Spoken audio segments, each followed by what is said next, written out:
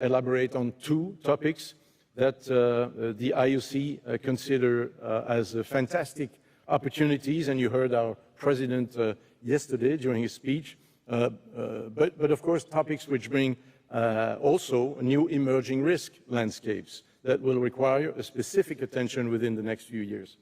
The first one is related to artificial intelligence. In June 24, the Audit Committee invited Mrs. Agni Ofanudaki. She's the Associate Professor of Operations Management at Said Business School at the University of Oxford, and our IT Director, Ilario Corna, to discuss the opportunities and risks related to the use of artificial intelligence. And our President highlighted the fact that there are indeed risks and opportunities, but risks with the use of artificial intelligence. So it is important for the Audit Committee that we looked at the IOC AI agenda, and we discussed the various risks with our experts and the potential role of the Audit Committee going forward with respect to the use of AI from, of course, a risk mitigation perspective.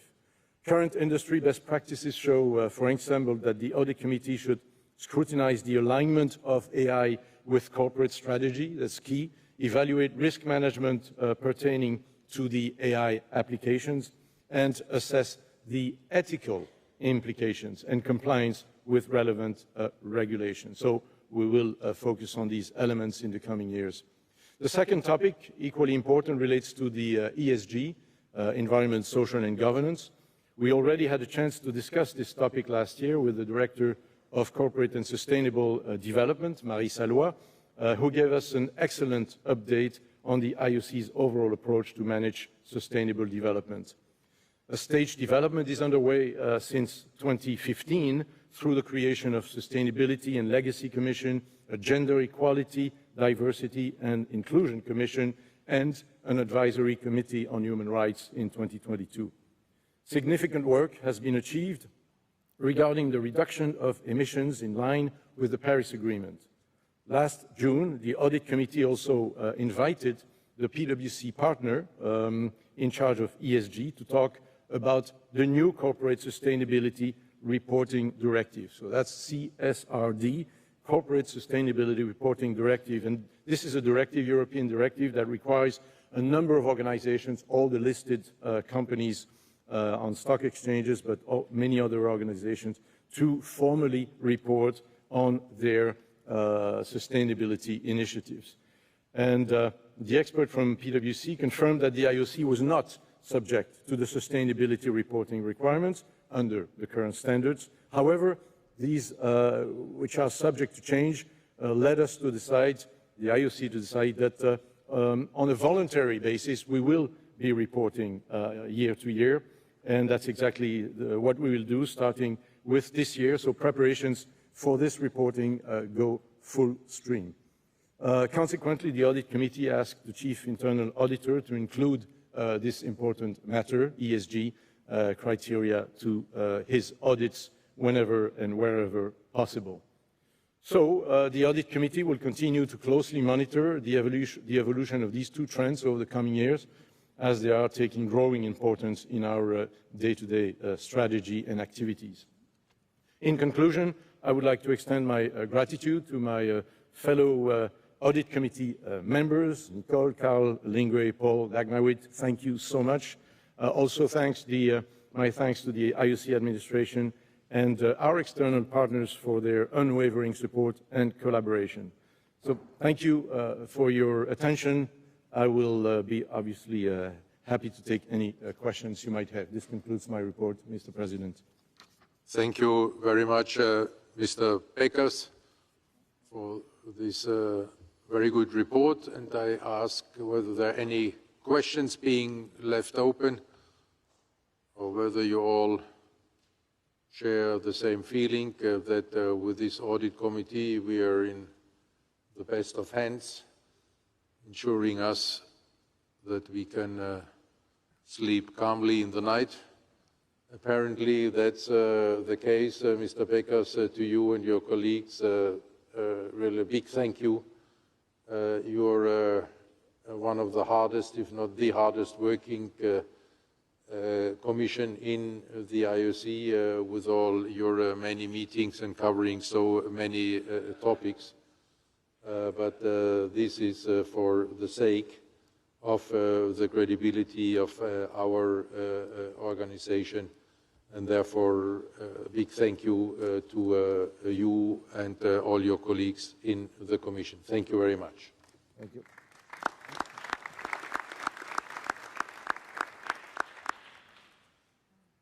And now, dear friends and colleagues, let's move on to finance. And there I invite the chair of the Finance Commission, our Vice President, Mr. Siam Yang Eng, to present the report.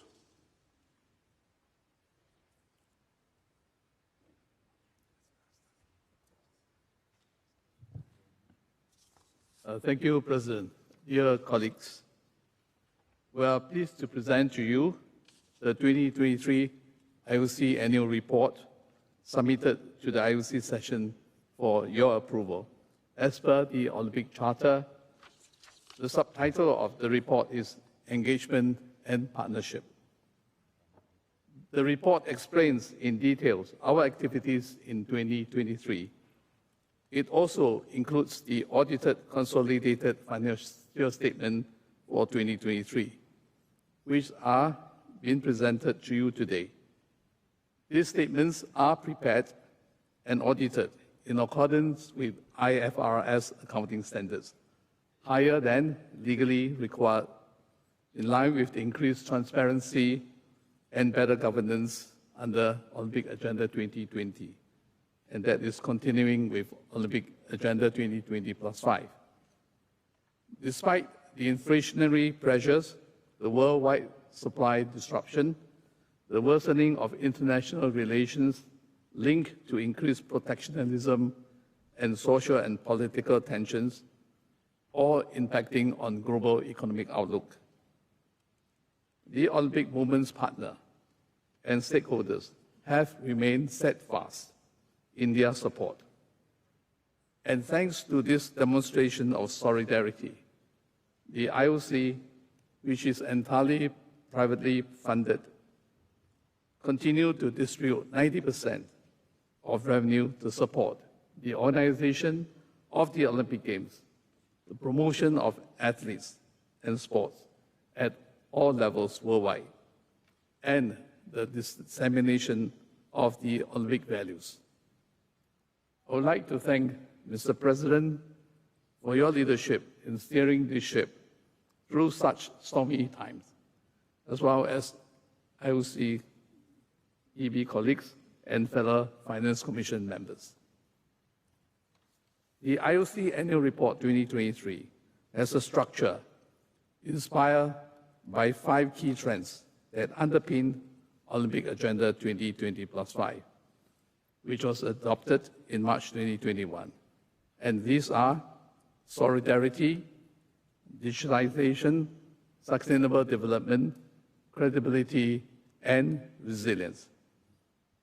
Solidarity takes many forms.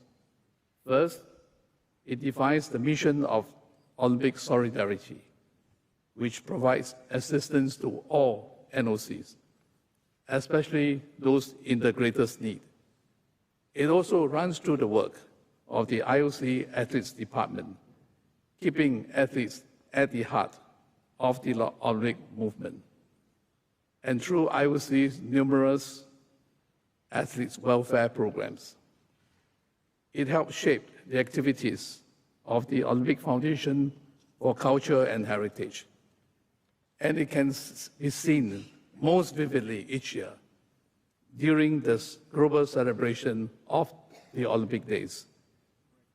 Building on the success of the Olympic Winter Games Beijing 2022, the IOC's use of Olympic digital and social media channels to increase engagement reached new heights in 2023, with record numbers of users interacting on these platforms.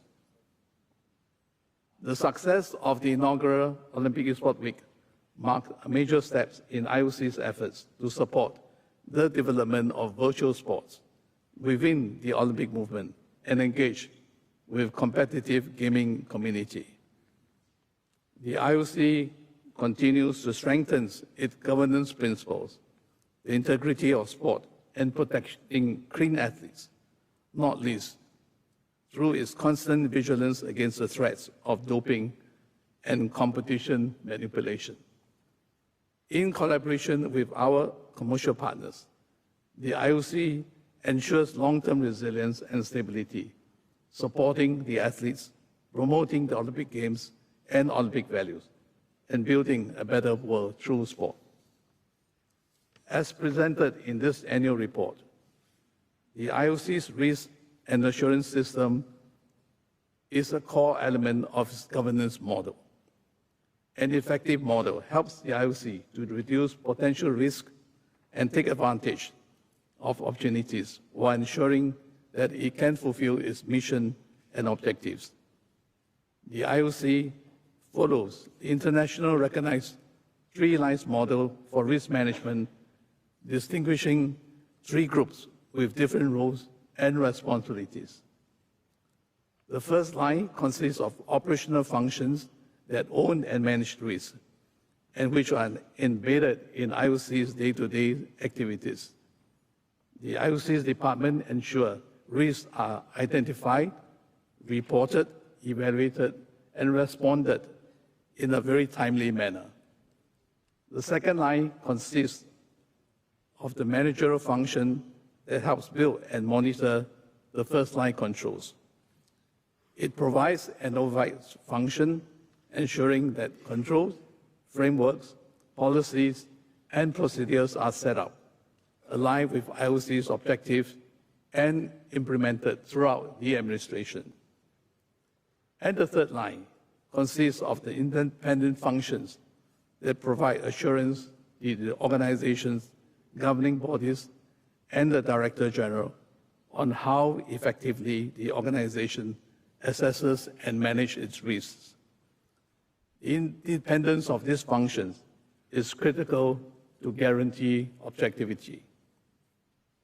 In this three lines model, the IOC governance third line comes under the authority of the IOC President, with the Ethics Commission and the Audit Committee. The external audit is also an element of governance structure.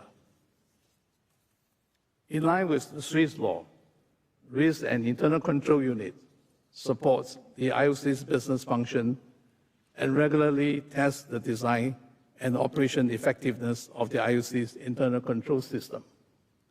The unit also coordinates an annual control self-assessment campaign, conducts risk assessment campaigns twice a year, and prepares the annual IOC group risk report that is shared with the Audit Committee and the IOC management.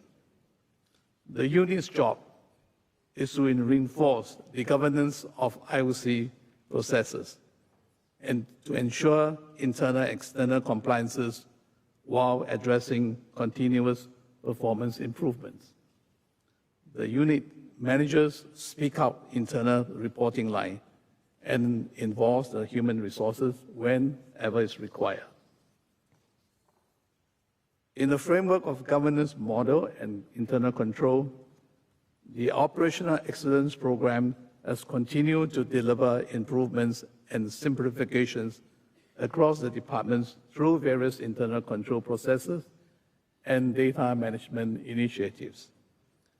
The key projects include workflow automation reduction, end-to-end contract approval flow time by 51%, procurement categorization aligned with international standards, integration of our contract and management platform, Ariba, with SAP, increasing automation, eliminating duplication of tasks, and reduce end-to-end processing time, as well as simplify contracting for low-risk procurement contracts. All these initiatives are key drivers for greater efficiency and simplification. Ensuring financial stability through tight monitoring, good governance, and risk management remains a top priority for the administration under the Plan and Budget Committee. Continuous work is done on finding savings, optimization, efficiencies, and synergies. As an additional governance body, the Contribution Approval Panel approves contributions to third parties. As the IOC allocates 90% of its revenue, this means that ensuring responsible distribution is a duty. The IOC administration cost stays within 10% allocated, which is very efficient compared to many international organizations. Thanks to the continuous support of the commercial partners, the IOC is able to distribute 90% of its distributable revenues to support the Olympic Games, the athletes, the international federations, NOCs, the Olympic solidarity programs, and the development of sport around the world. We are on track to distribute $4.6 million a day for the Olympiad 2021 to 2024. This is an increase of 9.5% compared to previous Olympiad, despite the tough economic situation. $3.1 billion goes to support the Olympic Games and allowing athletes to fulfill their Olympic dreams and becoming Olympians. Over the last Olympiad, 2017 to 2020 and 21, the IOC has distributed $1.5 billion to the IFs, NOCs, and Olympic Solidarity. With the successful closing of the Olympic Games Paris 2024, we will be on track to distribute $1.6 billion by the end of this Olympiad. The IOC's mission is to place the athletes at the heart of the Olympic movement. Olympic Solidarity invested over $160 million from its budget in the World and Development Program through scholarships for athletes, teams, coaches, sports administrators, plus development of sports infrastructure and training system for sports on the Olympic program. The new Olympic Solidarity quadrennial budget for 2025 to 2028 will be increased by 10% to $650 million to continue supporting the athletes and their NOCs. We will also ensure that more opportunities and Olympic scholarships are available to athletes, with the budget for athlete support program increasing by 16%. The Olympic movement spends a total of $370 million in an Olympiad on anti-doping.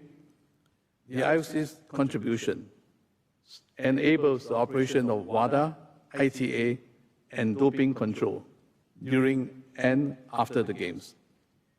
The IOC has secured a fund of $10 million for the ITA for the 2025 to 2028 Olympiad.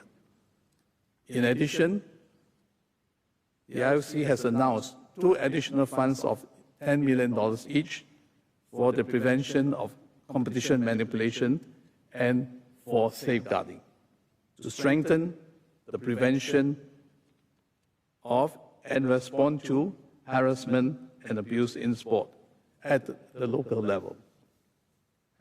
Our commercial partners are hugely energized by the Olympic Games Paris 2024.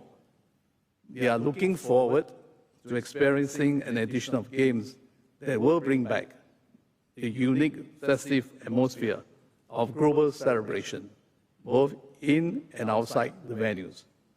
This is reflected in the fact that our partners are launching more Olympic promotions and inviting more guests and executives than ever before. Their support and expertise have helped to make these games wide open, and their activities will ensure that the union atmosphere comes alive across the city during the Games. Our top partners are also delivering benefits to the athletes through initiatives such as Alliance Buddy Program, ABNB Athlete Travel Grants, Visa Financial Fitness Learning Courses, Samsung Special Edition Mobiles, and P&G Athletes for Good Program. Our media rights holders are crucial in supporting our Olympic Charter commitment to ensure the widest possible audience for the Games. And we have seen tremendous promotions from our broadcast partners in the run-up to Paris 2024.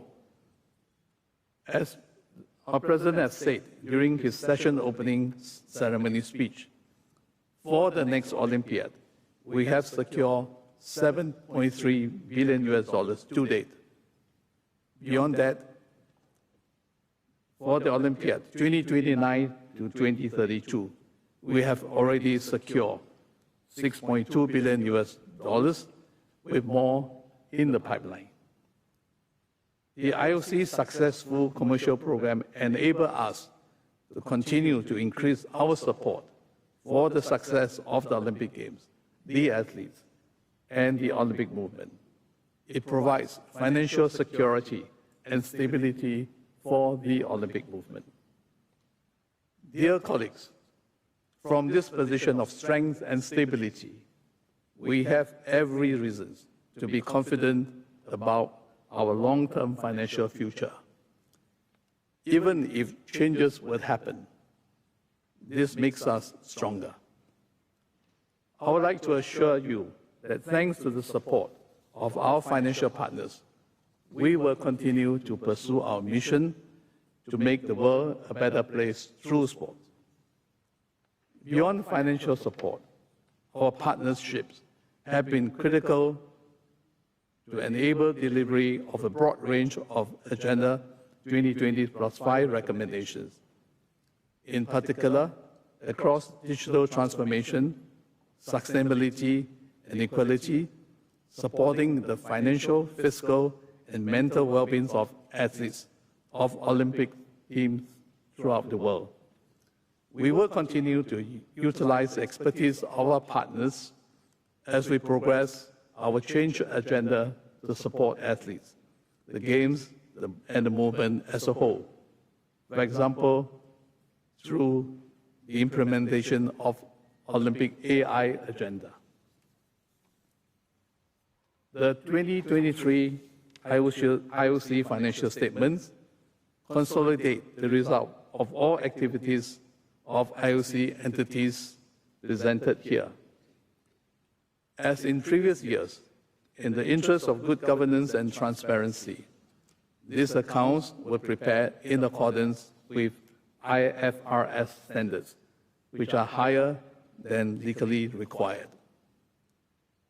We are continuing our journey towards operational excellence, which started with Olympic Agenda 2020, to ensure the highest standards across all our entities. Olympic Agenda 2020+5 remains a priority and guides in terms of good governance, internal control, and operational excellence. I wish here to commend the work of the administration and the IOC Finance Department, in particular, for their efforts in closing these accounts. This was done in full compliance with the highest level of internal governance and as recognized by the Audit Committee and the External Auditor. The Finance Commission, the Audit Committee, and the IOC Executive Board unanimously pre-approved the 2023 consolidated financial statement following the positive audit result and unqualified statements issued by PwC. A big thank you to our external auditor for their work.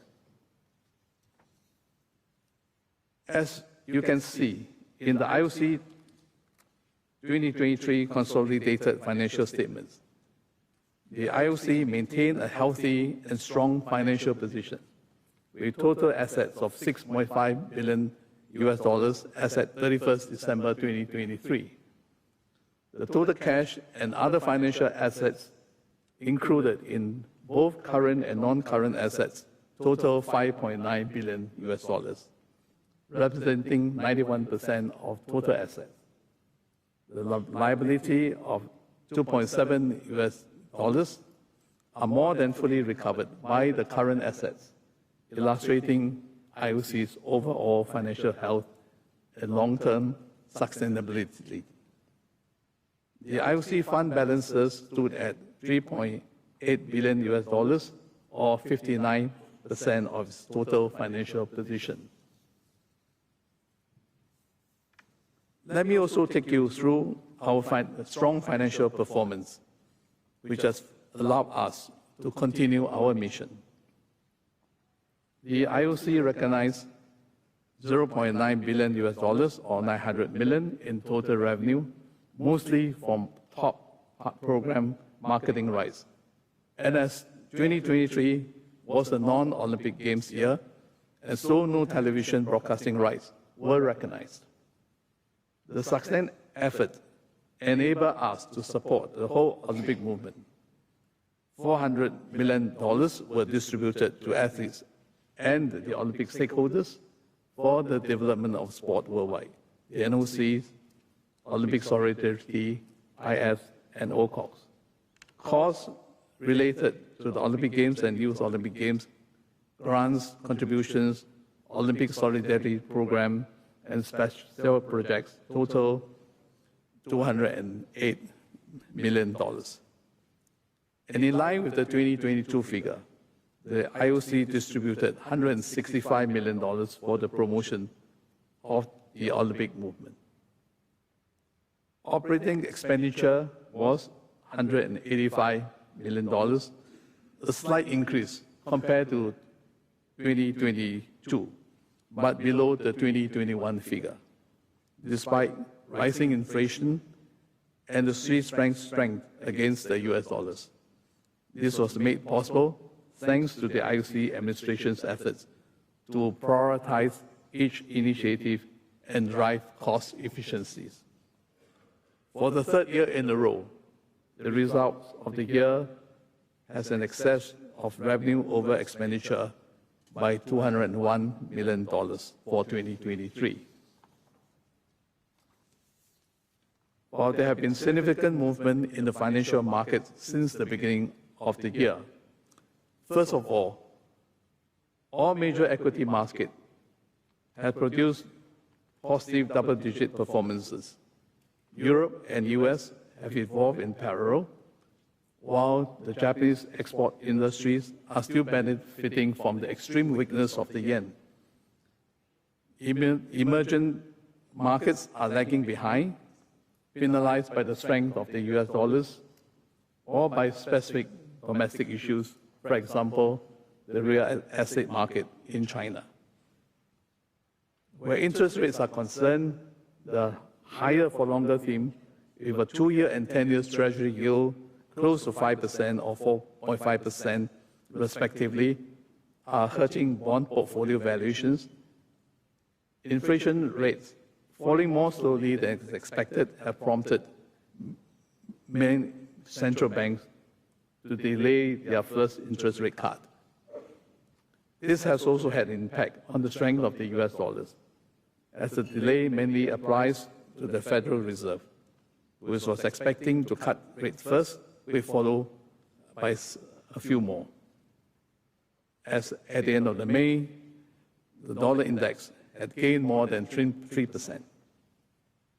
The graph on the left of this slide shows that asset allocation of $3.3 billion of combined assets from the IOC, TMS, top program, and Olympic Solidarity portfolios.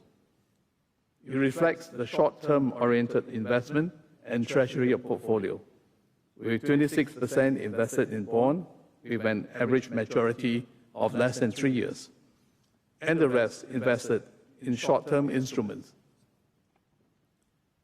essentially money market funds representing over $2 billion, offering some protection against higher interest rates. The graph on the right includes a $1.2 billion of assets under the Olympic Foundation, which are invested in a more diverse portfolio, and therefore you see the additional categories of equities as well as real estate. These two asset classes, together with alternative investment, account for roughly $500 million, or 11% of the accumulated assets. This slide here shows the performance of the Olympic Foundation since 2002, excluding cash inflow and outflows. Through the portfolio's performance and transfer from the IOC over the years, the Olympic Foundation's financial asset now stands at $1.2 billion. Cumulated performances is over 130%, or an average yearly net performance of 3.85%. And for the performance of 23, it was well above 6.85%, thanks to the positive evolution of most asset classes. This positive performance has been achieved over the year thanks to conservative asset allocation and careful diversification in asset classes, as well as investment policies. And since 2015, the foreign currency exposure has been restricted in order to contain the volatility linked to currencies against the US dollars. And this portfolio is monitored on a monthly basis by the Treasury Committee. The investment of the Olympic Foundation's assets follow limits set by asset management policies, which is reviewed every 2 years and approved by the Executive Board. With your permission, Mr. President, I will now give the floor to Mr. Travis Randolph from PwC, the IOC's independent auditor, to present to you the results of the IOC Financial Statements 2023. Mr. Randolph, please. Super. Thank you, Mr. Chair, and good morning, Mr. President, members of the International Olympic Committee. I'd like to just give a few words on the work of PwC as your external auditor. Firstly, I'd like to thank the IOC Financial Department, as well as the management, for their help in this year's closing. The PwC team was able to work closely with the IOC management to ensure all of the financial reporting and accounting considerations have been properly captured in the financial statements. And as a consequence, we were able to execute our audit basically to plan and without issue. Naturally, this year's audit focused on the pre-games accounting considerations, as well as looking at any impact of any changes that may happen in the system of internal control. So our review of these controls would have included both the manual processes as well as the IT functionality. And personally, I find the IOC system of internal control to be of a very high maturity. We were successful in completing our work, and as the group engagement leader responsible for the IOC, I'd like to just comment on two aspects of the audit opinions you would have received in the overall annual report. The first is the consolidated financial statements have been determined to give a true and fair view under International Financial Reporting Standards, or IFRS, as we call it for short. Furthermore, the consolidated and statutory standalone financial statements both comply with Swiss law as well as with the Olympic Charter. Secondly, we confirmed in our report that the system of internal control basically complies with the instructions of the Executive Board without any issue. And so it's with these two confirmations that we do recommend that the sessions approves the statutory and consolidated financial statements, which are being presented here to you today. And with these recommendations, Mr. President, I've concluded my remarks as well. Thank you very much, Mr. Eng, so far already, and Mr. Randolph. Are there questions to the report by the Finance Commission or to our auditors? No, everybody appears to be a little bit overwhelmed by the many good numbers you were giving there. There are no questions. Then I hand back to you, Mr. Eng, for presenting the decision proposals, please. Thank you, President. We are submitting for your approval the IOC Annual Report 2023, the 2023 IOC Consolidated IFRS Financial Statement, and Swiss Statutory Financial Statements. Thank you very much, Mr. Eng. Then we can proceed with the vote. Who is in favor of this decision proposal as presented by Mr. Eng? Please raise your hand. You have to raise it very high, please, because from here we can hardly see you. Okay, I see at least a majority, but to be very sure, thank you for the ones in favor. Can I have the no votes, if any? Then raise your hand even higher. I don't see a no vote. Is this correct?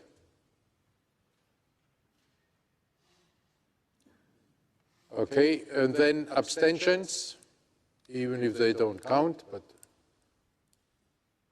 I see no abstentions. Is this correct? Then thank you very much. Then this decision proposal by the Finance Commission presented by Mr. Eng has been unanimously approved. Congratulations, Mr. Eng, for this result.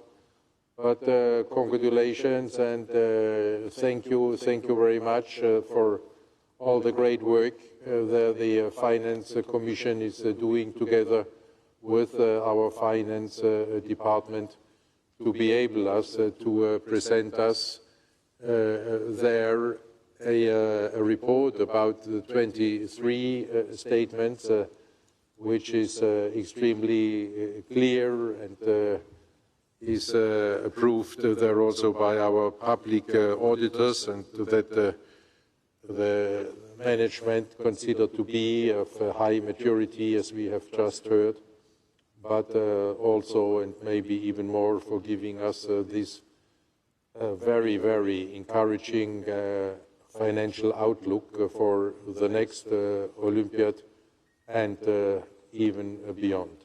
Thank you very much, and again, congratulations. Thank you, President. I will also be asking for this session to approve the reappointment of PwC as IOC Statutory Auditor for 2024, as per terms of the request for proposal for external audit services. Oh, okay. I thought so. I praised you way too early. Wait now for this result. I would need to ask again to raise your hands for the ones who are in favor. Thank you. Anybody against?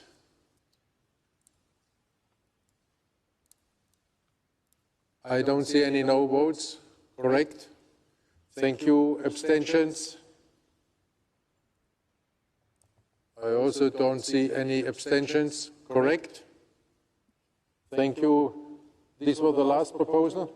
Thank you, President, and thank you, dear colleagues. Then finally, congratulations.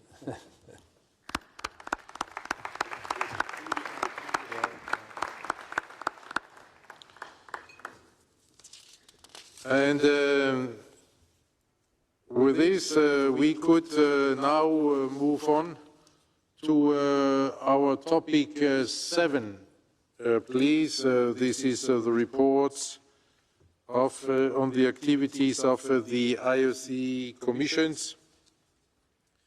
We have here the first chunk of written reports, so we follow the traditional procedure. I will ask you whether you have any question to the individual report, which of course you have all studied very carefully.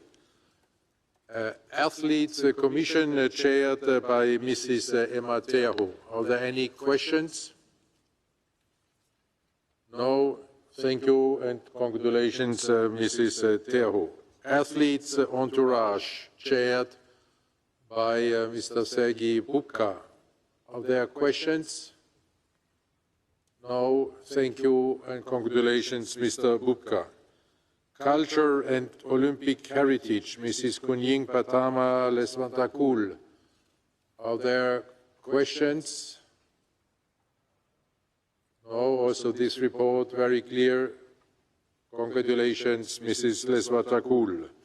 Future host commission for the Games of the Olympiad, chaired by Mrs. Kolinda Grabar-Kitarovic. Are there questions? No. Congratulations and get ready for some hard work, Mrs. Grabar-Kitarovic. But it's a good way to have hard work with so many interested parties. Games Optimization Group, chaired by Mrs. Kirsty Coventry. Are there questions? No. Then congratulations, Mrs. Coventry. The Gender Equality, Diversity and Inclusion Commission, chaired by Mrs. Lydia Ansekera. Are there questions? No. Then also congratulations to you, Mrs. Ansekera. The Advisory Committee on Human Rights, chaired by Mrs. Pumsile Mlavon-Guka. Are there questions? No. She will join us a little bit later, but in this way, already thank you for the work and congratulations. Medical and Scientific, chaired by Professor Uwe Adener. Are there questions? Then congratulations and a good recovery from your injury. I hope that the expertise you gathered in your injury prevention congresses can help you. Olympic Education, chaired by Mrs. Michaela Koczango-Czawowski. Questions? No, then congratulations, here she is. Olympism 365, chaired by Mrs. Auvita Rapila. Are there questions? No. Where is Mrs. Rapila? Here, congratulations, and thank you very much. Public Affairs and Corporate Communication, Mr. Luis Alberto Moreno is the chair. There was quite some work to do for this commission, but the report appears to be very clear and comprehensive. Thank you very much and congratulations, Mr. Moreno. Revenue and Commercial Partnerships, Mr. Jerzy Kejwal. Also no questions. Then thank you, Mr. Kejwal. Sustainability and Legacy, chaired by Prince Albert. There are questions? No. Thank you very much, Prince Albert, and congratulations for the great work you had already also the opportunity to highlight today when our Paris friends were here with us. Technology and Technical Innovation, chaired by Mr. Gerardo Wertheim. There questions? No, then thank you, Mr. Wertheim, and congratulations. Digital Engagement and Marketing Communications, There we have a report, and the chair, Mrs. Danka Patekova, can unfortunately not be with us, but she has the very best of excuses you have as an IOC member, if not the only truly valid excuse not to be with us, but this she can explain to you herself on the video, I hope, which this time will work.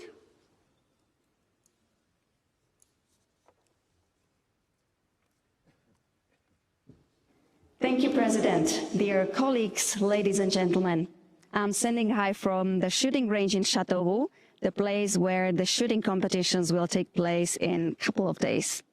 The digital transformation is huge.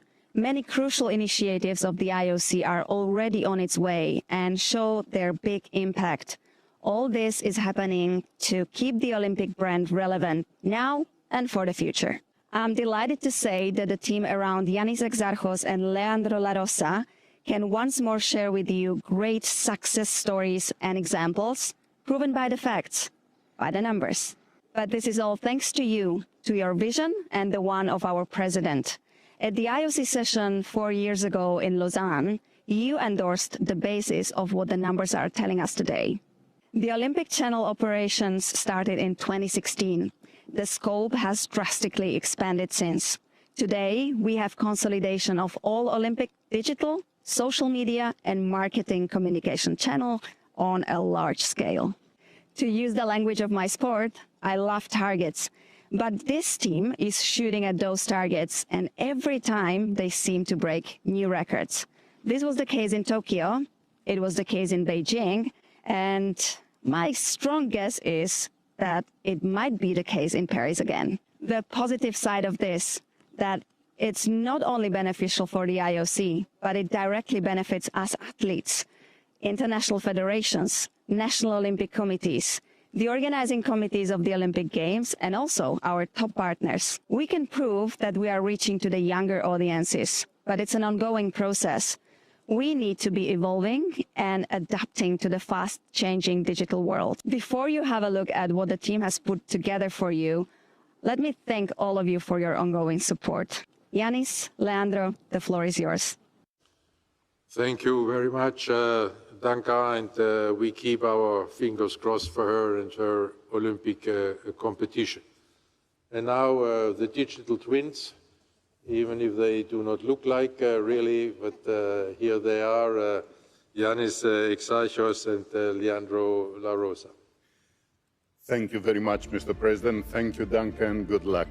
Dear Mr. President, dear IOC members, ladies and gentlemen, the main objective of the IOC digital strategy is to promote athletes and sports by growing digital engagement around the world during and between the Olympic Games.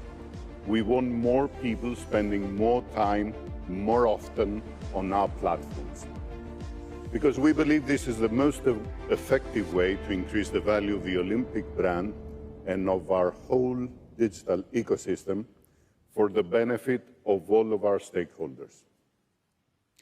As we mentioned in the previous session, we had surpassed the target set for both Tokyo and Beijing. Now let's see what we did more recently. During the last 12 months, we have been repeatedly reaching an audience of 8 to 10 million unique users every month. This means that we are already meeting the target set out in the digital strategy for 2026. This is achieved 3 years ahead of the plan. As you can see, the level of the current audience reach is exceeding expectations, and it's currently more than 2 times the one in 21, which was also an Olympic year. That means we are going into the Games of Paris with more than 2 times the audience we had going into Tokyo.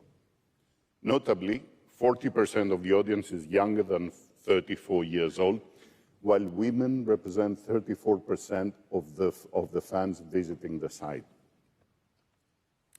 Olympics.com has grown to be one of the largest digital platforms among sports organizations. Here is how it stands in the wider sports landscape. We see here how Olympics.com performance compares to the average of the top 10 performing platforms of international federations, the top 3 football clubs, and the 4 biggest commercial leagues during the last quarter.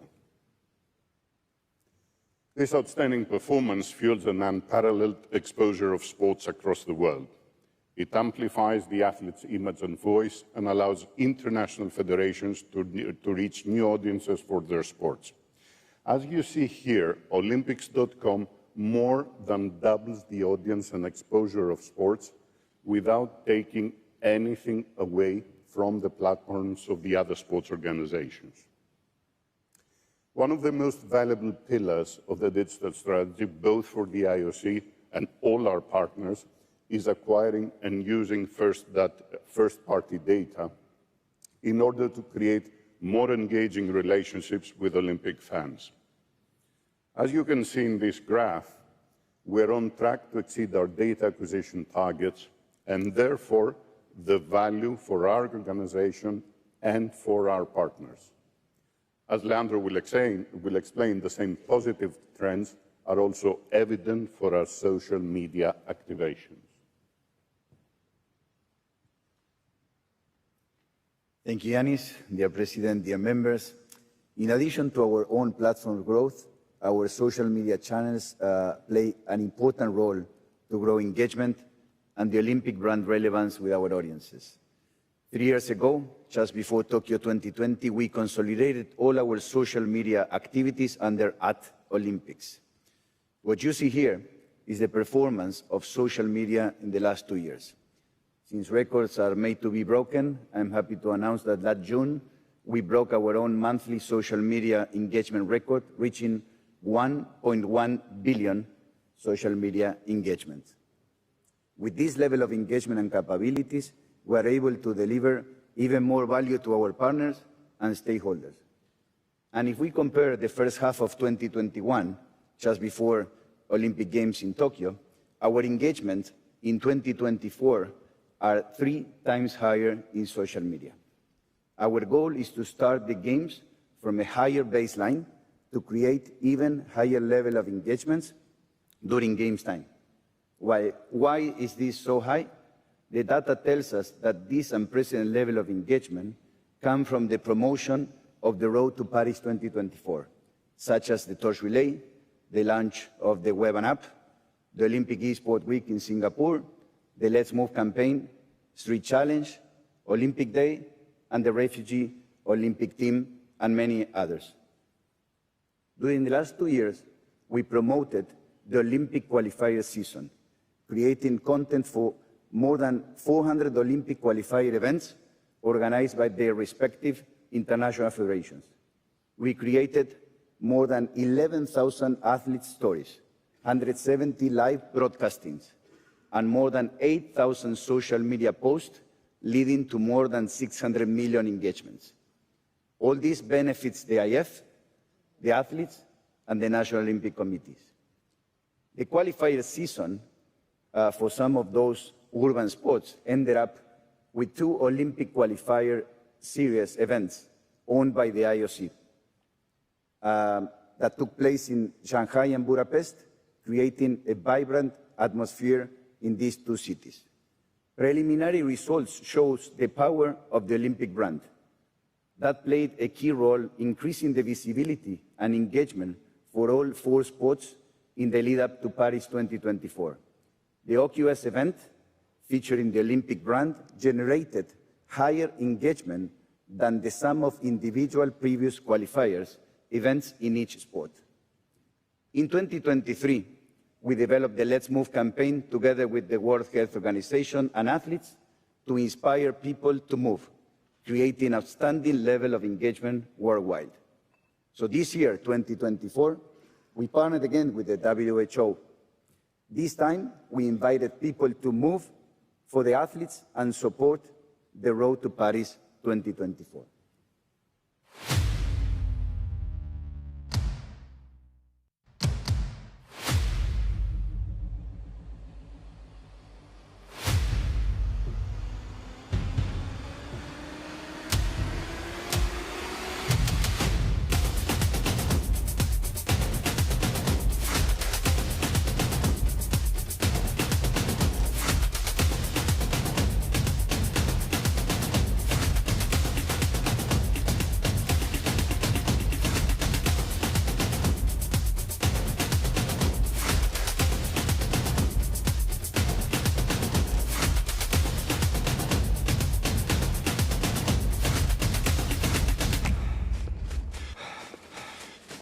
Let's move!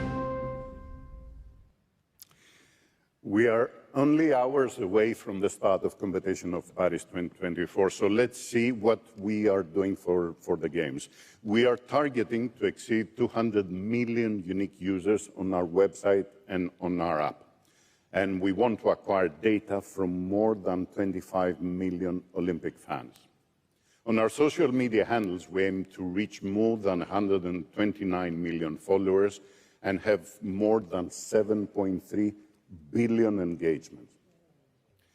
The digital experience for Paris 2024 is the most sophisticated product we have ever launched. It was built on innovation, audience insights, content diversification, new features and technical improvements.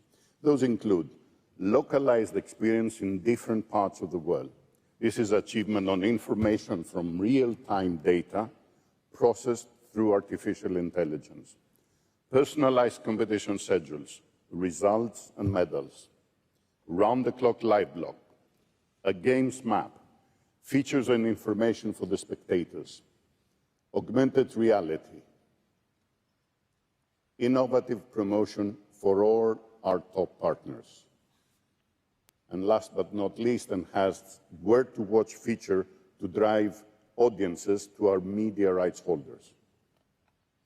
Athletes are at the heart of what we do, and our content has one goal: to strengthen the connections between the fans and athletes as they celebrate the joy of sport. We'll do this with localized coverage in 11 languages, live blogs and highlights. Our storytelling is rooted in community, defined by inclusivity and driven to give fans everything they need to know to truly savor Paris 2024. We're inspired by the intersection of sports and culture, where a new generation is ready to leave its mark. After the success of the Redeem team, we're also extending our storytelling to the major streaming platforms and reaching new audiences. We are in ongoing production of 3 documentaries. You can already watch the first episodes of Sprint and Simone Rises Again, and we will continue filming the stories of these iconic athletes during the Games here in Paris. No matter the content, Paris in all its glory will shine through. This is especially spotlighted in La Grande Seine. And this is what Paris should look like. The largest ever Olympic ceremony. The biggest TV show that has ever been produced.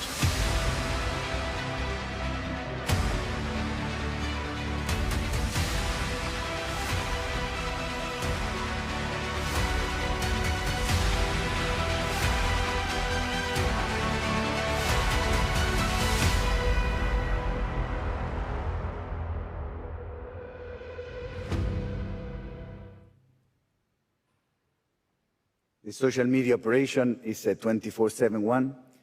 More than 25,000 social media posts are planned to be spread across 40 different handles in 9 different languages. But our team is not only in Paris, but in many locations around the world in order to bring the excitement of the Games to people in their own words, regardless where they are. The content categories include live coverage in some specific markets, medal and records alerts, co-branded content with our tops, human storytelling about the athletes, obviously the Parisian culture, key daily moments, and bespoke local content and collaborations with content creators.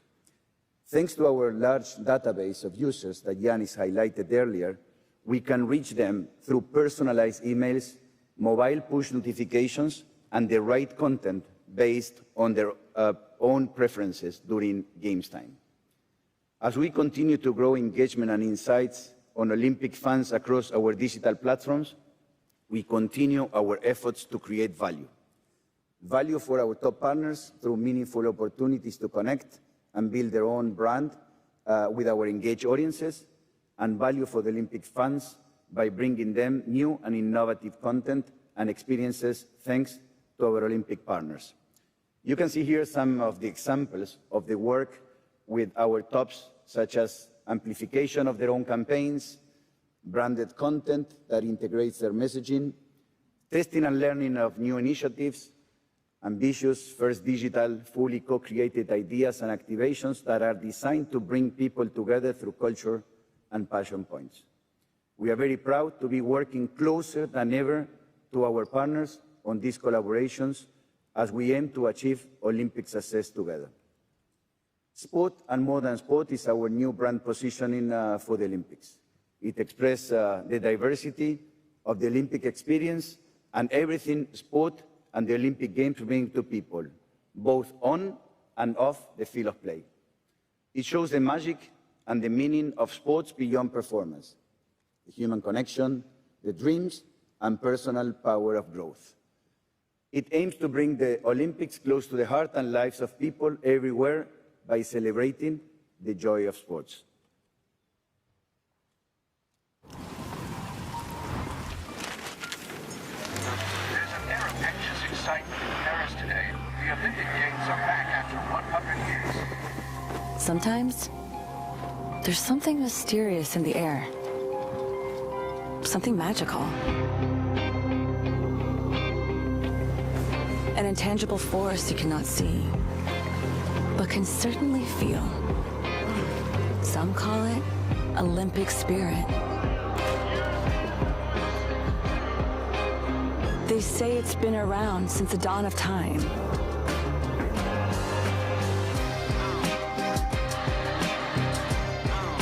And it knows no bounds and no borders. Some say it's contagious. Others say it'll push your body and mind to the limit. If you ever felt it, you already know. If not, don't worry. It's coming to you. Get ready for incredible Olympic Games Paris 2024. Action starts on Friday, July 26th.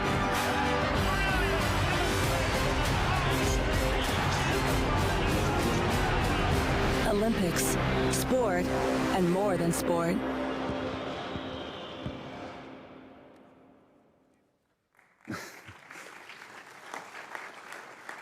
Thank you very much. Dear President, dear members, this concludes our presentation. Thank you very much. Are there questions or comments? This is what we were talking about yesterday at the opening of the session. That's the new digital age. And there you could see how much they expect us to digest in how little time of information. Mr. Mejía Oviedo. En español. Por favor. I'm going to speak in Spanish. Thank you very much. I just wanted to take this opportunity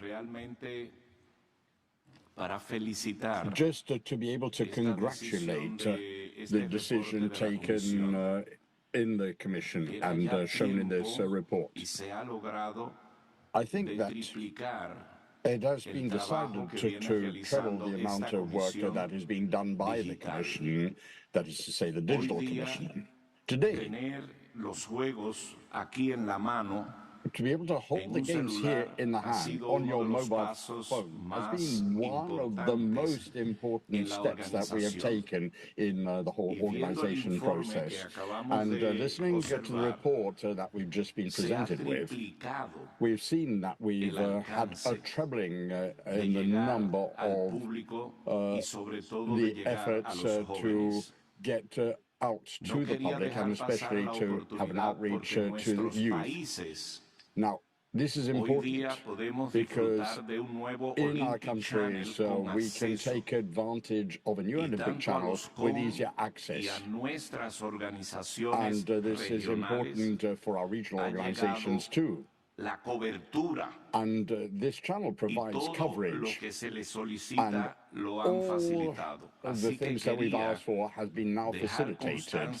So I think that we should be consistent in our approach, and we should continue to recognize the importance of ensuring that the international Olympic movement can continue to keep its high values alive, which are the Olympic Games. This has to be put into the hands of all, and in particular in the hands of young people, and also in the hands of those countries which are further away. So congratulations to you on this excellent job of work. Thank you, Mr. Mejia Oviedo. Thank you very much for your important words. Are there other questions? No, then our two Spanish-speaking friends will find it easy to respond and to thank Mr. Mejia Oviedo. Señor Mejia Oviedo, muchísimas gracias por sus... So thank you very much for your very kind words. And thank you also for the constant support you have provided us with. You also speak on behalf of Mr. La Rosa, I think. So thank you very much, and congratulations. What we have seen here is overwhelmingly, I must say, positive. In particular, considering where we started and when we started this journey.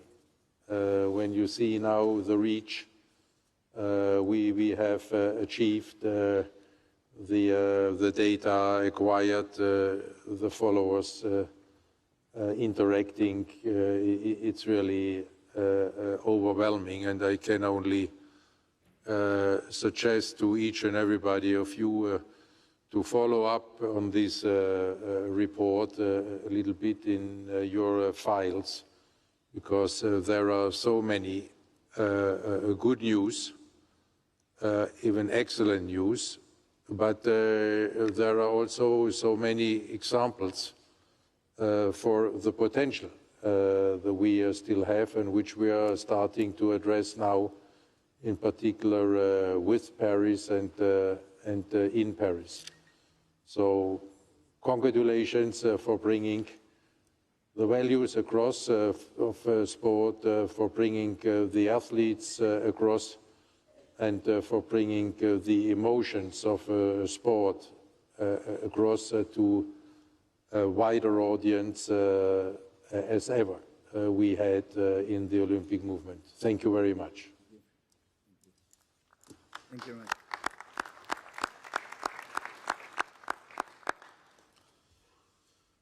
With this, dear friends and colleagues, I propose that we are coming back to earth and we go to the legal affairs. And there we have, first of all, the written report of the Legal Affairs Commission under 7.10 of our agenda, and then under 14 of our agenda we have the amendments to the Olympic Charter.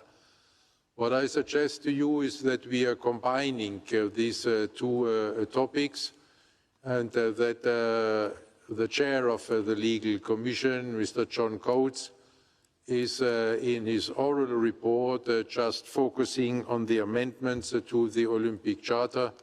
But then when I open the floor to questions, then of course there can be questions being put forward regarding both the written report and the oral report. That's okay for you? Okay, I see excitement in the room about this brilliant proposal, and I give the floor to Mr. Coates. Thank you, Mr. President, and dear members. The agenda for this meeting, this session, includes an item relating to the modification of the Olympic Charter, and you'll see that at agenda item 14. As you may be aware, these changes were discussed and approved at the IOC Executive Board meeting on the 13th of June, and we're now proposing them to you for approval. The details of the changes and a summary of the supporting reasons are in your documentation, as I said, at Agenda 14. If I could take you through some explanations. The first is following a proposal from the IOC Members Election Commission to the Legal Affairs Commission.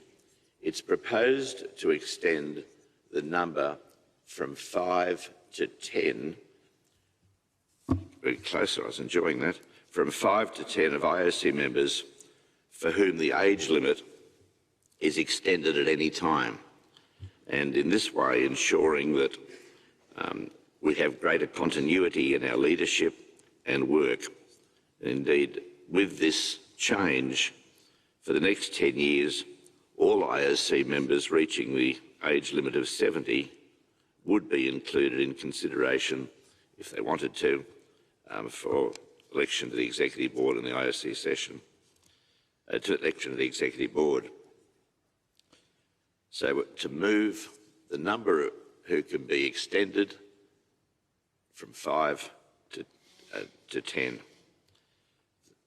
Next matter is we have a register of members, and it's recommended to have a change to be able to separately list suspended IOC members in the up-to-date register kept by the Executive Board.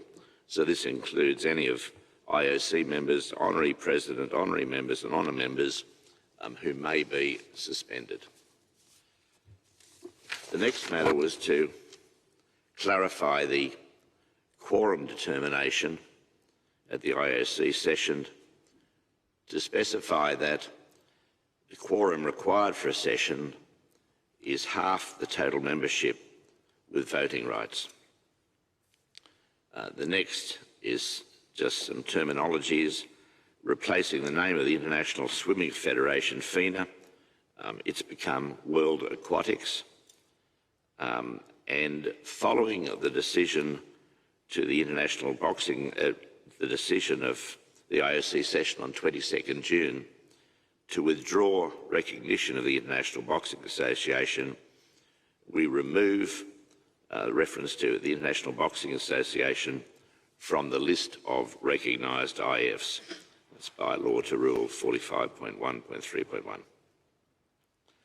Then, aligning with other references throughout the Olympic Charter, in mentioning country of the host, we'd move to mentioning country of the host rather than the host country.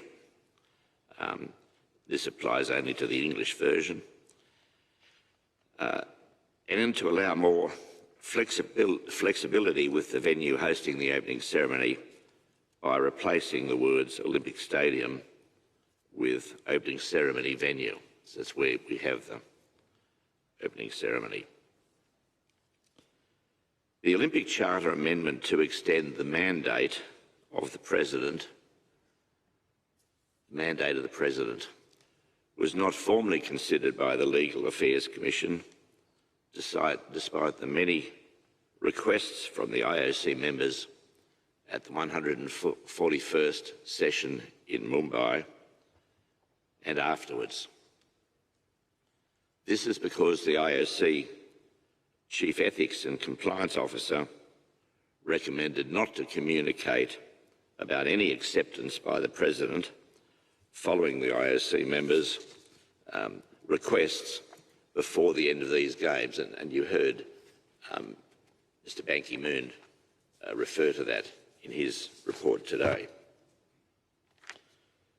It would also only make sense to consider such a resolution to amend the Charter if the President were to accept the requests of the IOC members.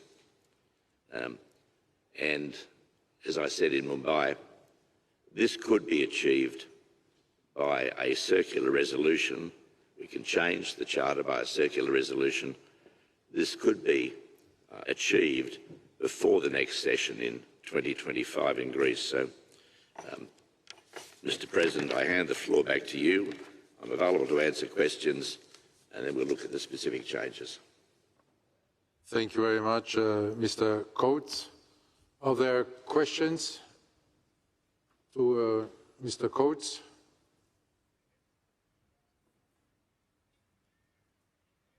Oh, this is a very calm morning there.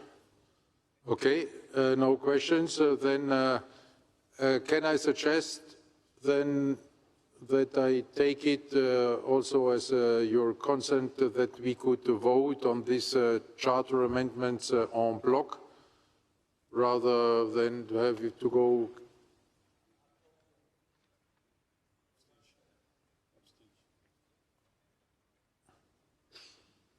Monsieur Dru. Abstention. Je m'abstiens. De quoi? I abstain. Je n'ai pas demandé une vote encore. Alors, I didn't ask for a vote, so I don't know what you're abstaining on. vous abstenez de mes paroles, c'est autre chose. Perhaps you'd like to abstain from listening to my words. That's a different matter. Okay, can we proceed en bloc? Okay, then now who is in favor of these amendments to the Olympic Charter as proposed by the Chair of the Legal Commission? Please raise your hands.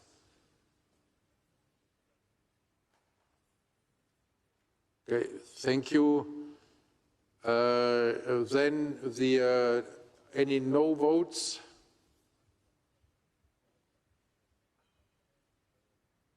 No. And now the abstentions. Monsieur Dru. Merci beaucoup. Since abstentions do not count, unanimously approved, Mr. Coates. Thank you for the proposal, and thank you for the good work of the legal commission.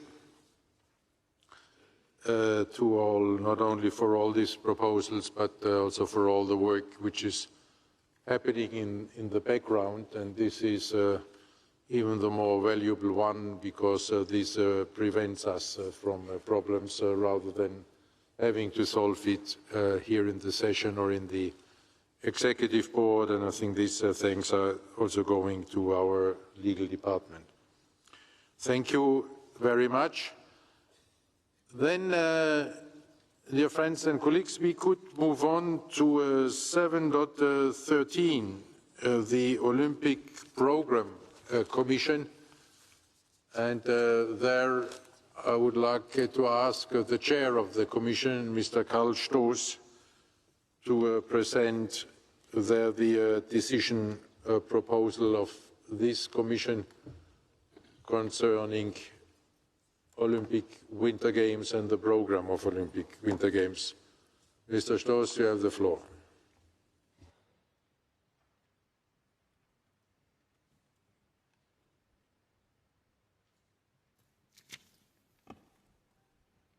Dear Mr. President, dear Executive Board members, dear friends and colleagues, I'm delighted to be here today to present on behalf of the Olympic Program Commission and the IOC Executive Board the proposal on the initial sports program for the Olympic Winter Games 2030.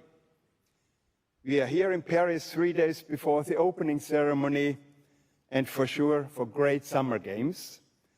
But in our Commission, we are still thinking about the future. That means 5.5 years before the next Winter Games edition after Milano Cortina. We are thinking about 2030.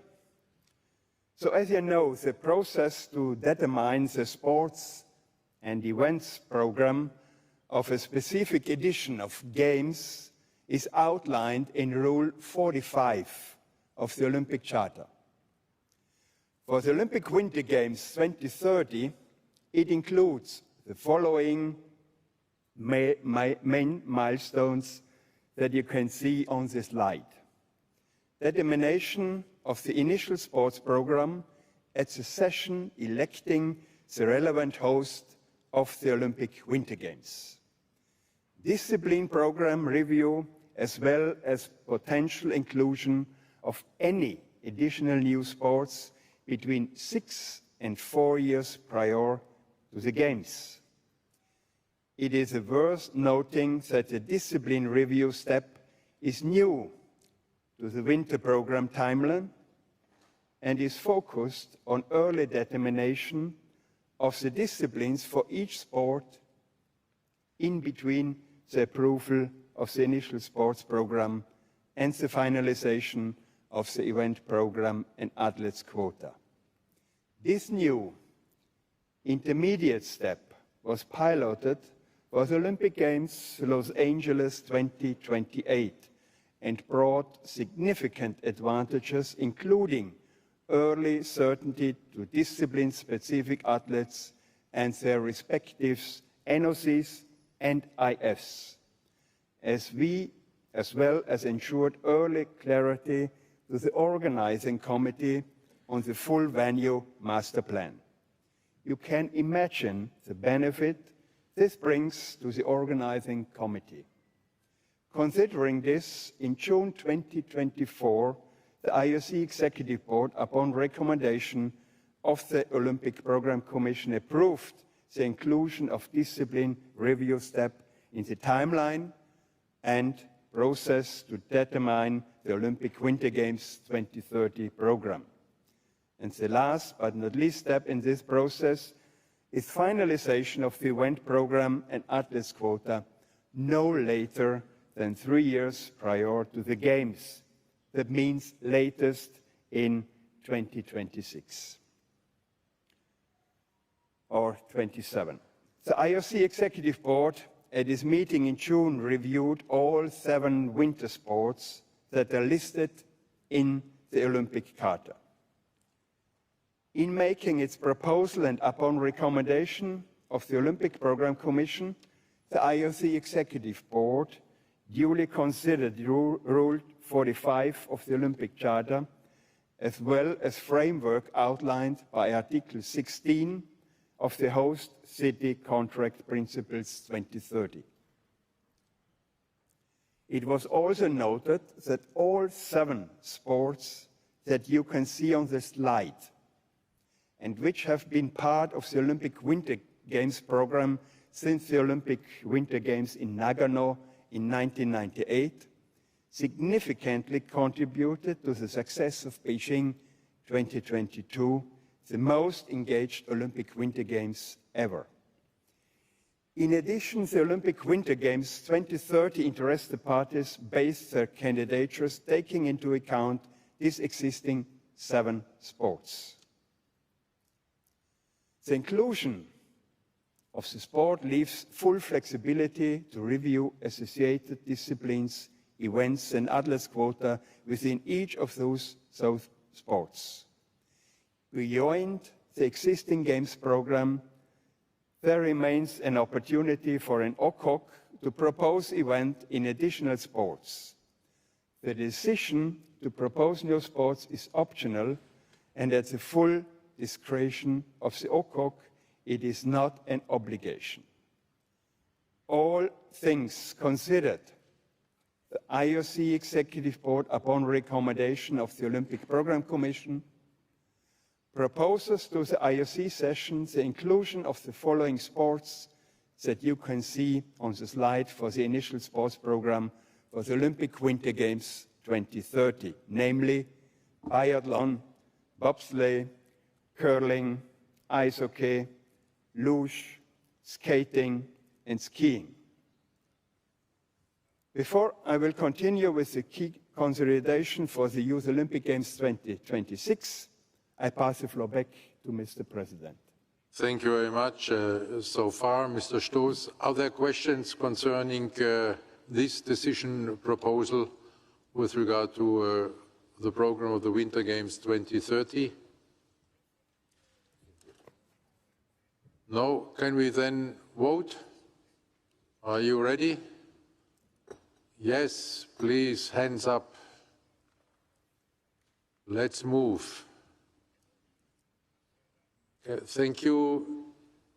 Any no?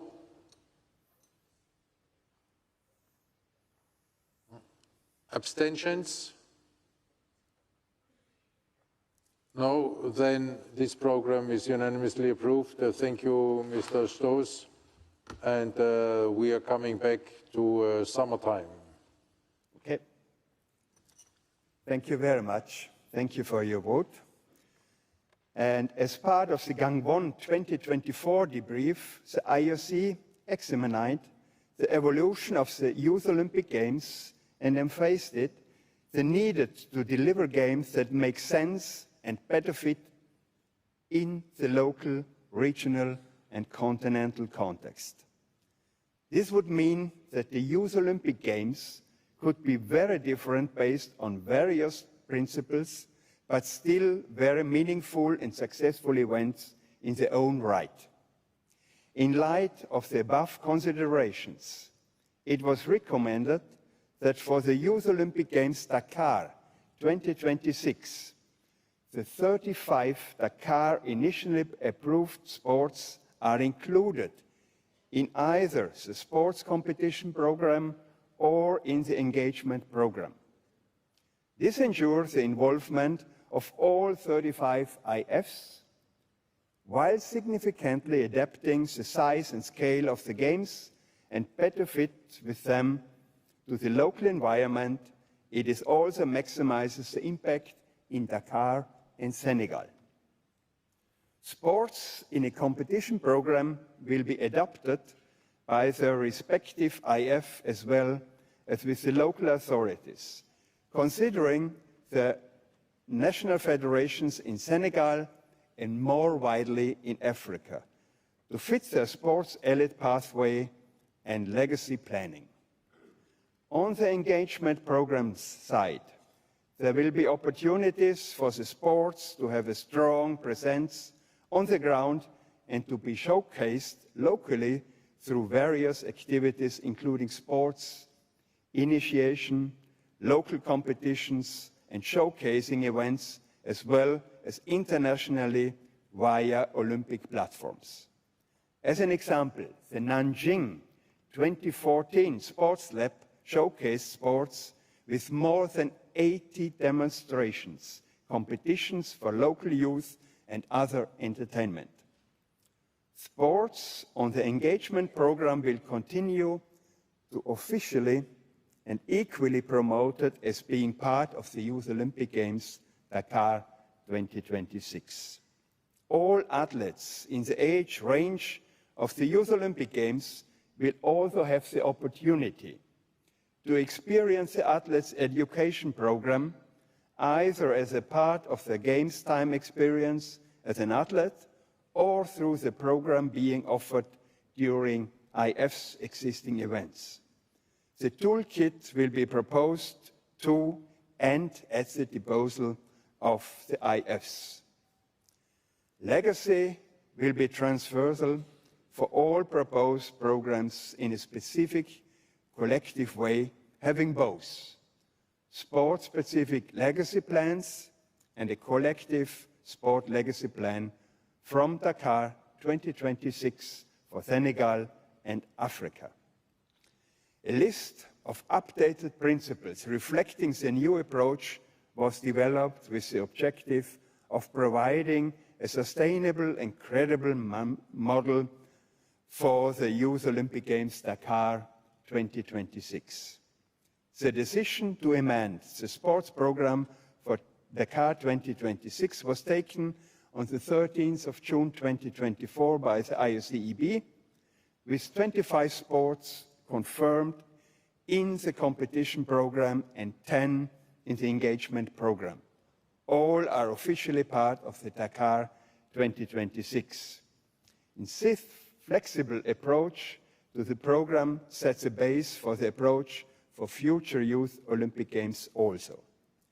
This concludes the report of the Olympic Program Commission, and before I pass back the floor to Mr. President, I would like to express my deepest appreciation to my fellow Commission members for their invaluable contribution as well as to all the Olympic IS for the great partnership. Mr. President, the floor is yours. Thank you very much, Mr. Stoß, also for this part of your report. Are there questions to Dhaka? No, then congratulations for an as always clear and comprehensive report. I will not repeat my comments that you are getting a little bit spoiled there, both by the EB and the session. So wait for tomorrow. Come on. This would be the worst moment, you know, to start with it. Thank you very much and congratulations for the great work.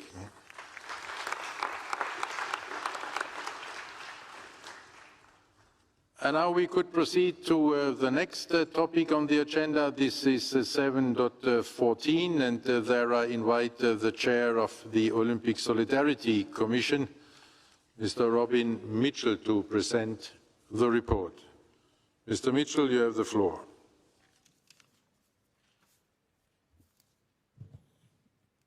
Thank you very much, President, and good afternoon, everyone. Dear IOC members, International Federation representatives, National Olympic Committees and their entourage with ANOC, and of course the athletes, that will be the main focus of my presentation.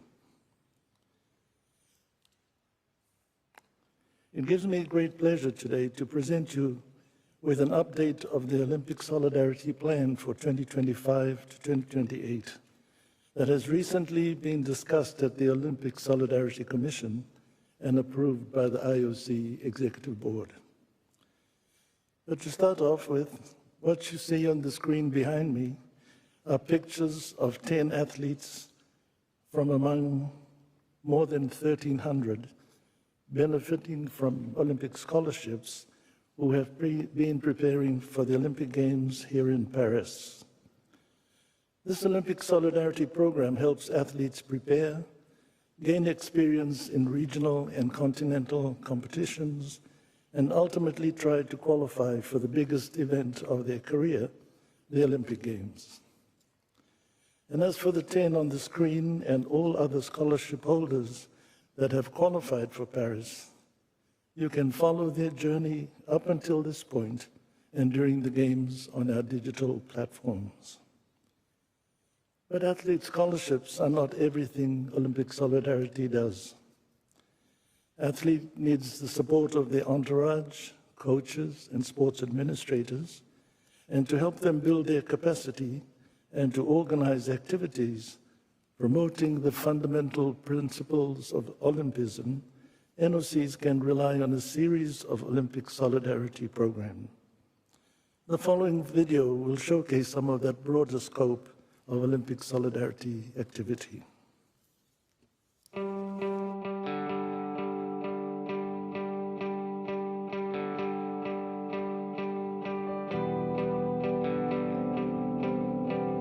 One significant way that the scholarship, that the Olympic Solidarity has really impacted my life is definitely the training. I am currently living in San Diego, and without the Olympic Solidarity support, I would not be training with the team that I am and would not have made the improvements in my goals and times that I have just this past year alone. I came to Germany to train like 2 years ago, and of course I've been using the Solidarity funds, and it has helped me to go to like more competitions, because within Europe it's easier to travel and go for lots of competitions. The coach also, they also help in supporting the club, the competitions. So with my solidarity and the help of the club, I was able to do a lot of competitions and going around. La bourse de la solidarité olympique m'a permis de financer ma préparation olympique. Cela m'a entre autres permis de financer mes déplacements entre mon lieu d'habitation et mon point d'entraînement qui était distant de 200 km. The Olympic scholarship has allowed me to pursue my passion in triathlon and be able to qualify for the Olympic Games and be the first triathlete from Iceland to do so. I'm so thankful for having received the grant. It has helped me tremendously on my way to Paris.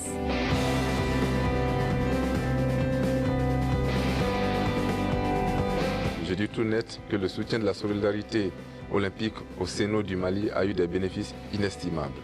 Pour ma part, il a renforcé mes compétences en management des organisations sportives et pour le Sénat, il a permis de réussir les programmes de la solidarité olympique.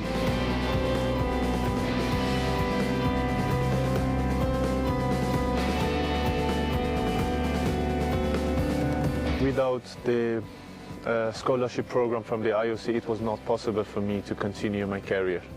So definitely Germany was helped me and supporting me to return to the normal life, and IOC was supporting me to continue my career in the best way possible. So I think without this program I couldn't continue.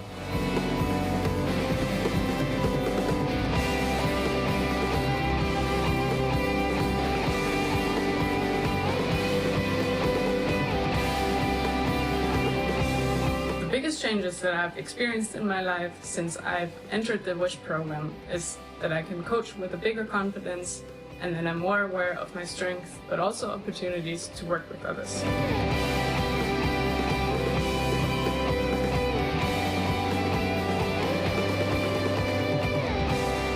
Paris, here I come. Paris, here I come. Paris, Mobola. Paris, here I come.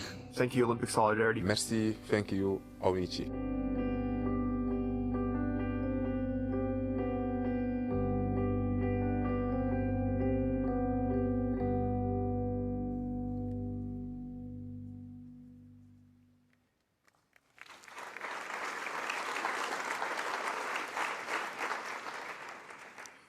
You will find on your tables a QR code with a link to the 2023 Olympic Solidarity and NOC Services Report, recounting the important work accomplished by the Olympic Solidarity, as well as the other IOC departments supporting and servicing the NOCs.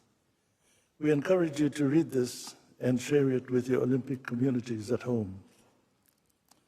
4 days ago, the Olympic Solidarity Commission, pictured on your screens, discussed the 2025 to 2028 plan, which was then approved by the IOC Executive Board.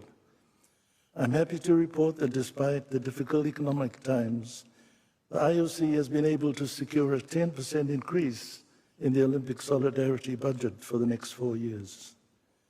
This will allow the NOCs to breathe a sigh of relief as they learn that they will be able to continue to count on Olympic solidarity while they face the ever-increasing costs related to their operations and the participation in the Olympic Games and other events. This increase is possible thanks to the IOC's strong financial position and prudent management of the funds by the Olympic Solidarity Commission. I would now like to extend my expression of gratitude to the IOC President and the Executive Board for facilitating this important investment in the development of sport worldwide, and to my colleagues on the Olympic Solidarity Commission for overseeing its implementation. We can now look to the future with optimism, knowing that a new generation of athletes will continue to benefit from the Olympic Solidarity support, and NOCs will be able to rely on a steady flow of assistance for the initiatives.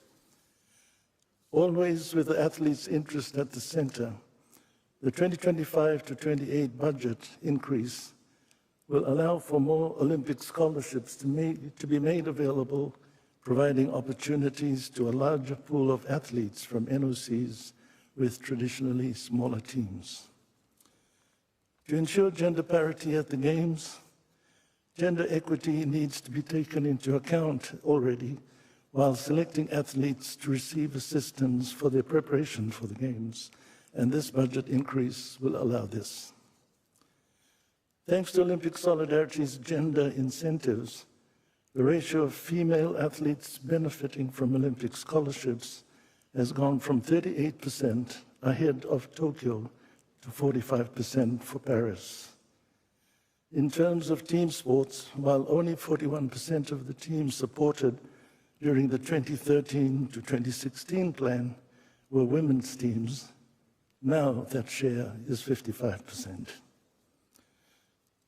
Earlier today, we had the pleasure to welcome here on the stage the representatives of the Olympic refugee team.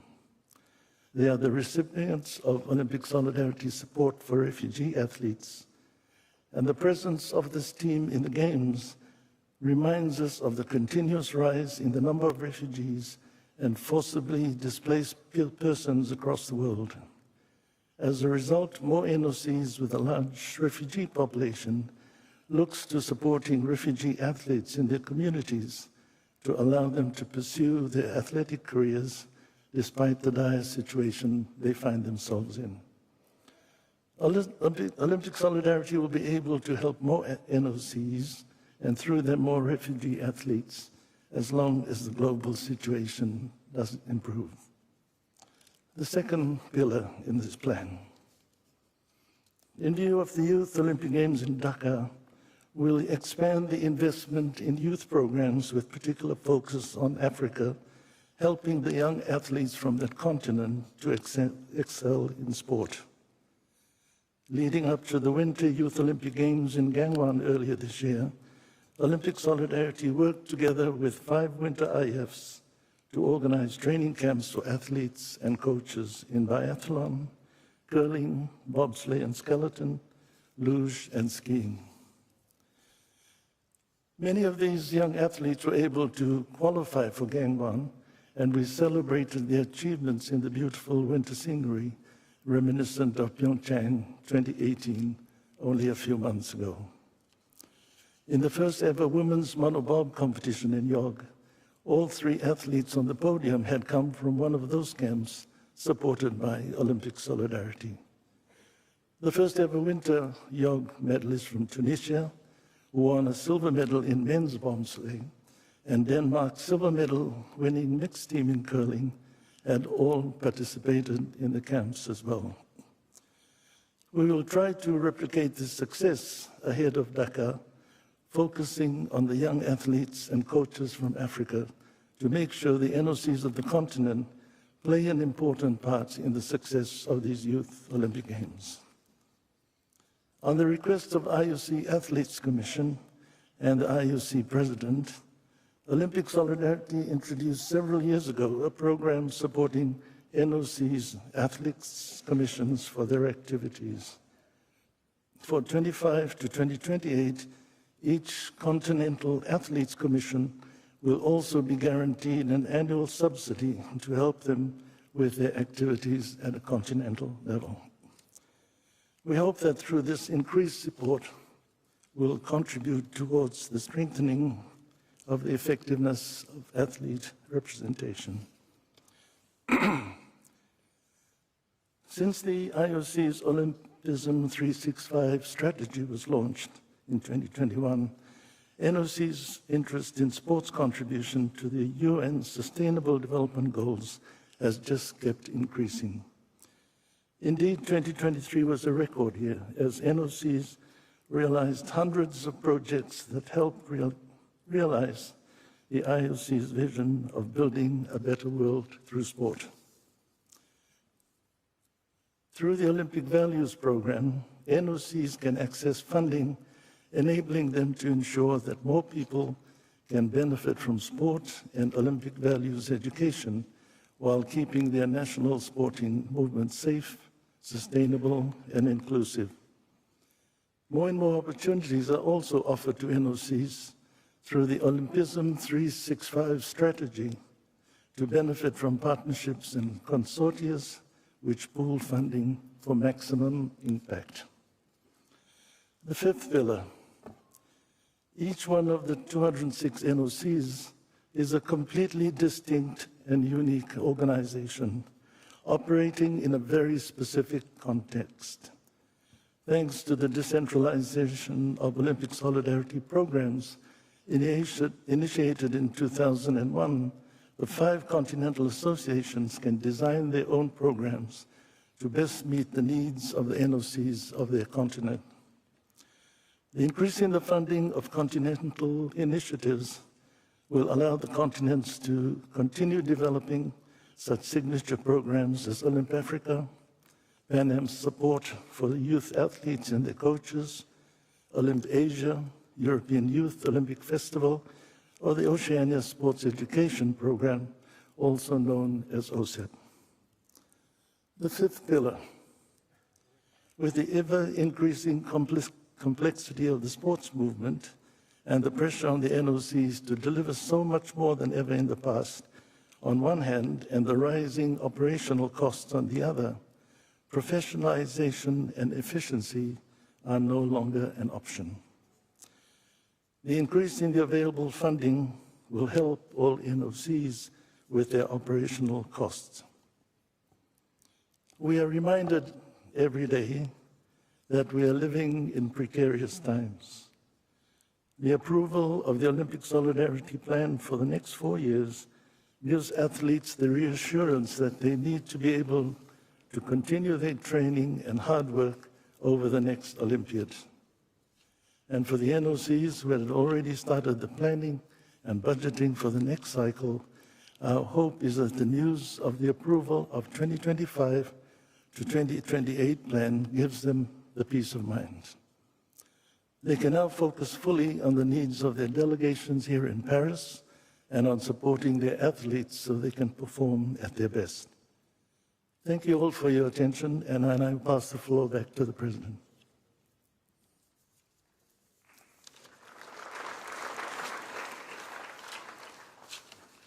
Thank you very much, Mr. Mitchell, for this excellent report and very positive outlook for the support of the athletes and the NOCs. Are there questions?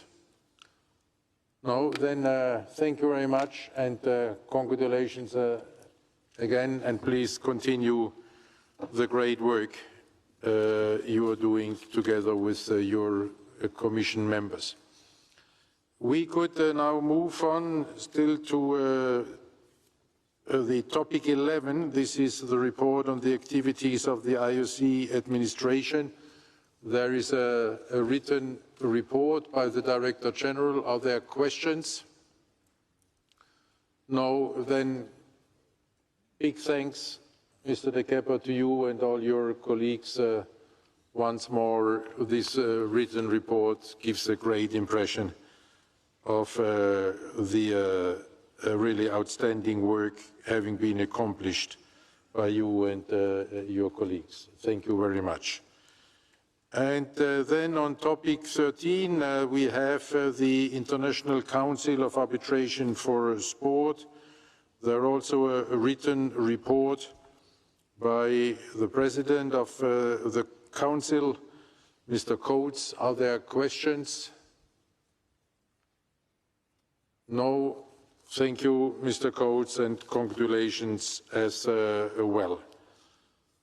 And now, dear friends and colleagues, I propose that we are moving on to what I think for sure to be a highlight of our IOC session. And this is the IOC Refugee Olympic Team. As you may remember, we created the first Refugee Olympic Team in Rio 2016 with 10 athletes, and the second one in Tokyo 2020 with 29, and this time with 37 here in Paris. When the first Refugee Olympic Team competed in Rio, there were 65 million displaced people, and now we are at 120 million. This is the deplorable side. But there is also an encouraging side, because since 2016, the entire Olympic movement has embraced this idea of the IOC Refugee Olympic Team and is doing more and more to identify and to support refugees and to welcome them into our community. Not only with national Olympic committees hosting refugee athletes, but international federations changing regulations to ensure refugees can compete, supporting the first refugee team at the Continental Games and 48 NOCs and federations on the Sport for Refugees coalition that has jointly pledged to support refugees through sport. All of this continues greatly to deliver on Recommendation 11 of Olympic Agenda 2020+5, with the Olympic Refuge Foundation leading this work towards 1 million young people affected by displacement to access a safe sport by the end of this year. And on this background, my dear colleagues and friends, please welcome the Refugee Olympic Team Paris 2024.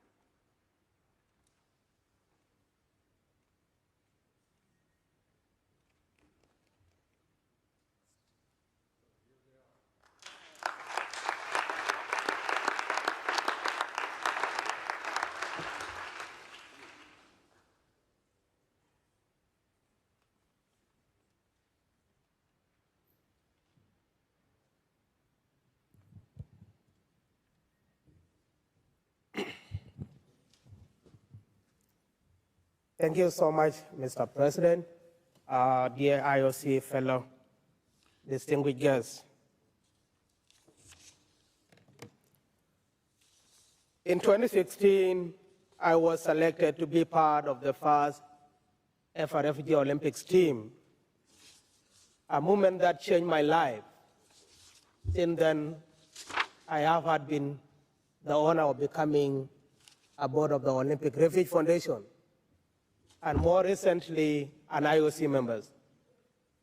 The IOC and the Olympic movement is continuing to support the refugee at all levels.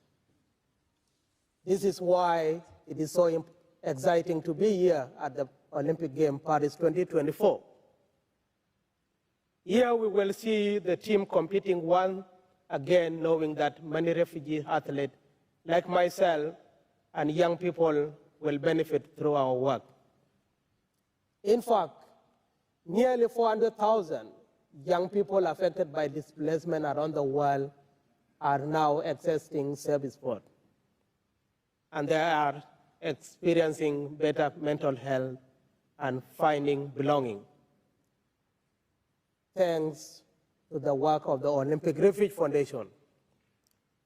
As our president said, the team has grown a lot since I was competed in 2016 with 9 fellow teammates. Unfortunately, so too are the number of people forced from their home due to the ever-increasing war, conflict, persecution across the globe. Thanks to the President for his vision and all of you for helping to make it a reality. I'm deeply grateful and also proud to be here today. It is now my pleasure and honor to pass over to Chef de Mission for the Paris 2024 Refugee Olympic team, Masoma Hali Zada, to introduce the team for the Paris 2024. This team is yours, our team, and the world team. Thank you.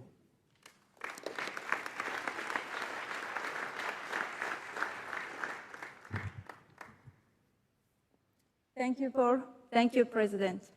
Good afternoon to all of you. It's my honor to be here as Chef de Mission of the Paris 2024 Refugee Olympic Team, representing the largest ever Refugee Olympic team, a team of 37 athletes competing across 12 different sports. Athletes live in 15 different countries and speak more than 10 languages. As many athletes are busy training, the whole team cannot be here with us today, but behind me there is a photo of the whole team, and I am delighted to introduce you to those that are already living in the Olympic Village. Farida Abaroj, Athletics. Yahya Al-Ghotani, Taekwondo.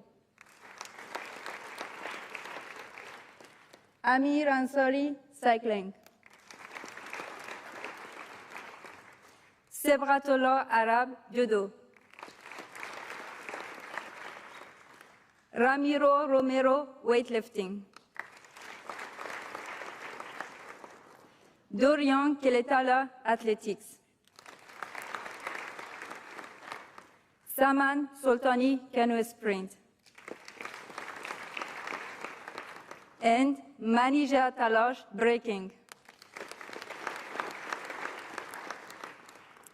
Before coming to Paris, I spent a very special few days with the team in the region of Normandy and the town of Bayeux. We brought the athletes and coaches together for the first time at our pre-games welcome event. We exchanged stories and experiences, united by our journey, one inspiring the other. This experience was something me and many of these athletes will never forget. The ambience and hospitality from the community, the world-class training facilities and the respect, understanding and team spirit fostered over these few days made very clear to me what the team is about.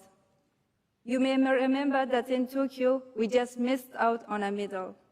Having met the athletes, seen their commitment and motivation, I'm confident that this time we can demonstrate to the world what refugees are capable of, what an Olympic medal.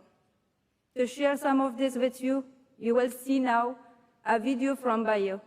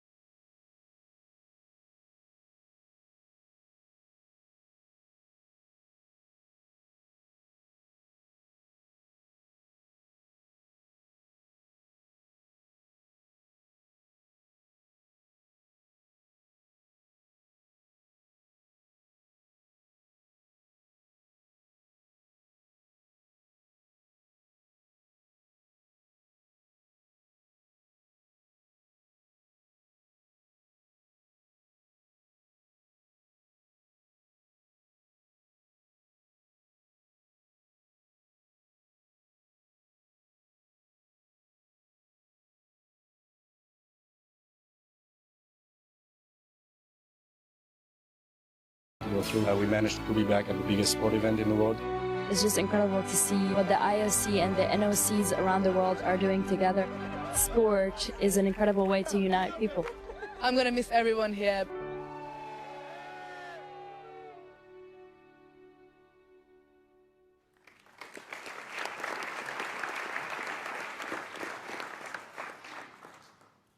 Saman, could you share something about your experience in Bayeux and what is it like to be here, your first Olympic Games with the Refugee Olympic team? Hi, everyone. So my experience in Bayeux was so great. I feel like a team and like a family after a long time.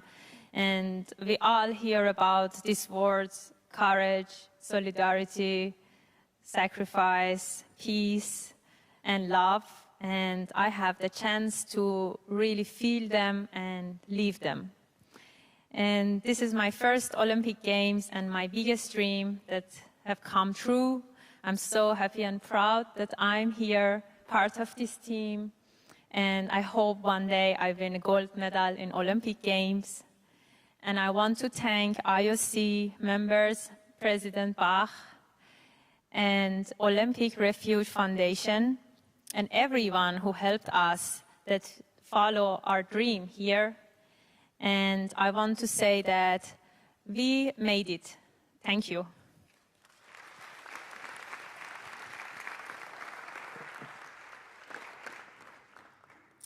I now have the pleasure to announce the 2 flag bearers for the Paris 2024 Refugee Olympic team.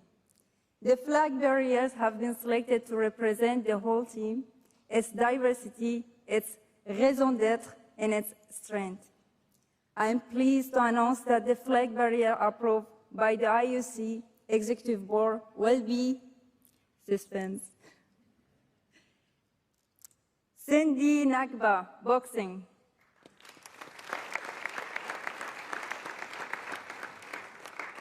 And for men, Yahya Al-Rotani, taekwondo.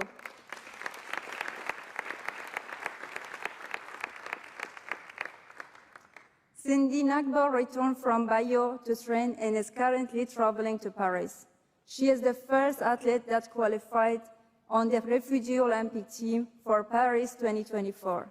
Cindy is strongly supported by GB Boxing and the British Olympic Committee. Only 1% of refugees are resettled in high-income countries, such as across Europe or North America. It's important this team reflects the global reality. Yahya lives in Azraq refugee camp and provides inspiration and hope for millions of others living in similar contexts, whether in camps or urban contexts across the globe. Yahya has the full support of World Taekwondo and the Jordan Olympic Committee. For those of you who don't speak Arabic, please use your headsets so that we can hear from Yahya. Ali Yahya. Flag bearer for the Refugee Olympic team. مرحبا للجميع. Welcome to you all. I'm Yahya Al-Ghutani. I'm a member of the refugee team, the Olympic refugee team. أول مشاركة أولمبية لي. This is the first time I will be participating in the Olympics. I will be a flag bearer. I can't even describe my emotion at being a flag bearer.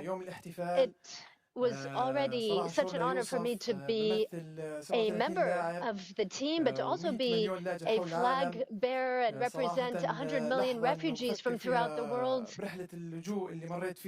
When I think about my journey as a refugee, when I think about my family and my friends, my father and mother, I'm thinking of all of them as I stand here.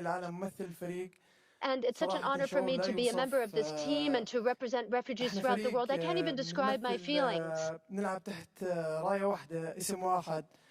We represent the same thing. We represent so many things, and I really hope that I will be able to give value to my team. I would like to I would like to thank everyone who has helped us, all of the members of the administration of the team. On a personal level and a professional level, I would like to send out a message to all of the refugees in the world. Keep your dreams alive, keep your hope alive, and you will succeed. I am part of the refugee team, and this means that other refugees can also join the team in the future and become flag bearers. So do not give up is my message. Keep your dreams alive, and hopefully you'll succeed. And thank you to everyone who has supported us, and peace to everyone. Thank you, Yahya. Finally, on behalf of the team, we are delighted to present the President and Executive Board with the Refugee Olympic Team pin. We hope you will all wear it proudly.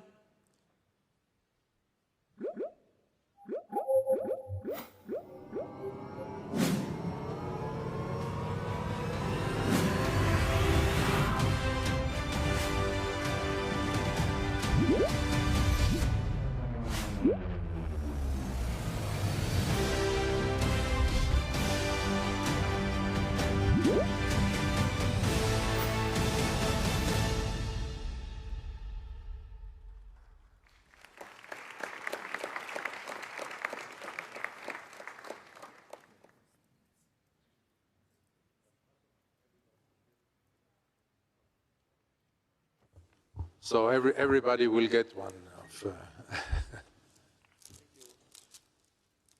The team being very generous with us. Thank you to the President and the IOC member and all the refugees around the world for supporting and cheering for us. Thank you so much.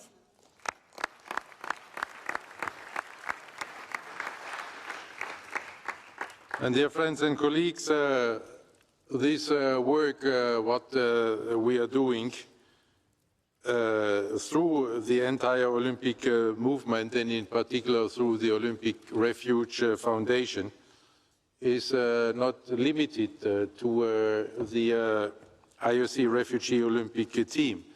Since we are, through this Olympic Refuge Foundation, supporting mental health, social inclusion and other opportunities for hundreds of thousands of young people and their communities affected by displacement. All this would not be possible without the great support and engagement of one man. And this one man is Filippo Grandi, the UN High Commissioner for Refugees and the Vice Chair of our Olympic Refuge Foundation. Him I had to surprise in 2015, because when I announced the intention of the IOC to create a team of refugee athletes at the UN General Assembly at the end of 2015, now I can admit it, I did not really anticipate the scope and the practical implications that this decision would have. So immediately after the announcement, I realized that without the expertise and support of the UNHCR, it would be impossible to turn this ambitious idea into reality. So I gave a call to the newly appointed High Commissioner, Filippo Grandi, not knowing him, so I was a little bit scared what he would say when I would confront him with this idea. But he, from the very first moment, warmly welcomed the idea and promised every support we would need, and he did not only promise, he delivered, with all his team as UNHCR. And since then, you have heard from Pur, Masoma, Saman, and Yaya, and all the others of the evolution in this support for refugees worldwide.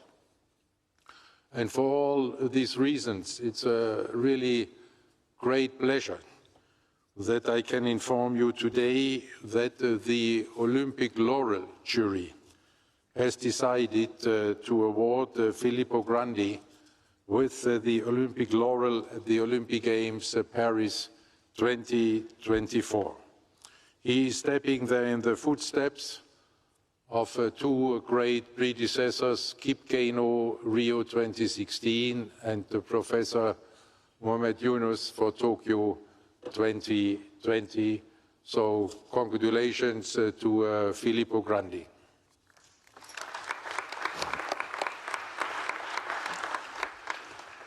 And now we did not want to let you go and to enjoy lunch together before giving you a message, not only from us, but also from the UN Secretary General.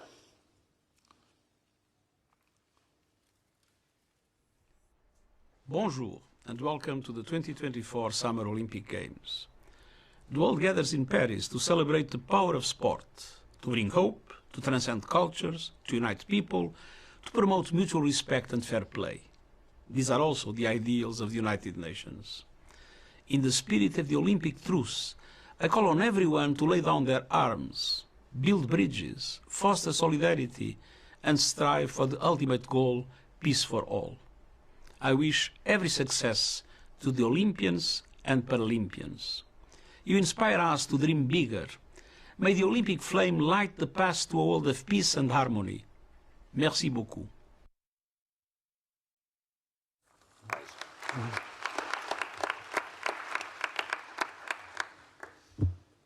And we are, with all our hearts, with all our support, with you. We wish you good luck.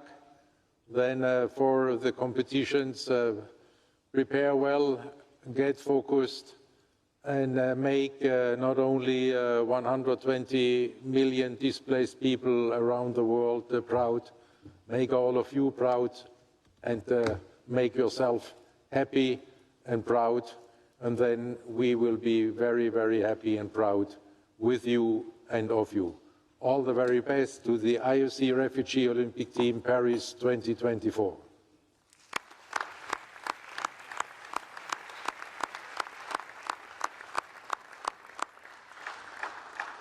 And now I was told we would make a photo all together, but I was not told how it would work. So.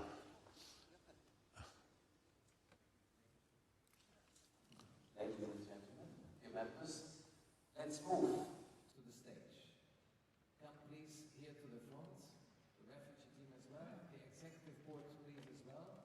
And we do the photo here on the stairs, on the side ramp, left, right, and we'll have a picture. And while this is happening, the refugee Olympic team will still distribute you the pins that has been given already to the president and the executive board.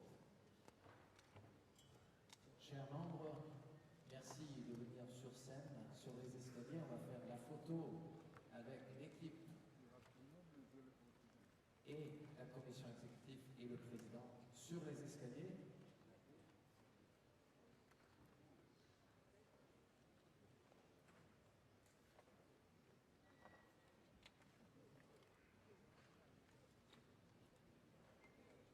Can I have the refugee team please already?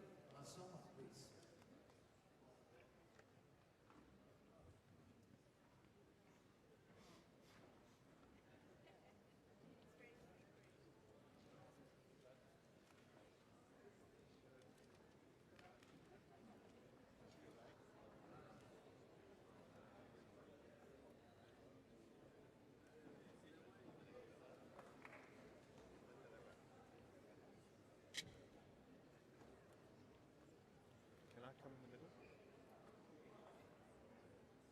Please feel free already to join the stairs.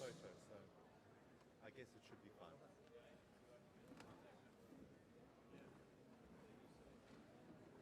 You can use as well the side ramp if you want.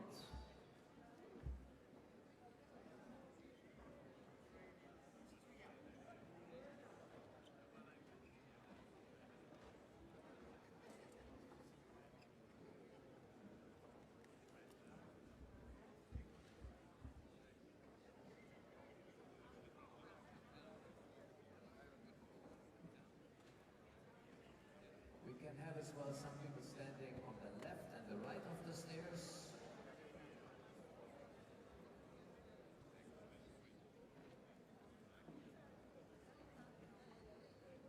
This is already the training and rehearsal for tomorrow's official photo of the IOC members at the 142nd session.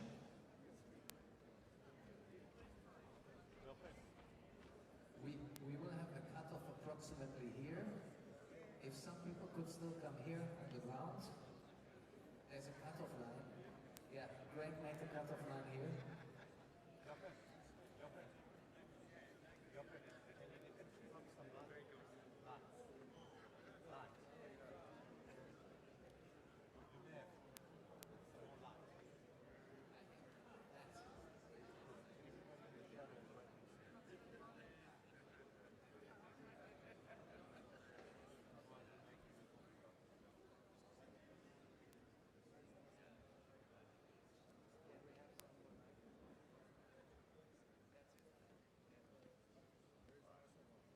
Waiting for everybody in the start.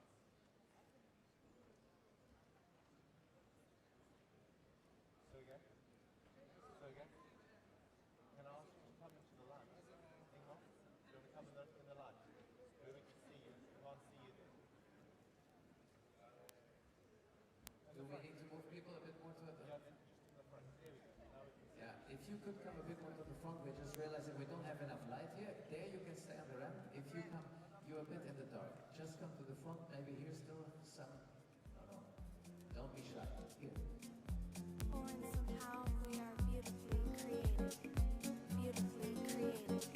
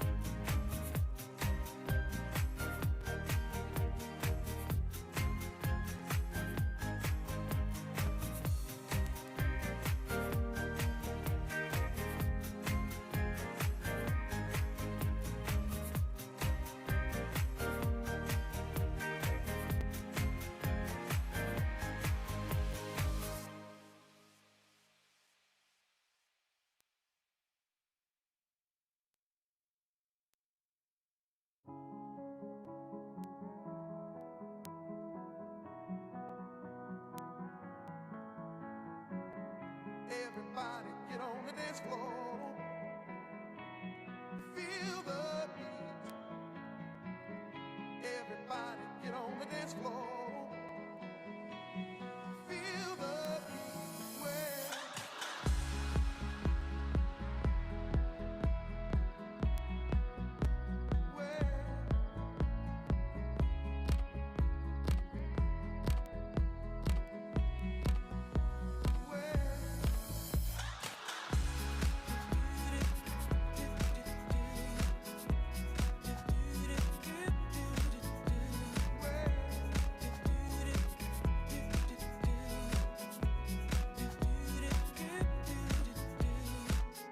everybody get on the dance floor. Feel the beat. Everybody get on the dance floor. Feel the beat. Everybody get on the dance floor. Feel the beat. Everybody get on the dance floor. Feel the beat.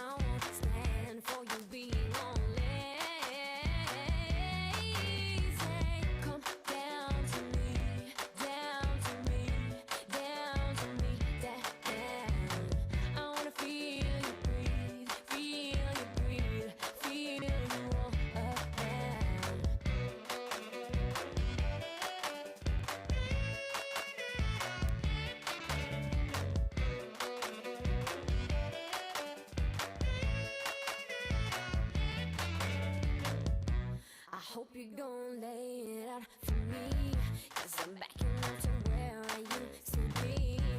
I won't stand for you being on lazy. No, I don't care if it takes you all week. I expect a little more sensitivity. I won't stand for you being on lazy. Come down to me, down to me, down to me, down.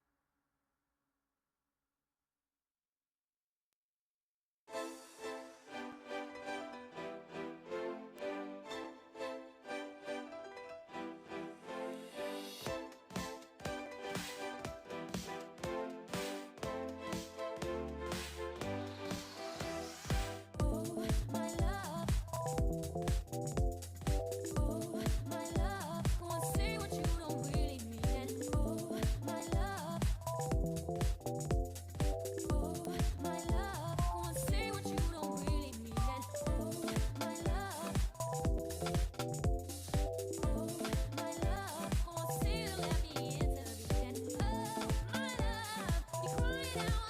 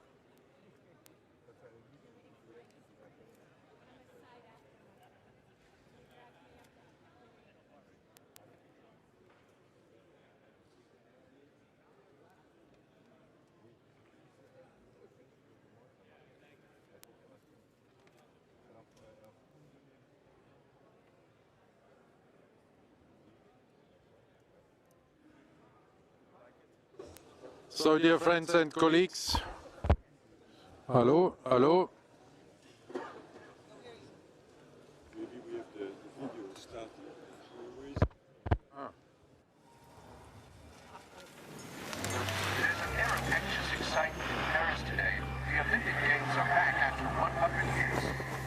Sometimes, there's something mysterious in the air.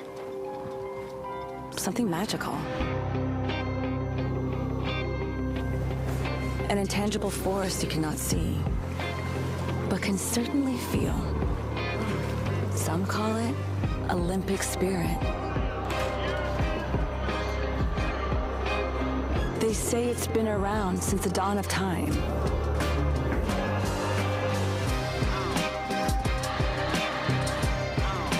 And it knows no bounds and no borders. Some say it's contagious. Others say it'll push your body and mind to the limit. If you ever felt it, you already know. If not, don't worry. It's coming to you. Get ready for incredible Olympic Games Paris 2024. Action starts on Friday, July 26th.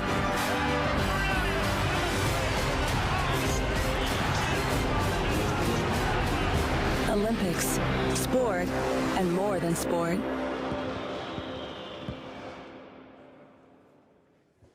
So, dear friends and colleagues, welcome back. I hope you could enjoy a good lunch and share a good chat.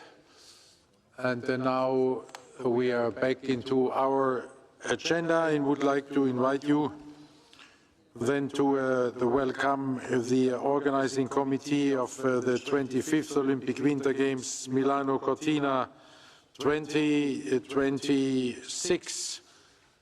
And there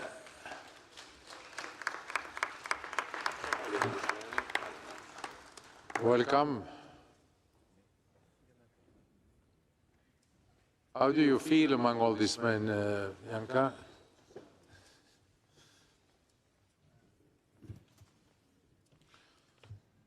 So it's chaired by our friend and colleague Giovanni Malago, and we have Sandro Volpato, then Andrea Barnier, Andrea Francisi, and of course Jana Pankedi, who makes the group shining there.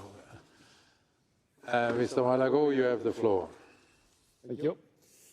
Dear President Bach, distinguished members of the IOC and guests, Paris 2024 is already providing an extraordinary atmosphere, and we haven't even seen the opening ceremony yet.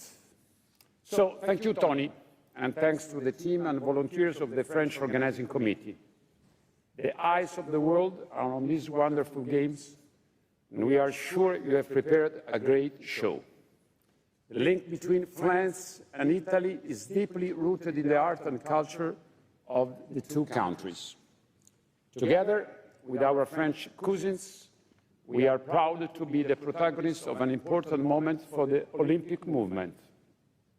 First in Paris and then in Milano and Cortina, the Games come back to Europe, marking relevant results not only for the sport world, but for the entire society. Let's think, for example, about gender equality. The world is changing. 258 athletes competed at the first Winter Olympics in Chamonix. Only 13 of them were women. A century later, Paris 2024 achieves the absolute balance, and Milano Cortina 2026 will be the most gender-balanced Olympic Winter Games ever, with 47% of women's presence. The result celebrates progress and inclusivity in sport, and it's been made possible by the IOC and international federations' extraordinary efforts. Our endeavor must never forget the Olympic spirit that guides us. Triumphs and defeats, medals and disappointments, don't define our bravery and commitment. Our work should be measured on its legacy and how effective we have been in sharing our values with as many people as possible. This is exactly what Milano Cortina 2026 is focusing on. Let me give you an example. Thanks to the IOC, we were able to present the experience of our educational program to the United Nations in New York. We are proud to be part of a big family that is working every day towards the common goal of building a better world through sport. Certainly, we all hope and strive for a renewed dialogue among nations, starting with the respect of the Olympic truce, an important tradition that should allow everyone to celebrate in peace the achievements of the best athletes in the world. As we look ahead to 2026, we are committed to ensuring a truly inclusive edition of the Winter Games, providing the best possible experience for all stakeholders, athletes, fans, partners, and the Olympic family. The Open Days organized at our competition venues, involving 35 national Olympic committees, are thought mainly for the athletes and their experience. Such visits also play a crucial role in addressing the key organizational challenges ahead of us. As our CEO, Andrea Vernier, will confirm, we are pleased and confident in the progress made so far in organizing the Games. The significant results achieved by the public infrastructure company, Simico, with the support of the Italian government, furthermore, reinforce our confidence. This acceleration in the works represents a crucial shift in momentum, considering that only 563 days are left to the opening ceremony on February 6th at the Milano San Siro Olympic Stadium. The Olympic and Paralympic Games represent a wave of wonderful energies that unite people, territories and cultures in the name of sport and cooperation. Together, we are determined to achieve this goal with the best of the contemporary Italian spirit, dynamic, vibrant in a world unique. Milano Cortina 2026 will welcome the world open arms. Thank you.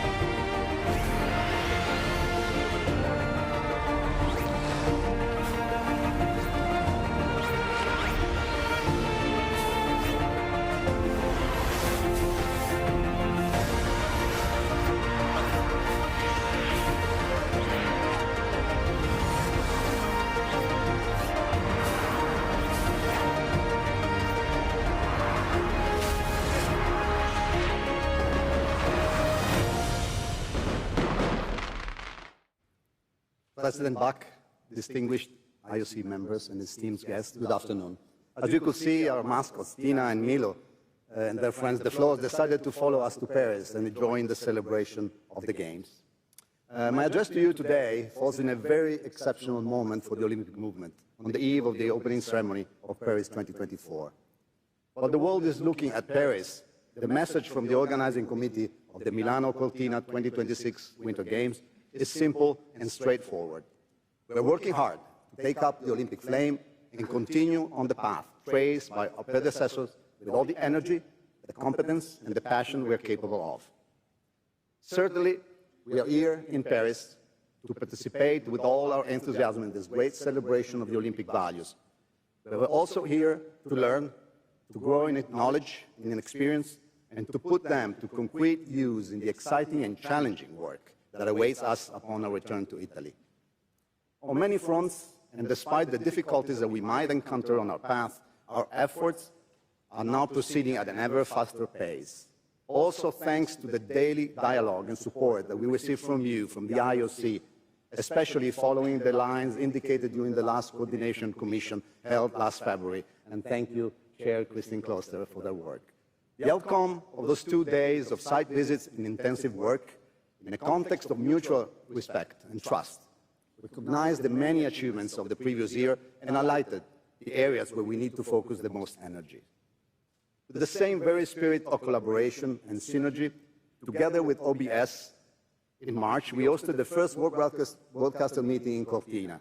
The event was a great success and gave the media right holders the opportunity to understand more in detail our project and visit some of our venues. And talking about venues, let me show a short video.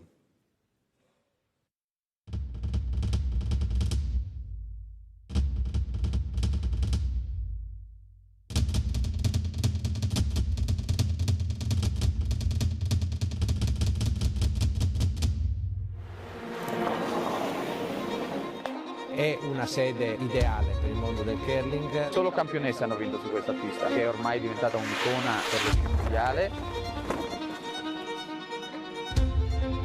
Più il trampolino è grande, più è appassionante il volo.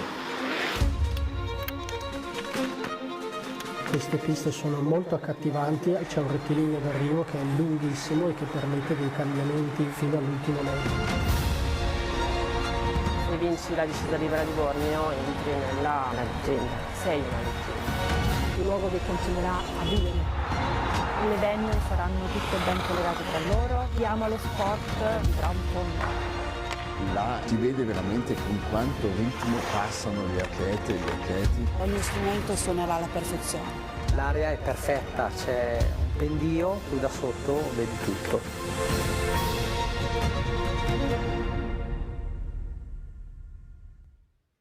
Talking about venues, I cannot help but start to talk about the Cortina Sliding Center.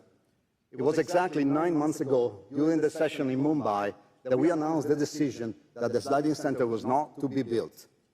A few weeks later, though, the Italian government decided anyhow to proceed with the construction, adopting a slightly revised design. While we're really totally aware of the very challenging timeline and of the serious doubts that many of you in this session have, I'm sure you also understand that it's not possible for an organizing committee to reject a government decision. So allow me to look at the glass half full. We still believe that the Cortina Sliding Center will showcase the unique knowledge and tradition in these sports that since the beginning of the 20th century and through charismatic athletes such as Eugenio Monti and Armin Zogeler has been passed on to us. We will provide also the athletes with the opportunity to experience the spirit of the games in the same location, in the same village as the curlers and the alpine skiers. The new structure will also be the very first and only in Europe to use a much more environmentally friendly glycol refrigerating system. And currently, the works on the sliding center at the CIMICO's responsibility are proceeding fast and are closely monitored by us, of course, but also by the two international federations and the IOC. In the meantime, we are still evaluating all possible alternative plans. Let's remain in Cortina. The interior rebuilding of the curling Olympic Stadium will be coming to a close in the next few days, while the external work is ongoing and will be finished by July 2025. The planning of the temporary Olympic and Paralympic village in Cortina is finalized, and the public tender for the procurement of the living units is out in the market. The preparation of the areas will begin in December 2024, and the installation of the units will start in March 2025.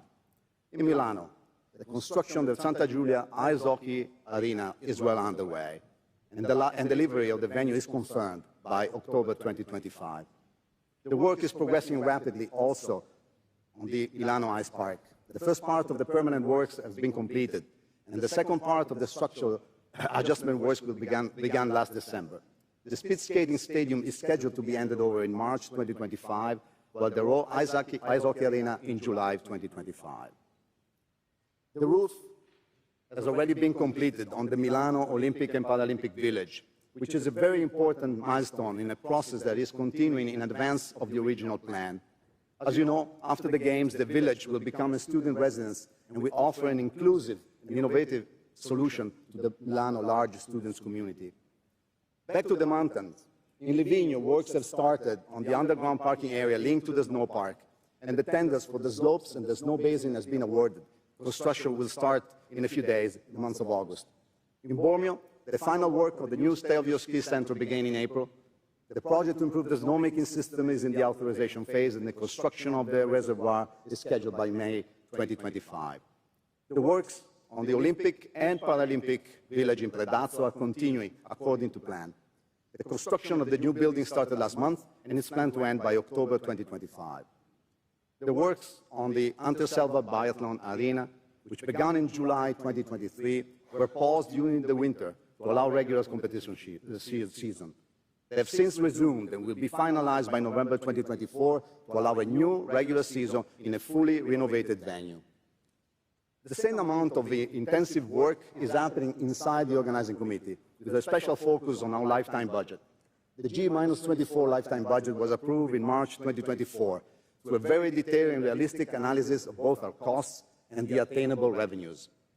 Thanks to this valuable work, despite the impact of inflation and ongoing international tensions, the lifetime budget of our Winter Games is balanced, and it does not deviate net of inflation from the one proposed in the candidature bid at approximately 1.6 billion euros. The cost structure is being revised in a continuous dialogue with the IOC and with all our stakeholders, in order to meet our goals and determine the correct and affordable level of our services. In terms of revenues, we signed and involved more partners that joined the Milano Cortina 2026 Games just before Paris, together with the first line of licensees. Of course, much more is to come in the fall. Our ticketing strategy was recently approved by the Executive Board, and the ticketing sales will start in October. Our partners and all our other initiatives now have their own space, our new website, the perfect showcase for the spirit of Milano Cortina 2026. The new portal, launched a couple of months ago, represents an important step in the promotion and communication strategy of the Games. Many significant events will happen in the next months, including, among others, the World Press Briefing, the unveiling of the look of the Games, the unveiling of the torch, the presentation of the journey of the Olympic flame, and the presentations of the medals. One of those significant moments will, of course, be the official launch of our volunteers program, which will take place in mid-September and will be championed by an exciting international renowned ambassador. The Gen 26 education program also continues to encourage future generations to embrace the Olympic values. Among the program's various initiatives, we wish to underline the great success of the Winter Games Week last February, with the active and direct participation of more than 230,000 students throughout Italy. In recent months, we also kicked off the Milano Cortina 2026 Cultural Olympiad with a calendar of events to animate a multidisciplinary and widespread program aiming to promote the Olympic and Paralympic values through culture, heritage, and sport. In 3 days from now, athletes from all over the world will be protagonists of an opening ceremony that will leave a mark on the history of the Games. Paris 2024 will take this unique moment outside the confines of a traditional stadium. Milano Cortina 2026 will take on this challenge. Our Olympic opening ceremony on the 6th of February 2026 will be inspired by the geographical widespread structure of our Games, with the objective to involve all the athletes, both in the Olympic Stadium in Milan, in all the cluster, a widespread ceremony for widespread Games.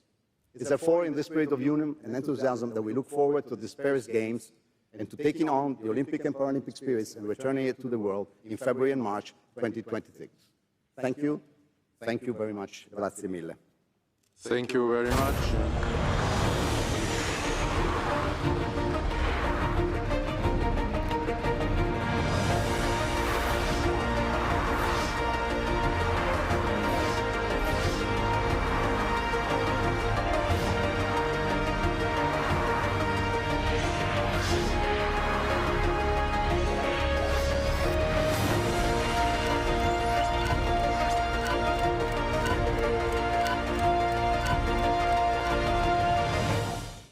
Thank you very much, Milano Cortina, for your report. And now I hand over to the chair of the Coordination Commission, Mrs. Christine Kloster.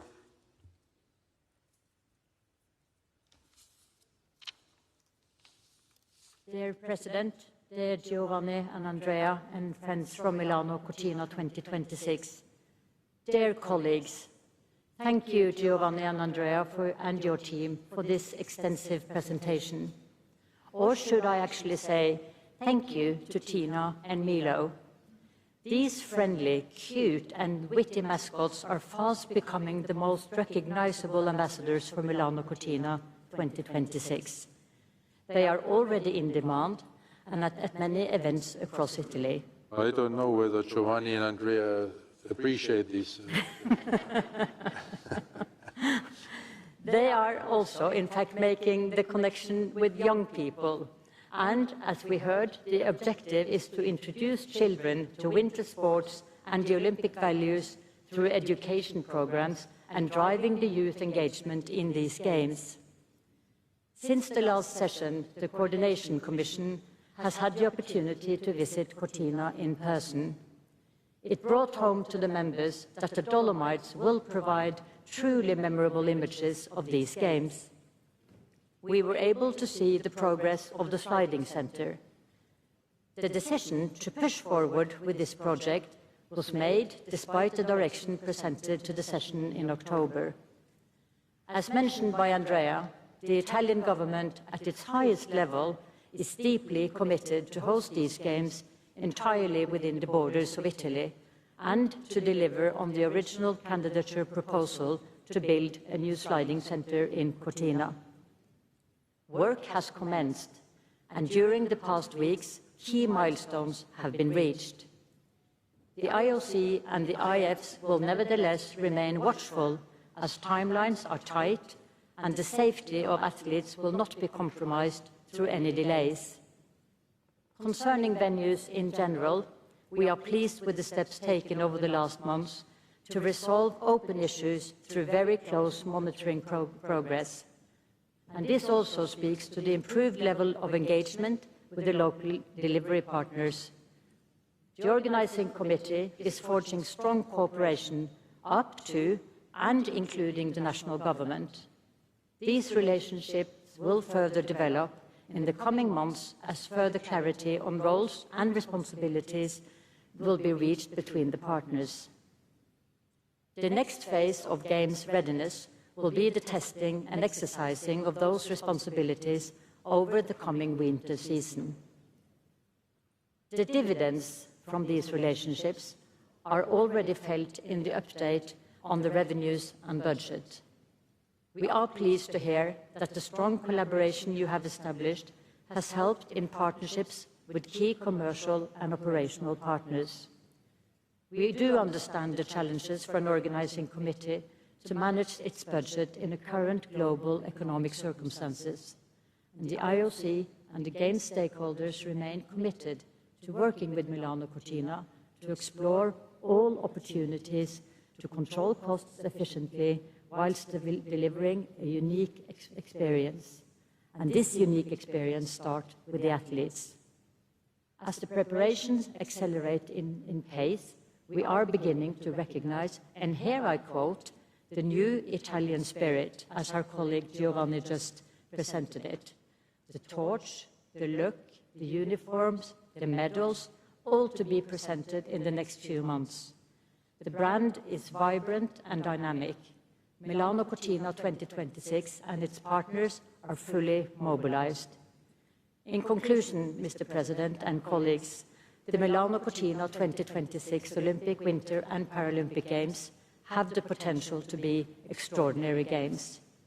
And Paris is a formidable stage for the Olympic and Paralympic Games, and next stop is Milano Cortina.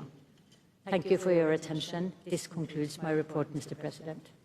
Thank you very much, Mrs. Kloster, for your, as usual, very precise report.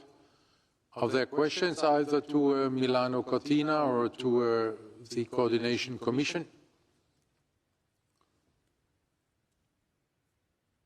No, so the mascots have been landed, and you can have your private discussion now with Christine on who are the best ambassadors of the Milano Cortina.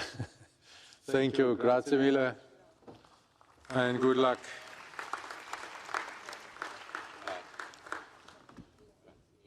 And so we proceed, please, dear friends and colleagues, with 6.3. These are the games of the 34th Olympiad Los Angeles 2028, and there I like that we are warmly welcoming the delegation of LA 28.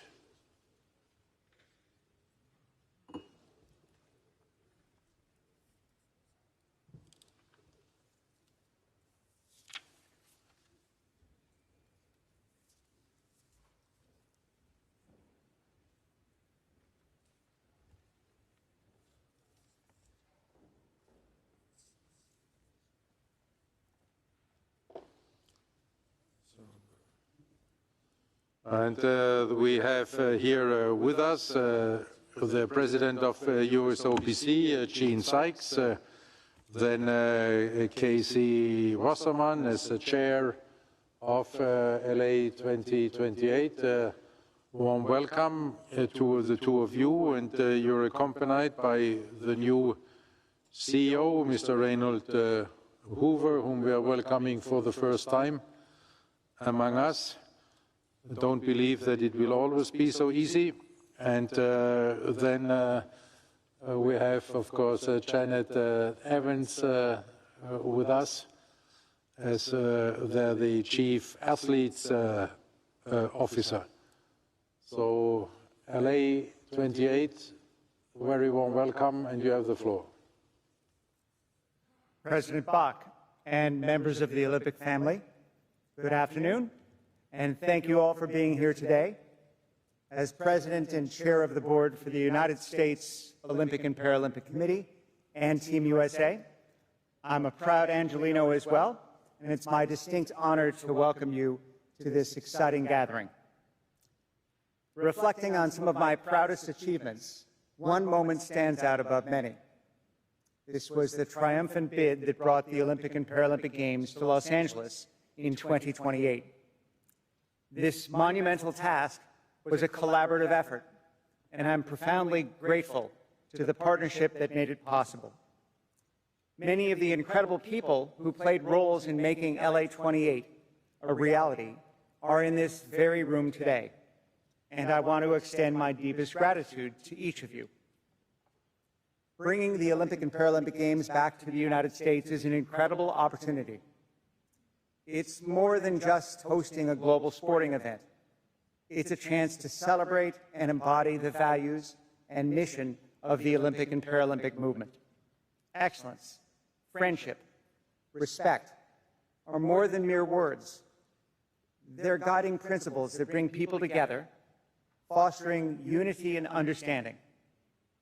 At a time when unity is so needed, the Olympic and Paralympic Games offer a beacon of hope and a platform to showcase our shared humanity. The LA 28 Games will be a celebration of diversity, an opportunity to inspire the next generation, and a moment for the United States of America to demonstrate our commitment to global camaraderie. We are dedicated to working hand in hand with the International Olympic Committee, its commissions, the international federations, to ensure that the 2028 Games are a resounding success. We understand the importance of hospitality and the treatment of our international guests and visitors. Rest assured, we're preparing to welcome the world with the warmth and the respect that embody the spirit of the Olympics and Paralympics. In times like these, when division seems all too prevalent, the world needs the Games now more than ever. We need this opportunity to unite, to celebrate our shared humanity, and to inspire the next generation to dream bigger and aim higher. Together, we have not only secured the Games for our beloved city of Los Angeles, but have also set the stage for an event that will embody the very best of what the movement stands for. And now it's my great pleasure to introduce someone who has been instrumental in this journey, a good friend, someone who is relentlessly dedicated to the ideals of bringing the Olympic and Paralympic movement back to the United States. Please join me in welcoming Casey Wasserman, the chairperson of LA28. Casey's unwavering commitment and visionary leadership have been the driving force behind our successful bid. I'm confident that under his guidance, the LA28 Games will be an extraordinary celebration of the Olympic and Paralympic spirit. Casey?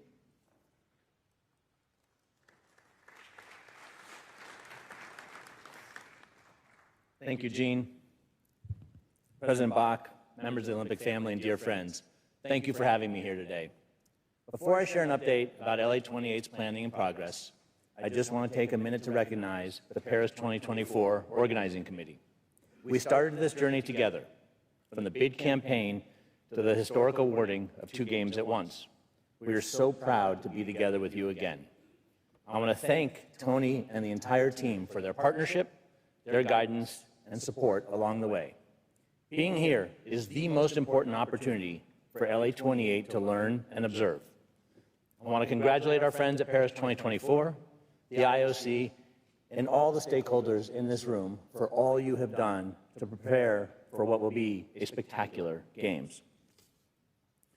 Standing here today, as the Paris Games are about to begin, we are focused on the fact that LA28's Olympic opening ceremony on July 14, 2028, yes, Bastille Day, is 1,452 days from today, in case you're counting. Our friends in Milan only have 563, and we're happy we have more. It is incredibly exciting, and yes, daunting. Before I get into the update about our progress since we last met, I'd like to show you an updated look at our plans. We are citizens. Our ambition, yes, in case you're confused, you've probably seen that video 37 times by now. I promise we may not show it again. Our ambition is enormous.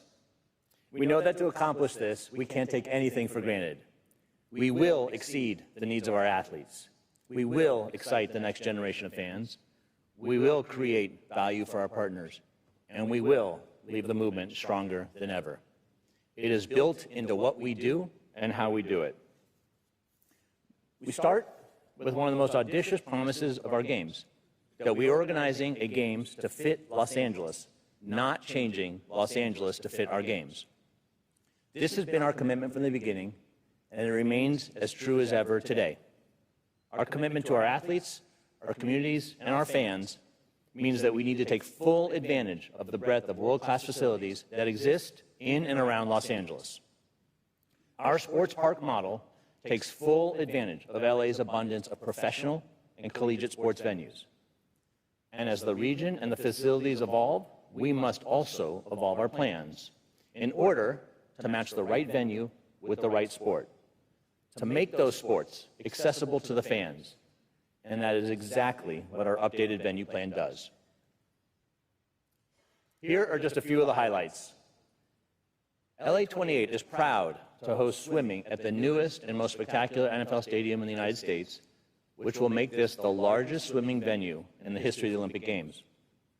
Gymnastics will be in the home of the NBA's Lakers, offering a truly legendary setting for one of the sports, the most popular sports in the Games. Basketball will be in the newest arena of the National Basketball Association, providing athletes and fans with the most modern and innovative basketball experience. And finally, athletics will return to the iconic Los Angeles Memorial Coliseum, making it the only stadium in history to host athletics for 3 Olympic Games. Rumor has it a couple people in this room might have won gold medals in that stadium. We've also found ideal homes for our other sports across our region and country, including Oklahoma City, relying in every instance on existing best-in-class stadiums and arenas. These updated venue assignments are subject to the final approval of LA City Council due for mid-August, but these and other moves will save or generate more than $150 million incremental dollars to support our balanced budget. And our venue plan is in full alignment with the IOC's Olympic Agenda 2020+5 to control our spend, reduce our environmental impact, and eliminate the need for permanent construction. As you know, our Games extend beyond just the city of Los Angeles. We've made progress codifying our relationships with the venue cities, who will ultimately play a key role in bringing our games to life.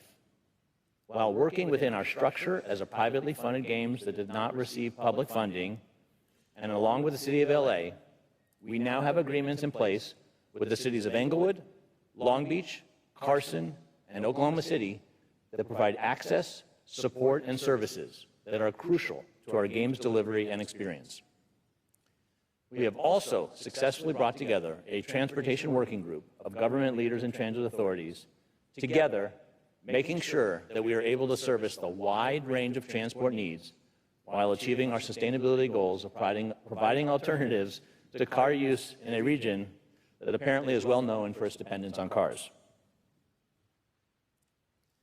Our public partnership success is not just limited to our region. This year, we received our National Special Security Event designation from the federal government.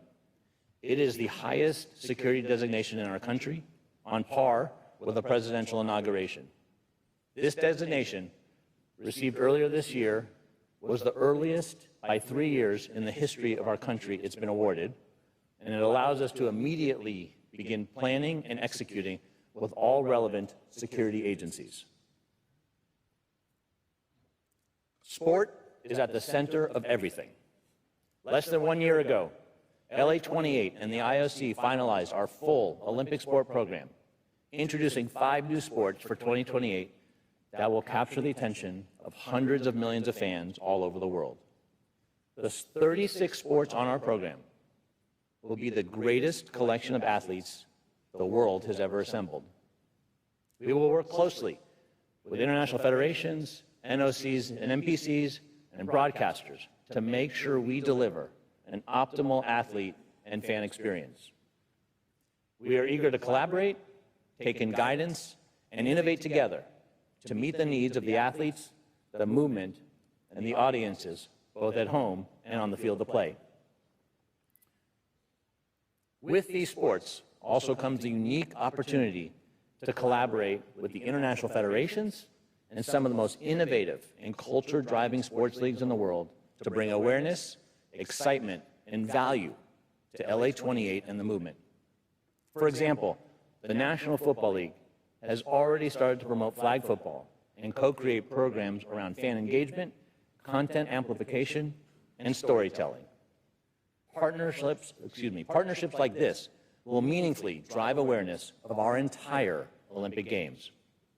And in partnership with the IOC, we are executing on our $160 million commitment to subsidize and expand youth sports at the City of Los Angeles Recs and Park Department. And the results are remarkable, with a 131% increase in participation over the last year. Our domestic commercial program includes some of the biggest brands in the United States.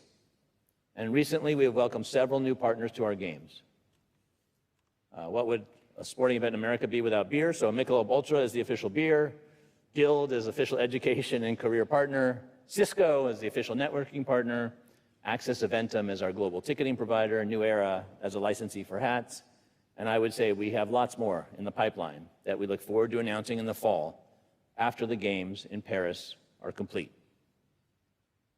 Of course, none of this would be possible with our talented team in LA.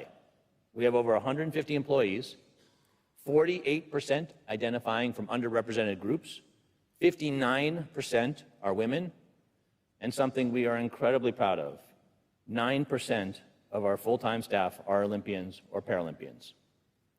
We have also brought on new leadership to help guide the team into 2028. After an extensive and thorough search process, Reynolds Hoover has joined as CEO. Our priority was to find someone who has leading expertise with complex and challenging operational assignments. Reynolds has had a distinguished career as a 3-star lieutenant general in the U.S. military, in civilian roles across the U.S. government, including the White House, as well as in the private sector. He is a firm believer in the power of sport and an avid supporter of the movement. Reynolds, if you could please stand up. Thank you for joining our team.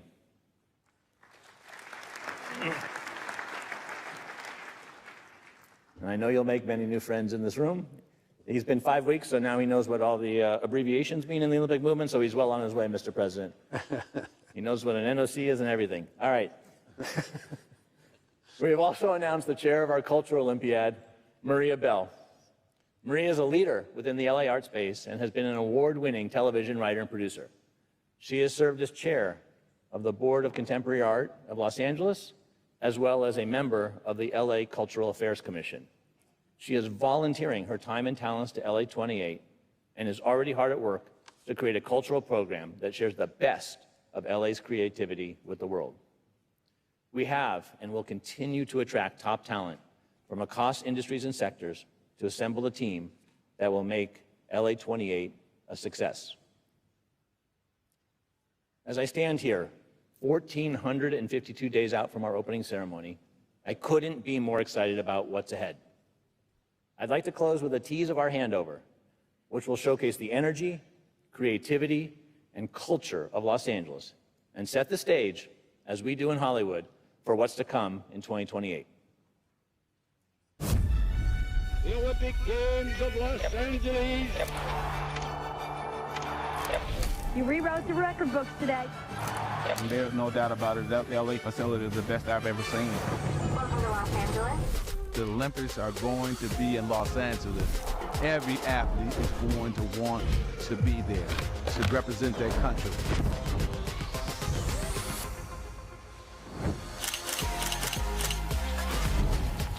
Those Olympians will want to be a part of Hollywood and the stars, make their own matches, make their own history right here in the greatest city in the world, Los Angeles.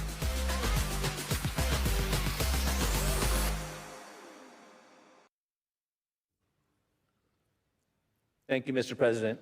This concludes our presentation. Thank you very much, LA 2028, for an excellent report. And if Mr. Hoover really knows all the acronyms, I'm happy to take a lesson. I may then invite you to some of our meetings with the directors, and then if you then understand all the acronyms, you'll get the Olympic order. Well, Mr. President, the Army's pretty good at acronyms, so I'm making a list. Okay, thank you very much. And before we come to questions and answers, I hand over to the chair of the Coordination Commission, Mrs. Kirsty Coventry. I'm already at Dakar, you know. I'm already at Dakar and Brisbane, so sorry. Mrs. Horvitz. The one and only. Thank you. Mr. President, dear colleagues, dear Casey, Jean, Reynold, everybody on the LA 28 team. That was a very thorough, complete, and energetic, and I thank you for this excellent report. It reflects well the amount of work which has been carried out by Casey and the team of LA 28 since their last report to the IOC session in October. We're very happy and welcome the appointment of the new CEO, Reynold Hoover. Reynold, you come with an extremely impressive resume and a wide range of experience that the OCOG will certainly benefit from. We have already been in touch with you since your appointment, and we're very happy to also meet with you here in Paris. We will accompany LA 28 in the observations over the next few weeks to ensure that they can make the most out of this experience this summer and set the foundation for a strong working relationship for the next 4 years. As the organizing committee changes its focus from strategy to planning, we will see now a new way of working within the OCOG to support the increased volume of deliverables and decisions the OCOG will be making exponentially over the next 4 years. As you have seen in the LA 28 presentation, they have been working extremely hard to update their venue master plan. These first waves of updates to the master plan boast more operational efficiencies and focuses on leveraging existing facilities in the area while reducing costs. These principles fully align with Olympic Agenda 2020. I believe this revised plan shows where tradition meets transformation. It marries exciting new venue opportunities which have become available in the last few years and promises a spectacular experience for both athletes and fans. Many of the newest arenas in Los Angeles are prioritizing the athlete and fan experience by bringing everyone closer to and involving them in the action on the field of play in a way we have never seen before. Equally, the historical venues in and around the city will proudly serve the Games in 2028. The Coliseum, for example, is a centerpiece of the master plan, hosting its third Olympic Games, and that's amazing. Each week, world-class events are staged all over the city of Los Angeles, showcasing the very best of sport and entertainment. Nowhere else is there such a mature event delivery market. It has been a recurring theme that for these games, the OCOC will collaborate closely with the experience that exists in the market. The timing to onboard these partners is being carefully considered by LA28 to maximize on the opportunities these daily operators offer to the organizing committee. Over the last several months, LA28 has reinforced its collaboration with government partners. The magnitude of their responsibility is substantial, especially for transport and security. Against the backdrop of the presidential election later in the year, the OCOG will continue its efforts with the federal government to formalize its collaboration on these important services for the Games. On the commercial front, the Games this summer here in Paris will represent an opportunity for LA28 to continue to build its momentum to achieving its overall target from domestic sponsorship. The Games are already being used as a launchpad to drive engagement and the conversion of a number of prospects into domestic partnerships for the LA28 Games. LA28 has prepared themselves so that their leadership, their team, and the delivery partners get the most out of the Games here in Paris this summer, and it's a unique learning opportunity. The handover during the closing ceremony is the most significant opportunity to date for this organizing committee to show the world what the LA28 Games are and will be all about. And I'm looking forward to that ceremony. I'm very much looking forward to this important moment for the Olympic Games 2028, as it will no doubt bring LA28 and their inspiring vision to life. Our close collaboration with LA28 has allowed us to efficiently address issues and opportunities. We are convinced that Los Angeles is the perfect place to create the what's next, which is the overarching vision of the OCOC wants for its Games. I fully believe that we are also at the right moment of the evolution of the Games to make this happen. As we witnessed this afternoon, from the presentation, this morning I should say, from the presentation from our dear Paris colleagues, the Olympic Games Paris 2024 are going to be absolutely spectacular. We will see the French charm and je ne sais quoi at its best. Paris 2024 will be our partners who will bring to life Olympic Agenda 2020 for all of us over the next 2 weeks. And we have every reason to be equally as confident in the organizing committee of LA28. We can project ourselves with the highest level of ambition, as the Olympic Games Los Angeles 2028 will be next on our agenda. This concludes my report, Mr. President, and I would be, of course, very happy to take any questions that you might have. Thank you very much. Thank you very much, Mrs. Horvath.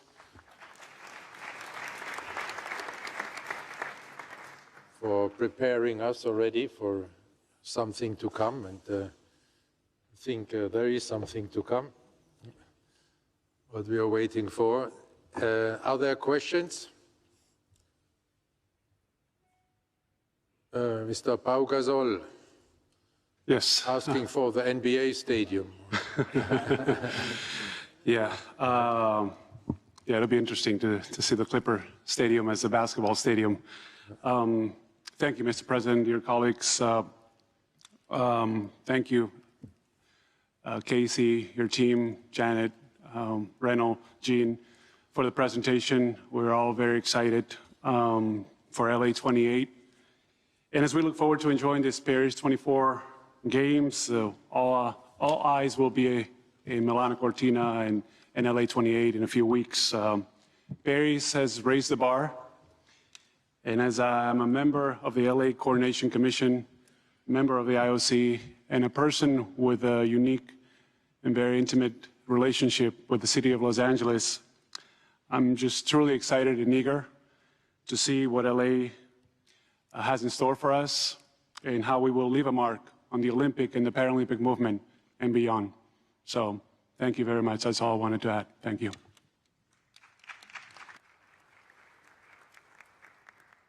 Thank you very much. Prince Albert. Yes, thank you, Mr. President. Thank you very much to the team of LA 2028 for the presentation. Thank you, Nicole Hoverts, for your great presentation as well. I know from the start that LA 2028 is very much aligned with Agenda 2020 and 2020 plus 5, but can you give us a few more insights on your plans for sustainability and legacy, please? Thank you. Thank you, Prince Albert. Mr. De Vos. Yes, Mr. President, dear colleagues, first of all, I would like to congratulate Jean and Casey for their presentation, and also Nicole for her report. Great presentation, but we don't expect any less, I believe.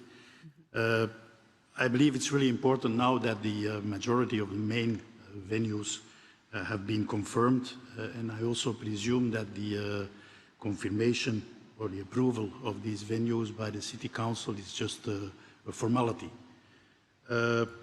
I would like to thank you especially for mentioning several times your commitment to work closely together with the international federations, and I believe I can speak on behalf of them to say that this commitment is also existing from our side, and that we are looking forward to further learn from the positive experiences of Paris to further improve the delivery model.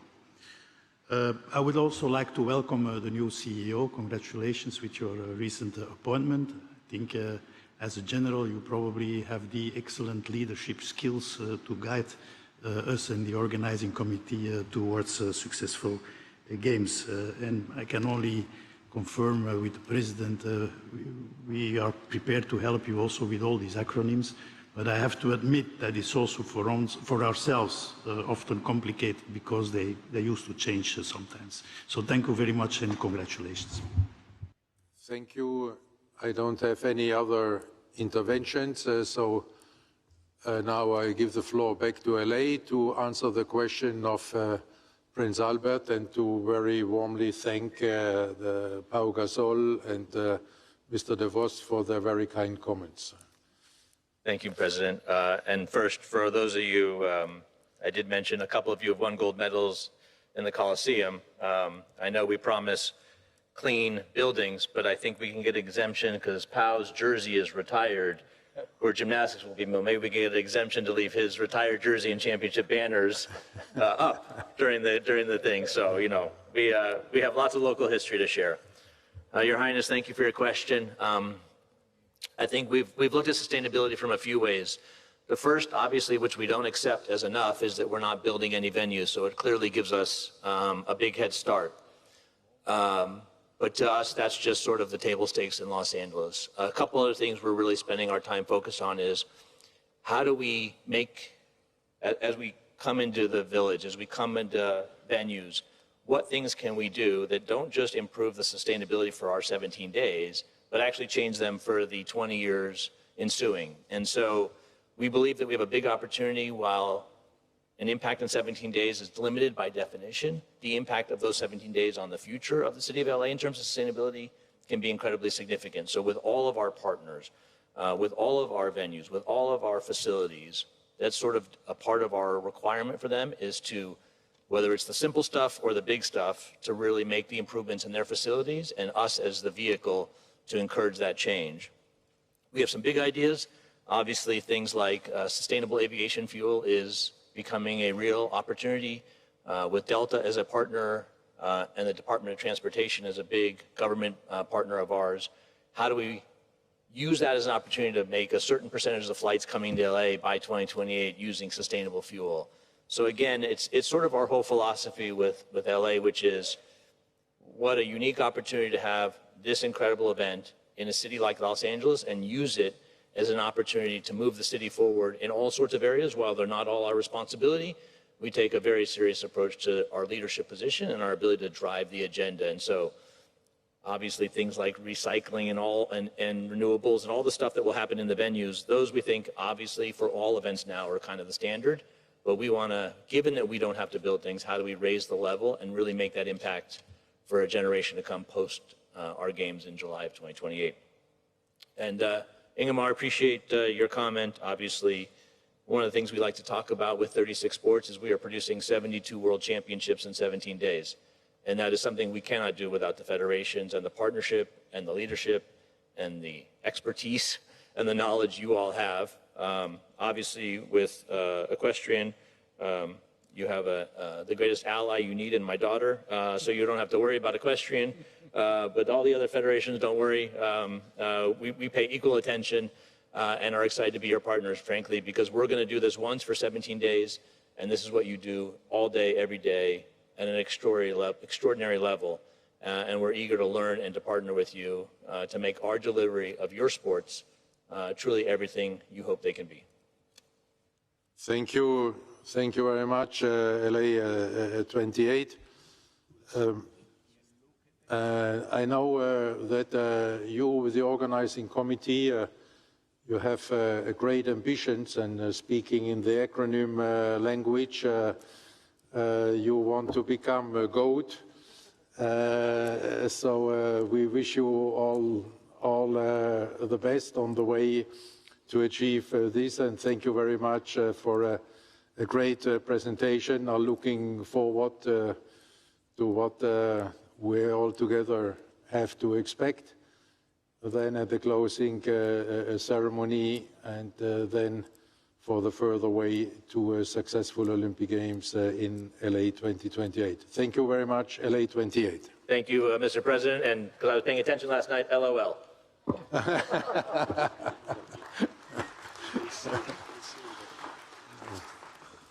Thank you very much. And from 28, we move on to 32, the 35th games of the games of the 35th Olympiad, and there we warmly welcome the organizing committee of Brisbane 2032 with the president of the organizing committee, Mr. Andrew Liveris.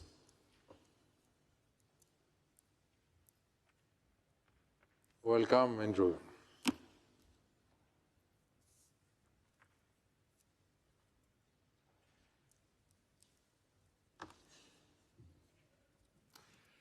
Thank you, President Bach. Bonjour.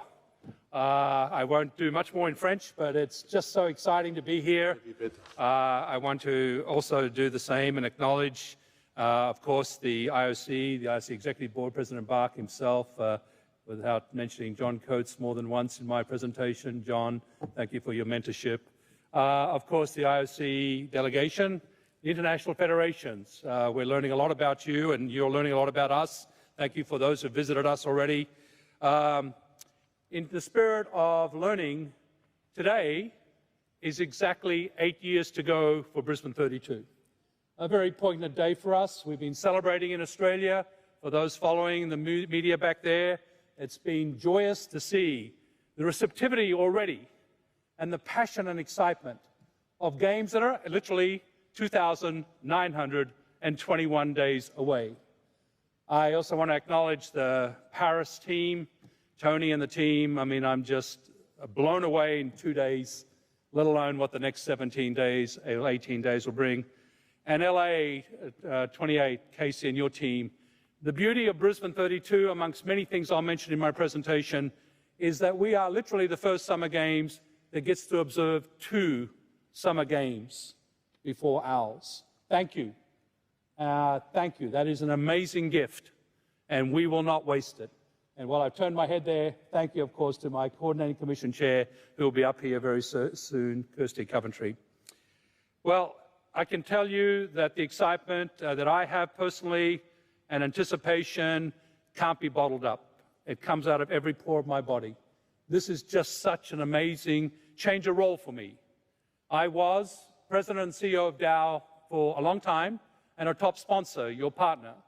I had the privilege of attending many games, and of course, this time I attend in this new capacity as President of Brisbane 2032 Olympic and Paralympic Games Organizing Committee. What a great honor.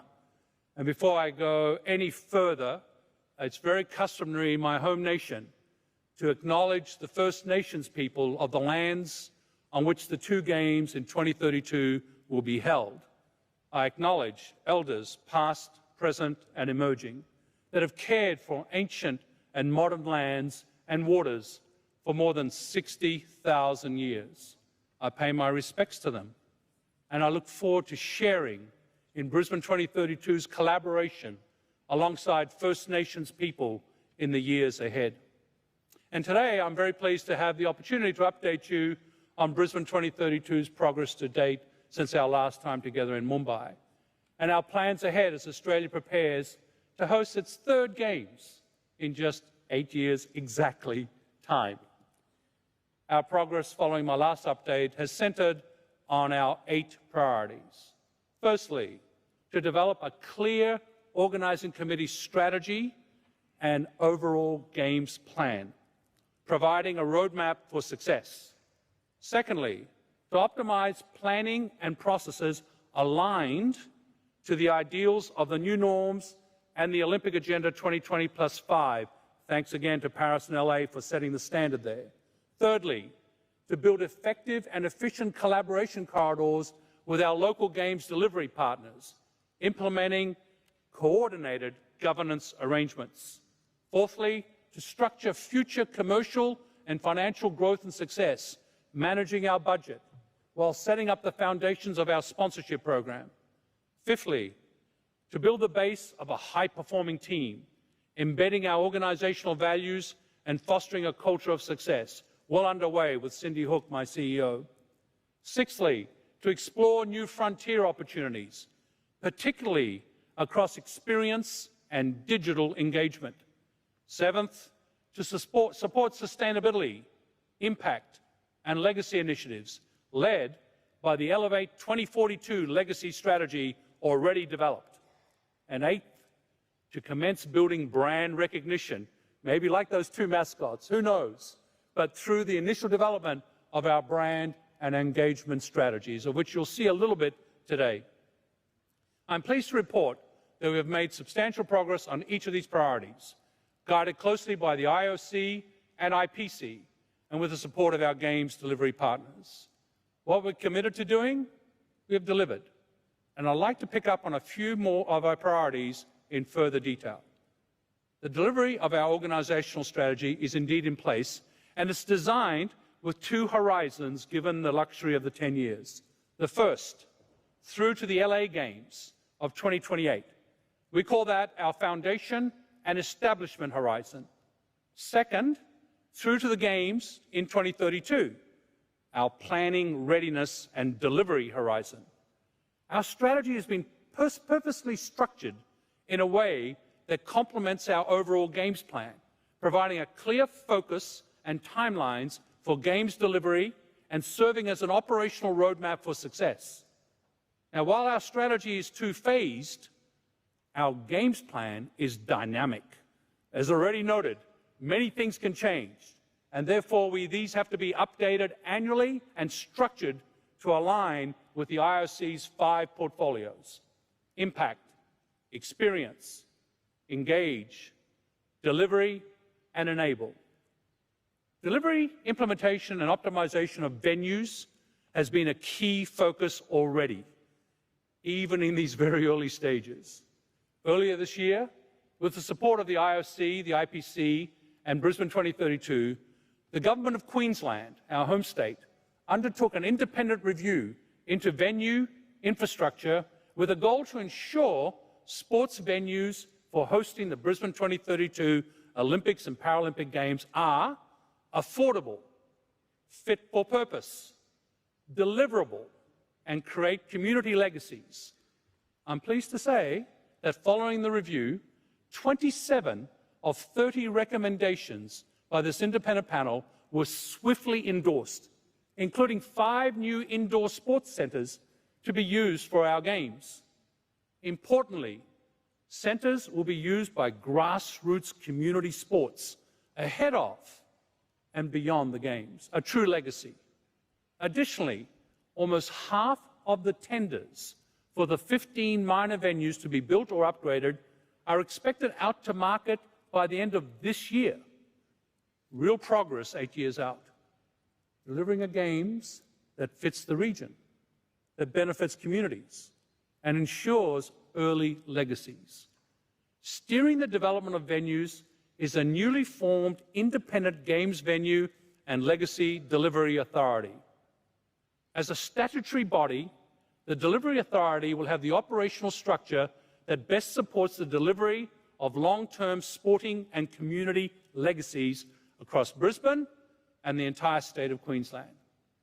The Delivery Authority will also have a close connection and working relationship with the Organising Committee, ensuring timelines, budgets and resources fulfil our host contract obligations. A Delivery Authority board will be in place this year. I, as President of the OCOG, will have an observer seat on this board, ensuring Organisation Committee and the Delivery Authority is closely aligned in planning and progress in these years ahead of us. Also, in relation to the Brisbane 2032 board, I'm delighted to provide an update that long-standing IOC Vice President John Coates will have an enduring Vice President role on our board, with proposed IOC member and AOC President Ian Chesterman elevated to a Brisbane 2032 Vice President position. In addition, the Gold Coast, one of our key venue cities, will play a key role, a pivotal role as a co-host city for our games, and I'm pleased to report that Gold Coast Mayor Tom Tate has been appointed to our board. Mayor Tate has significant experience in leading world-class events on the Gold Coast, including the Commonwealth Games, and is one of a delegation from Southeast Queensland here in Paris to observe these games. I congratulate Mayor Tate, together with John and Ian, on their appointments. Now, moving to our commercial, digital, and brand focus. Ahead of our marketing period commencing in 2027, we have made important progress on our foundational commercial plans, including finalising a pre-joint marketing plan with the Australian Olympic Committee and IOC, progressing with the IOC on our marketing plan agreement, the core foundational document that sets the parameters for our commercial program, producing a detailed data-led identification of priority sponsor categories and targets that we will start to engage with in 2025, yes, next year, ensuring we are ready to move quickly off the starting blocks when the 6-year marketing window commences for us. Our focus will be on categories and sectors that have an ability to enhance the overall delivery of the Games. And our partnership vision is to co-create opportunities that provide a triple benefit across partners, the Games, and the broader Olympic and Paralympic movements. And finally, developing our commercial strategy to be led by our recently recruited Chief Commercial Officer. This incredibly capable individual will be announced here in Paris in the coming days and has deep international commercial experience, including across the Olympic movement. Watch this space. From a digital perspective, I'm proud to say that 8 years out, Brisbane 2032 not only has our own functional website link to the IOC's website, where we have launched our social presence across LinkedIn, Facebook, Instagram, YouTube, X, Threads, TikTok, and a few more, I'm sure, that even I don't know about. These online channels will help us inform, educate, and engage our communities and stakeholders as we head towards 2032, igniting their passion for our games, increasing engagement in the Olympic and Paralympic movements, and the momentum that will come out of Paris will be seized upon as our opportunity. Our brand will be a legacy in its own right, reflecting who we are and what we stand for. We've collated input based on conversations with more than 3,000 people globally and locally, engaging with them to understand what are they most proud about when showcasing our games in 2032. And 4 themes crystallized through our research. No surprise to you, our passion for all things sport. Aussies love our sport, a connection we share with all of you, the rest of the world. Secondly, our diverse natural environment, from our picturesque cities to our sparkling beaches, our famous reefs, to our tropical hinterland, our expansive outback landscapes. We have so much natural beauty to share with the world. Our rich cultural heritage, as I've already indicated, home to one of the world's oldest continuing cultures, with more than 60,000 years of rich history, heritage, and knowledge. And last but not least, our warm and welcoming people, with communities that will ensure everyone feels right at home. Our brand journey aspires to create an environment that doesn't just acknowledge and reconcile different people, but champions diversity, truly champions it in all of its forms, with different races, genders, abilities, ethnicities. Our priority is to promote a new global community, as President Bach said in his speech last night, that is truly compassionate, where everyone feels they belong. Because when people feel they belong, they're empowered. They're empowered to push beyond their personal best, encouraging others to do the same. Which leads me to our brand positioning statement. Shine brightest together. When we work together as a team, as a community, we shine our brightest. Together, we are truly stronger. No matter where you're from or who you are, everyone deserves the freedom to be their best. Our foundation brand was launched this year, delivering this narrative to the world. We are currently working through the detailed design of our emblems, which will bring this brand position to life through creative art and, most importantly, through experiences. Over time, you will also see our brand come to life through the development of our mascot, in brackets S, mascots, medal design, and more. We're excited to share our brand evolution in the years ahead, determined to ensure it is a reflection of the Olympic and Paralympic movements and brands themselves, furthering the intent and the energy of the movements across the world. Now, turning our attention to the upcoming phases of work in the months ahead, across Impact, our inaugural Reconciliation Action Plan will be delivered, a first of its kind for any Olympic or Paralympic Games, with First Nations people leading the path. We'll work closely with the IPC and Paralympics Australia to develop a clearly defined framework that ensures we showcase the unique and differentiating aspects of the Paralympic Games and movement. And we will collaborate with Games delivery partners to define our projected carbon and materiality footprints, together with implementation of a benefits realization framework, enabling Brisbane 2032 to effectively identify, measure, report, and communicate a multitude of Games benefits.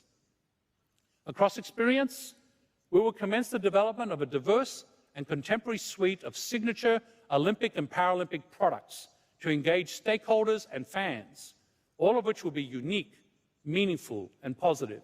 And we will develop initial stakeholder journey maps to optimize engagement, specify service level demands, and of course inform our budgets and resource plans. Across Engage, we will finalise the design of our emblems and brand architecture and begin to work through the process of obtaining IOC and IPC approval. And we will develop our initial communications and stakeholder engagement plans, carrying us through to the first horizon of 2028. Now, across Deliver, we of course will work closely with the IOC and IPC and the sporting federations to develop the process and timeline for our initial sports program. A lot of rumors about that already, thanks to LA, but undertaking a detailed analysis of cost, complexity, and of course local capacity.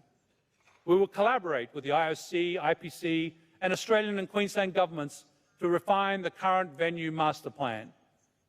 I had as a digression, President Bach told me to say, the plans get worked on all the way to the last minute, and I take that to heart. It's a dynamic process. So we are considering optimized approaches where the games fit the city, not the city fits the game. We are going to deliver within the venues provided. And we will continue our involvement through the planning and design phases of the new and upgraded venues and villages, ensuring consideration of overlay design, security and transport, accessibility, operational requirements, and importantly, legacy benefits. And finally, across Enable, we will build out our financial reporting and modelling capabilities, ensuring we remain self-funded. And we will work closely with the IOC to develop a whole-of-organisation technology architecture. In the case of technology, we are mindful of forging our own path and preparing for an unknown but exciting future of possibilities, particularly, as reinforced last night, in the space of AI. I was inspired by President Bach's comments, both times I've heard him speak, about the Olympic AI agenda and an invitation to the Olympic movement to collectively unlock AI's potential for good, because we can. And we can do it by promoting solidarity and furthering digitalization, improving sustainability and resilience, and reinforcing the role of sport in society. Brisbane 2032 joins the IOC in its aspiration to harness AI in a positive manner for humanity and for the betterment of our athletes and our sports movements worldwide. What an exciting task. Now, as I close, I wish to sincerely thank President Bach, the Brisbane 2032 Coordination Chair, Kirsty Coventry, a true partner, our Coordination Commission members, thank you very much for your guidance. Of course, IOC Vice President, Brisbane 2032 Vice President John Coates, for his combined and continued guidance and mentorship during Brisbane 2032's formative years. We're incredibly fortunate and grateful for your unparalleled expertise and assistance as we gather our planning pace. Brisbane's golden era is evolving at rapid speed. Home to the fastest growing major capital city in Australia, with 34% economic growth and 41% export growth over the next 7 years, and a forecast $275 billion economy by 2041. Crowned Australia's top sporting city, named a global top 40 innovation city, and including the largest health ecosystem in the Southern Hemisphere. As our city and state swells with experience and opportunity, we will deliver our commitments now and in the years ahead to ensure that in 2032 we are well prepared to welcome the world to Brisbane and Queensland, our beautiful part of paradise, showcasing our lifestyle superpower, where sports, technology, experience, and humanity connect as one, and we all shine brightest together. I leave you with a glimpse of what's to come. Thank you.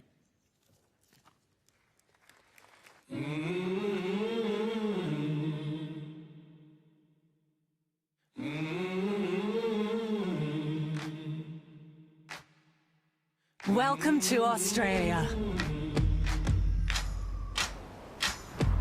Brisbane. Home to one of the world's oldest continuous cultures.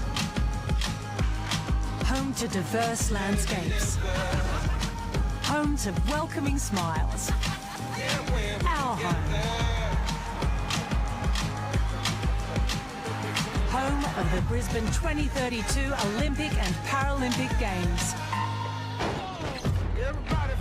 A Games that celebrates all people. Here's all stories. No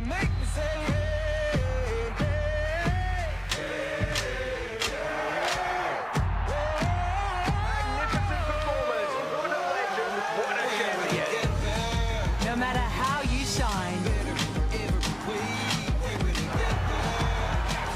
When we truly belong, we're better than ever.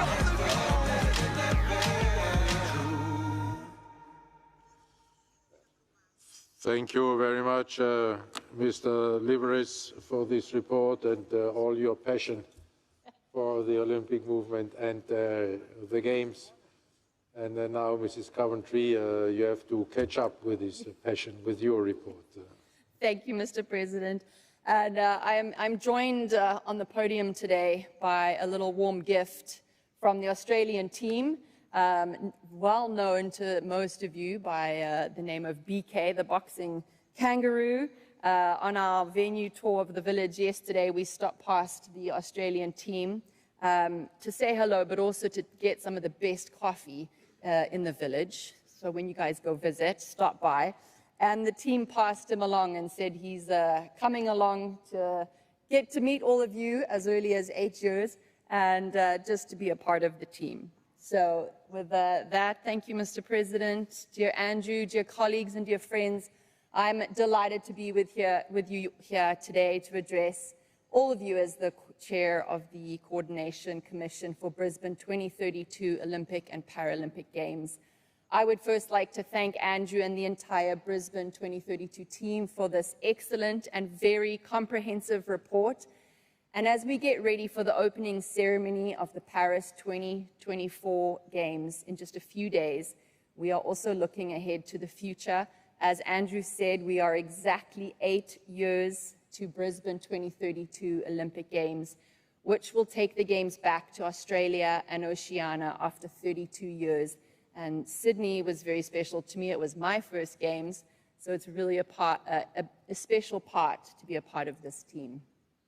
Brisbane 2032 continues to take foundational steps to ensure the successful and memorable Games in 8 years' time, making the most of the extended runway that they have. Through close collaboration with government partners, Brisbane 2032 aims to deliver on their regional model, adapt to the unique context of the city of Brisbane and the state of Queensland. As highlighted by Andrew, it has been critical for the organising committee to set robust foundations. Through consultations with Brisbane 2032 delivery partners and with the support of the IOC, Brisbane 2032 prepared the first version of its Games plan earlier this year. Its implementation is already well underway, as you've all heard. The sustainability strategy is being developed, the OCOG's governance and reporting processes are being established, as well as the initial vision of stakeholders' experience. When it comes to legacy and impact, in the area of legacy and impact, the OCOG is now focusing efforts on early activation and funding of a select number of legacy opportunities. We truly believe this strategy will be the first in class. It shows the strong partnerships and collaboration the organising committee has already formed with its delivery partners and the communities. The Games represents a key milestone, a catalyst towards a longer-term vision. In the areas of sustainability, your carbon and material footprint definition will be an important piece of work for the OCOG to complete, and they're working diligently on it. This will then act as a guide to support the development of plans across all aspects of Games organisation. We welcome the efforts of the organising committee with respect to the Reconciliation Action Plan. Giving space and following the lead of the First Nations representatives is the right way to go. During our last visit, we could witness a great sense of mutual respect in the various meetings and activities we attended. When it comes to people, resources, and finance, with 8 years to go, it's important for the OCOG to manage its resources optimally and grow at a sustainable pace. Cindy and the team have developed an effective organizational structure to take the OCOG through its strategy phase all the way through until 2028. The OCOG will be undertaking a targeted review of its candidate budget later this year, and as we've heard, building out the financial reporting and modeling capability to ensure they remain self-funded. When it comes to venues, with the municipal elections having taken place in March and state elections planned for this October, the OCOG's leadership team continues to maintain very strong relationships with all of their partners. The recent review of the venue master plan, as directed by the Queensland Premier, resulted in a set of recommendations by an independent expert panel. And as Andrew pointed out, a number of those have already been adopted by the state government. This review, we believe, was a very positive step forward to ensure that each venue used for the Games has a viable, robust legacy. In terms of engagement, in the area of engagement, we were very happy to celebrate Brisbane 2032 beginning to develop its unique identity and raise its brand profile. Its online presence has started growing with the launch of it in May and several social media channels now active. Its tagline, as we just heard, "Shine brightest together," is now proudly displayed on its homepage. While we are all here in Paris, the Brisbane 2032 team has a fantastic presence here with not just the OCOG, but all its delivery partners. And all of these representatives from the OCOG, the federal, state, and local governments are already participating in the Observer programs and will continue to do so through the entirety of the Games. This, as Andrew said, is an incredible opportunity to observe, to learn, and experience, and then be able to provide a sense of what it is to deliver a Games in their own context. Meeting the Olympic movement stakeholders while here on site will also be a priority. Brisbane 2032 is also starting to promote Brisbane to the world. Many events are organized in Australia and here in Paris to raise public awareness. As we have witnessed by the report of Brisbane 2032 Organizing Committee, these Games are already bringing us exceptional passion and profound expertise. We are certain the Games in 8 years' time are in good hands to deliver an experience grounded in tradition, innovation, and in a country where sport is a way of life. And Mr. President, this concludes my report. Thank you very much, Mrs. Coventry, for the excellent report and teaching us a new acronym, BK, the boxing kangaroo. We will add this to the list of the TLA. Long list. Perfect. You know what a TLA is? No. Ah, TLA? No. two-letter acronym. I'll need to take lessons from Casey a little bit later on. Okay, and now I open the floor to any questions you may have. Mr. Ryu. Thank you, Mr. President. Thank you, Andrew and Kirsty. Team Brisbane is brilliant presentation, which is I'm really looking forward to it, even we still left around 3,000 days to go. Yeah, but I fully agree with which you showed us that the 8 priorities and 3 impact, which is really crucial to successfully host the Games. But I would like to specifically ask you about the athlete supporting and engagement program, which is pre and during the Games and after the Games, which relate in legacy and sustainability. Thank you very much. Thank you very much, Mr. Ryu. Are there other questions? No, then Mr. Liveris. Thank you very much. The athlete being at the center of our Games within the 8 priorities could be core priority of the 8 in every respect. The way we're addressing it in these early planning horizons, again, learning from Paris and LA, is, of course, the Brisbane 2032 OCOG board has 6 athletes on it already, Paralympians and Olympians, and they do a very, very fine job of representing us. We are probably a year away from considerations like forming an athlete subcommittee of that board. It's something that we've talked about as a board, as keeping it centric.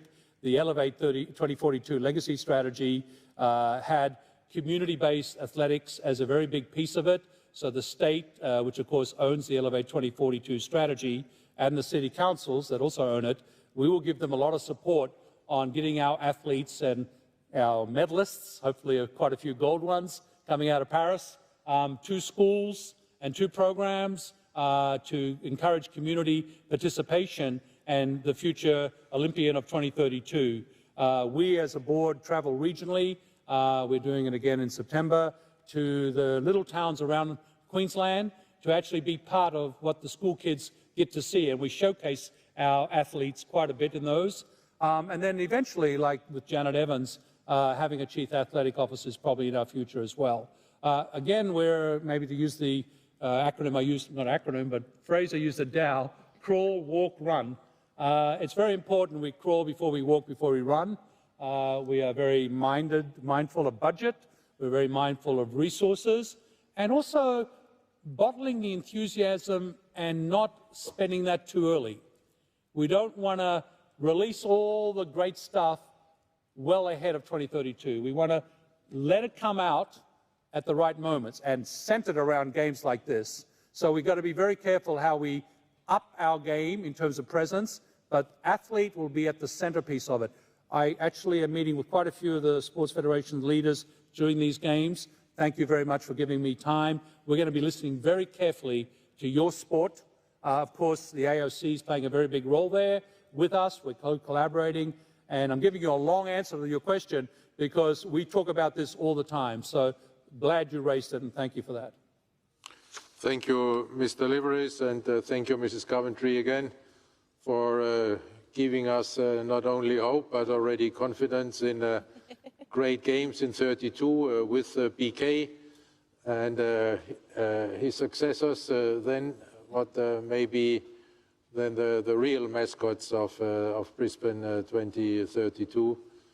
And all the very best now for the Observer program, and please, best regards from the IOC session to all the people you have on board here with you. Thank you. I won't give you an acronym bat, but I promise you it won't be a goat.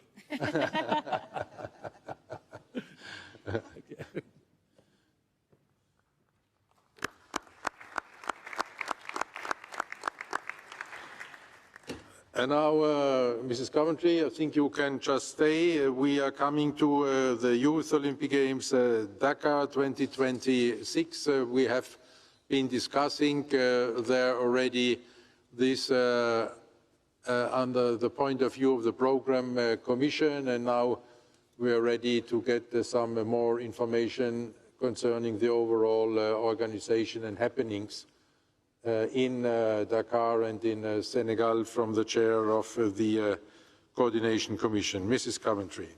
Thank you, President, and dear colleagues and friends again. Obviously very honored to be here representing the Dakar 2026 team. And I'm sure, again, they're also here on the Observer program, so you'll meet some of them. But we're very excited to be presenting a very brief update for you. As you will be aware, earlier this year, the presidential elections took place in Senegal. At the start of His Excellency President Faye reiterated the full support of the Senegalese government to the Youth Olympic Games. A few days ago, I had an opportunity to speak to Ms. Khady Diane Gaye, the newly appointed Minister of Youth, Sport and Culture of Senegal, and she reconfirmed the importance of the Youth Games within her and their strategy for the development of sport across Senegal and the full support of the authorities to this project. More generally, our team has been reflecting on the valuable lessons learned from the Winter Youth Olympic Games held earlier this year in Gangwon. The Games in Gangwon were a great success and enabled us to gather numerous insights and learnings, some of which we are eager to implement in Dakar.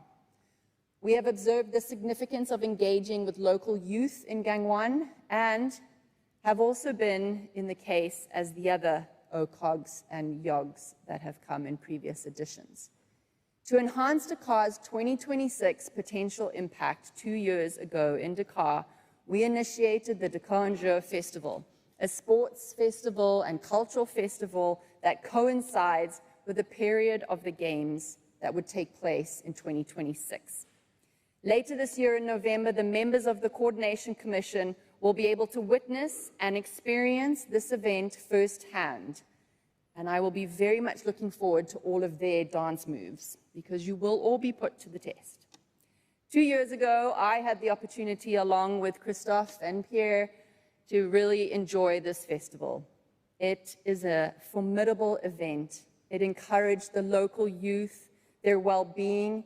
It was a testing ground to prepare the organizing committee for the delivery of the Games.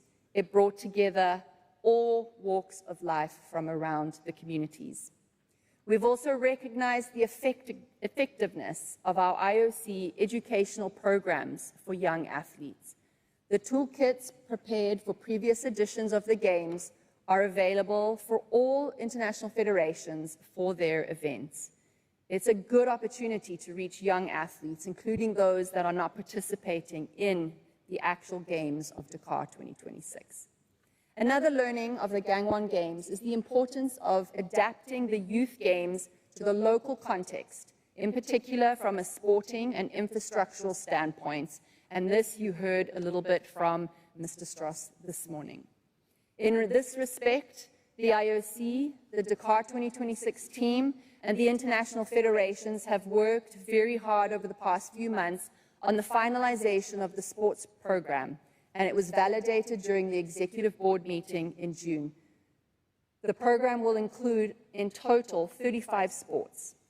Competitions will be organized in 25 of those sports and will comprise approximately of 3,000 athletes. For the other 10 sports, the focus will be on engagement with a view to maximize youth participation. This is an ideal model to cater for the use of existing venues, to minimize temporary constructions and operational complexity. We continue to see growth in the organizing committee with a team of 54 people now in place. 12 more will be joining by the end of August, building up a team of around 125 by the end of this year. Dakar 2026 has also leveraged learning opportunities from here in Paris. Team members here on the ground in Paris are going to be seconded roles into the Dakar 2026 organizing committee, while others will be participating in the observer programs over the coming weeks. We're really looking forward to how the outcomes will be able to help us be truly successful in the Dakar 2026 Youth Olympic Games. Efforts are also underway to facilitate and transfer of staff from the Paris 2024 team to the Dakar Organizing Committee with support from the French authorities. In terms of engagement, we've seen significant progress. In May, the YOCOG launched the FIT initiative, a workshop designed to impart professional and technical skills in the sports and digital sectors to Senegalese youth. The aim is to prepare 200 young people for professional opportunities ahead of Dakar 2026. The YOCOG have also been enhancing its visibility during these games. Special programs are scheduled at the Africa Station in the Cien Saint-Denis from July 20th to August 8th. The goal is to attract 30,000 to 50,000 attendees at Africa Station and 15,000 to 20,000 attendees at Parc Georges Valdôme. Regarding venue refurbishments, despite initial delays on the ground, we have commenced at the beginning of this month. All sports venues are due to be completed by the end of 2025. These works include 2 essential venues, Idmar Dorp for athletics, rugby sevens, and Tour de Louvre swimming, basketball 5, 3-on-3 basketball, and breaking and skateboarding. Both venues are centrally located in Dakar and will leave an incredibly huge legacy for not just elite athletes, but for the communities in and around these facilities. The French Development Agency, AFD, is contributing to the financing of these venues and has played a significant role to ensure that the works have begun. Mr. President, colleagues, before I conclude my report, I'm excited to be able to share with you a short video prepared by the organizing committee to introduce the Dakar 2026 Games motto, which is Africa welcomes, Dakar celebrates. This motto is designed to capture the essence of African hospitality and the festive spirit of Dakar while inviting the world to share and celebrate together.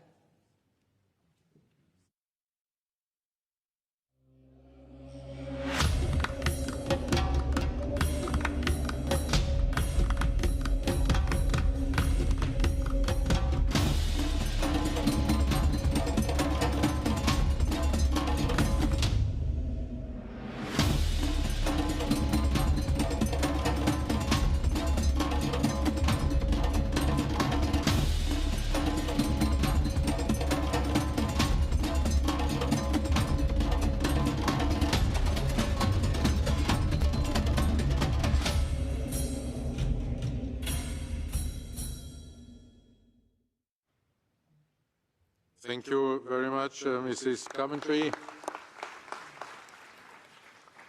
for this overview, and in particular for the confirmation on the political side, where we had some concerns there in the transition. So happy to hear that there we can continue to work with the government there at full speed. Are there any other questions? Mr. Kayange. Thank you, Mr. President. Just a comment from me. Thank you to Christy and the team and the membership, as well as Dakar will really have a historic moment to Africa. The Games will not only be a celebration for youth and sport, but also a powerful statement of Africa's presence in the Olympic movement. It's an exciting update and milestones on the sports program and other initiatives around the Games, and we look forward to witnessing the incredible experiences Dakar will offer to the young athletes. Congratulations to the team, and looking forward to collaborative efforts in making these Games a success. Thank you. Thank you very much, Mr. Kayange. Do you want to add something from African to African? No, thank you. Merci beaucoup.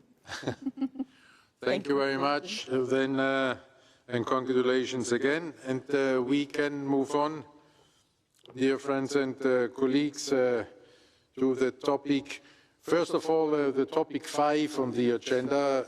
There I just wanted to advise you that we decided not to give a full interim report on Olympic Agenda 2020+5, since we are meeting just in a couple of months again in Greece, and then the session would receive there the final report, the full report of 2020+5.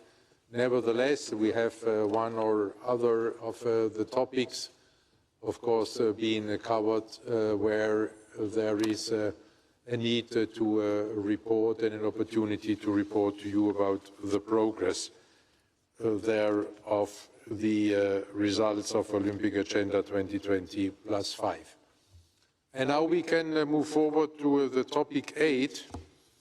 This is the Olympic Artificial Intelligence Agenda. What I tried to explain there yesterday in the opening speech for the session, but I think it is much better you get to see the experts on this so that we all get a more tangible impression and perception of what this agenda means already for us, and but in particular, what is the potential of this agenda. And there we have a whole team. This is led by our colleague Sarah Walker. Then we have Leandro La Rosa, Ilario Connor, our CTO, and of course Yanis Exarchos, who now will show us a firework of human intelligence and artificial intelligence. I hope, Mrs. Walker, you have the floor. Thank you, Mr. President. Ladies and gentlemen, welcome to an exciting chapter in the history of the Olympic movement. Today, we're not just envisioning the future, we're actively creating it. We're using the transformative power of artificial intelligence to redefine the landscape of sports and bring the Olympic movement into a new era. Let's begin with a brief video showcasing the highlights of the Olympic AI launch that we hosted in London on April 19th. A lot of families just don't have the luxury to be able to identify, their child's talent and then to be able to give them the access and opportunity to be able to try to make the Olympics. Can simulate what it might be like to compete at the Olympic Games.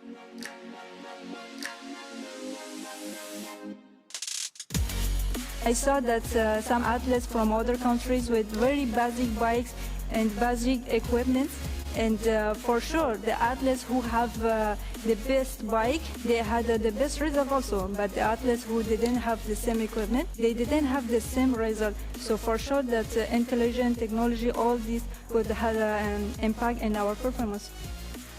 AI will of course help to provide additional information to judges to score in a more informed way. This all has to be done in a way to protect the integrity of the athlete's result. AI has the power to deliver new, innovative ways of experiencing the games and to address this complexity. Everything we saw today is just, it gets me so excited about all of these AI tools, but that must be balanced with human oversight. We don't believe that AI can replace the creative process. It's a tool that can help the creative process and inspire the creative process, but not replace it. In this way, the IOC wants to set the course for the AI future of sport with responsible leadership by embracing the change while preserving the Olympic values.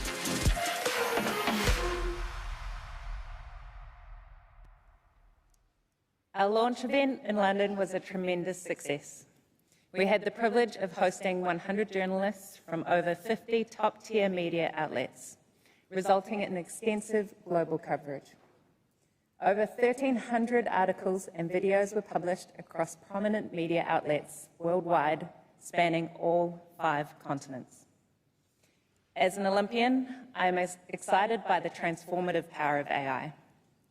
AI can personalize athletes' training programs with precise data and insights, helping optimize performance. It can accelerate recovery from injuries, ensuring athletes are at their best when it counts. In Paris, AI will protect athletes from cyber abuse, allowing them to focus entirely on their performance and their goals. This technology doesn't just enhance their athletic journey, it empowers them to reach new heights and realize their full potential. Together, we're not just shaping the future of sports, we are redefining what is possible for athletes worldwide.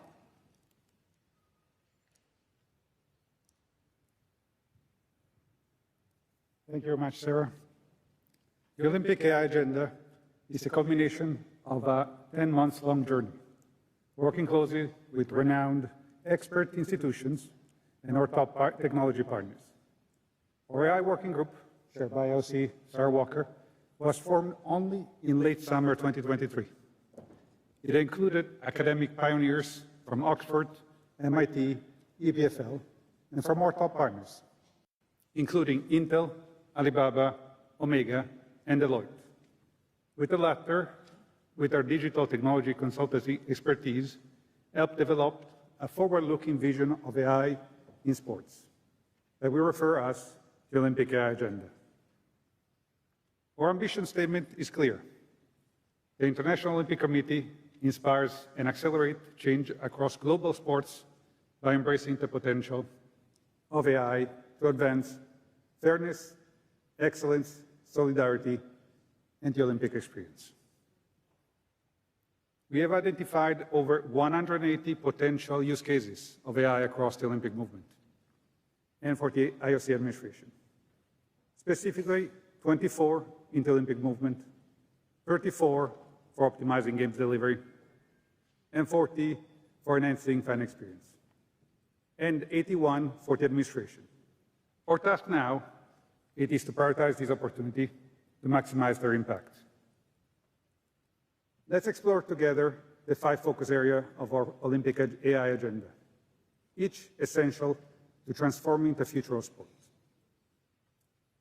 Number 1, the athletes are at the heart of the Olympic movement. AI has the power to transform their lives and career, from identifying hidden talents to speeding up injury and recovery.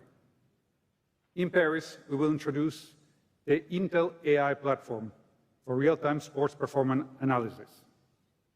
This AI lab will provide instant insight into player performance, helping athletes make smart decisions and achieve peak performance.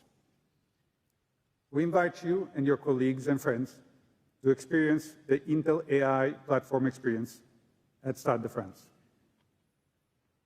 Additionally, and critically, we are using an advanced AI tool to monitor cyber AI abuse aimed at athletes during these games.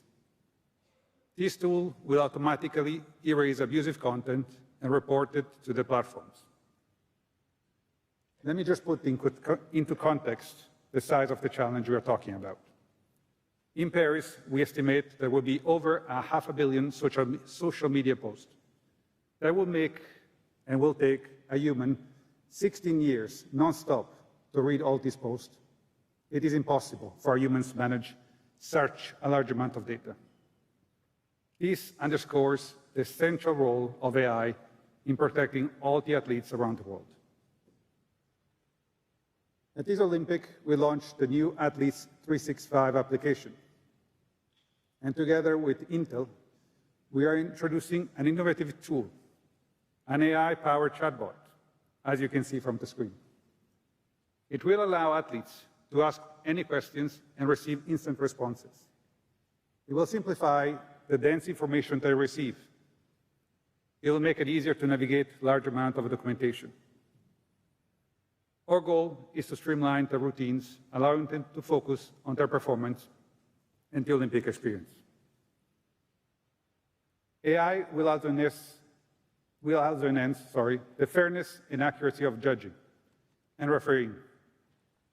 Omega is using a new AI tools in Paris, such as an AI-based tracking system in diving, providing a selection of precise metrics for judging and sport presentation purposes. The second area is games operation.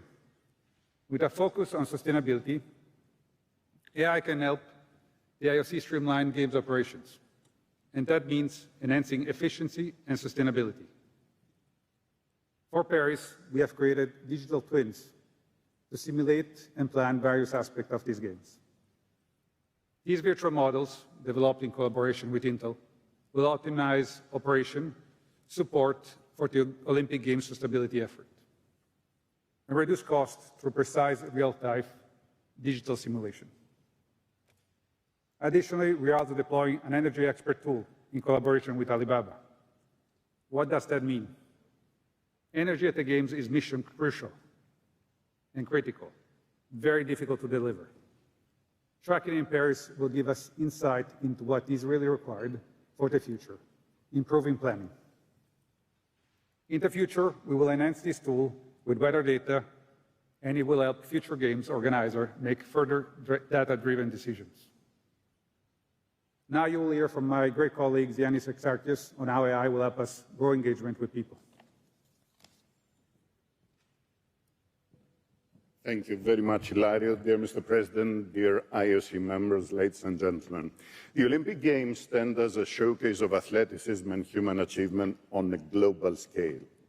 For Paris 2024, OBS will produce more than 11,000 hours of content, translating into around 500,000 hours of television and digital coverage that will be broadcast worldwide.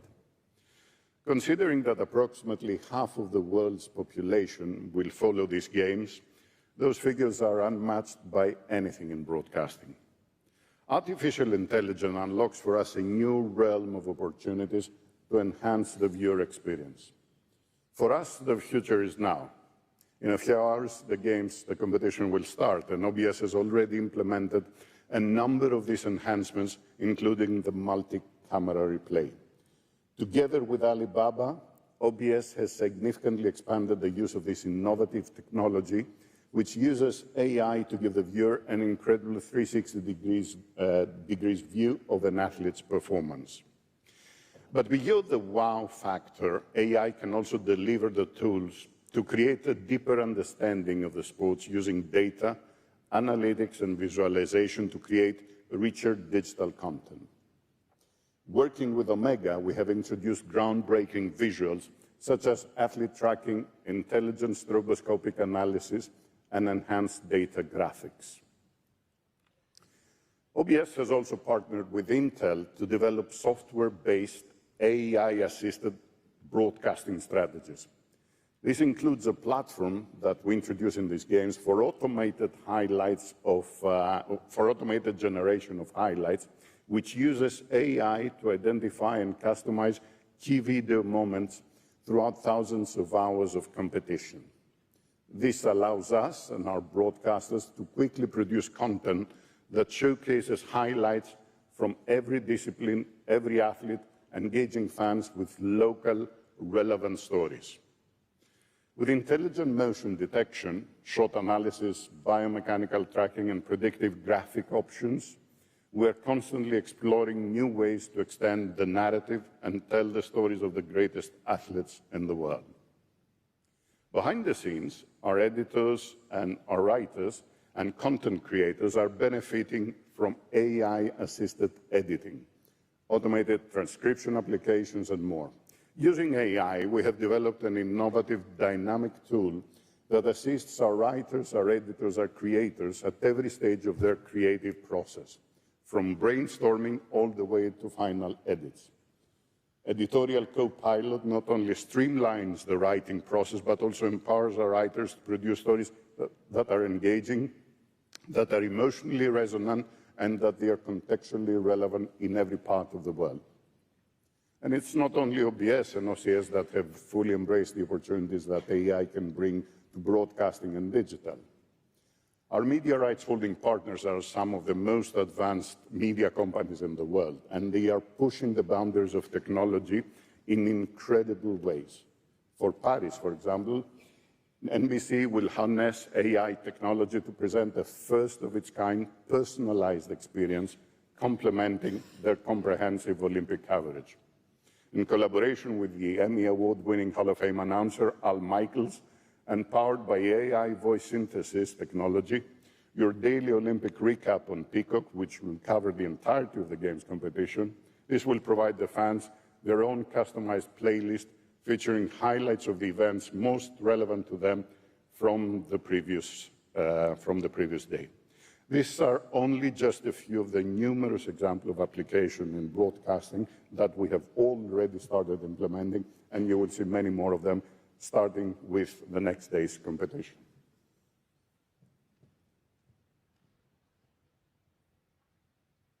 Thank you very much, Yanis. The next area of focus is how AI can drive operational efficiencies throughout the Olympic movement. Together with Intel, we are developing a comprehensive AI training program for the IOC staff, which we are looking into how extended to the Olympic movement. These programs include webinars, on-site training, and online courses. Another totally different area where AI is helping us bring the Olympics to life with Alibaba is we are introducing a power of AI to unleash the full potential of our century-old media archives. This includes enhanced search capability and auto-tagging, all helping significantly improve the visibility and accessibility of the Olympic archive content. A perfect partnership between Olympic heritage and innovation, reinforcing the unique power of the Olympic brand. We are also deploying with Atos a powerful AI-driven digital assistant for all IOC staff. Powered by a large language model, this intelligent tool will provide instant access to all IOC policy and procedure, making it easier and faster for our team to find information they require, totally transforming the onboarding process of new employee and to streamline operations and support of our staff efficiently. Lastly, back to our archive. With Alibaba Cloud and their latest AI technology, we have developed a real funny project for Paris. We have taken the original black and white official film of the 1924 Paris Games, a century ago, and colorized it, creating 14 vignettes, breathing magical new life into Olympic historical footage. These vignettes will be broadly showcased across all platforms. And now we would like to share one of these with you. The choice of the vignette is absolutely random, and by pure coincidence, it is fencing.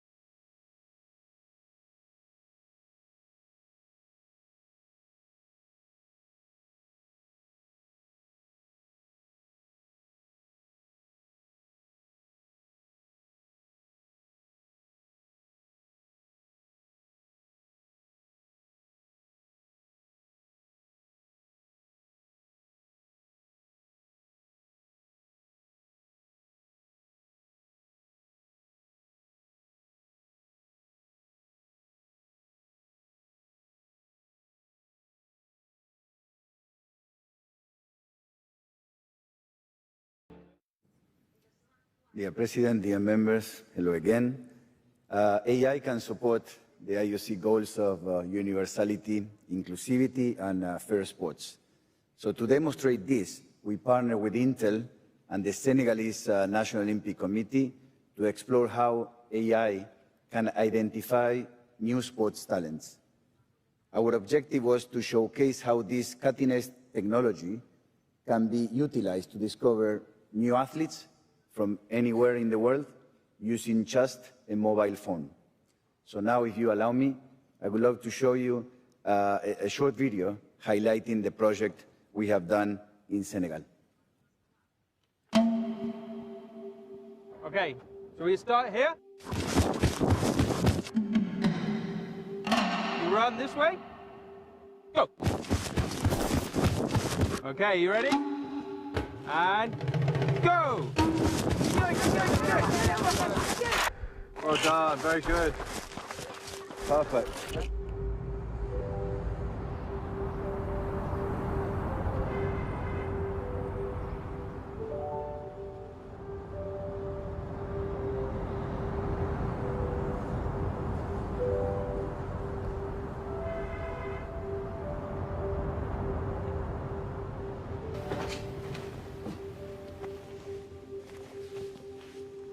Je suis prête.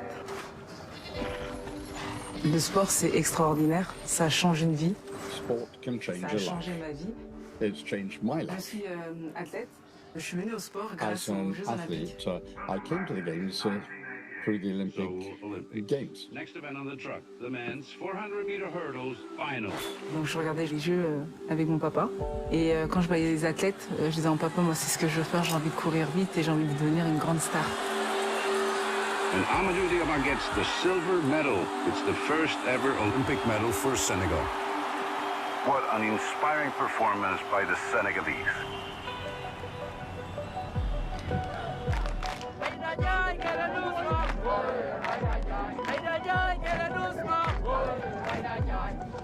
Je suis vraiment contente de voir comment cette I'm really pleased to see how this technology can open up opportunities to all these young sportsmen and women in Senegal. Best sporting talent in the country. We're actually deploying a revolutionary program that helps us analyze talent using artificial intelligence. Go!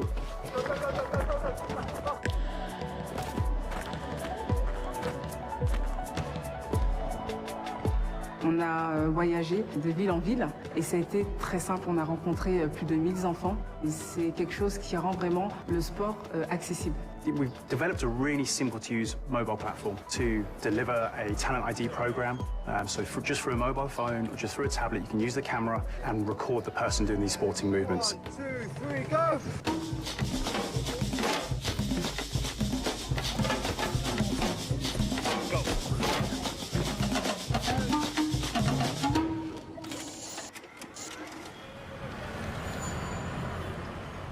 Once that video is recorded, it goes to the cloud.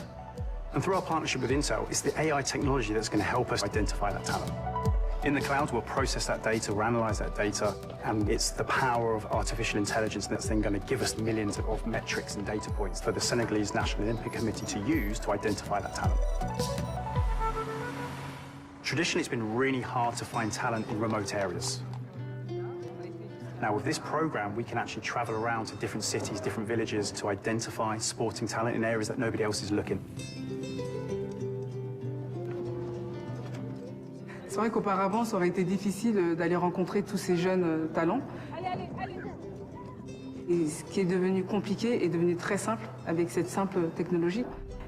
Quand j'ai vu qu'on venait avec un téléphone ou une tablette, je me suis dit waouh, c'est si simple que ça, parce que ça veut dire qu'aujourd'hui mon papa, mes frères, mes amis peuvent juste prendre leur téléphone pour détecter les futurs talents et c'est juste incroyable.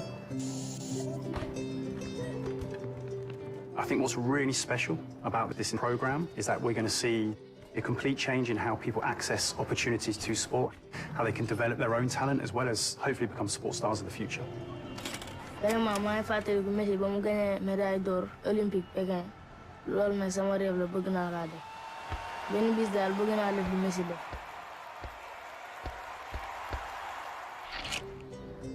This technology really helps us democratize access to sporting opportunities. We're going to see a complete change in how people access sport.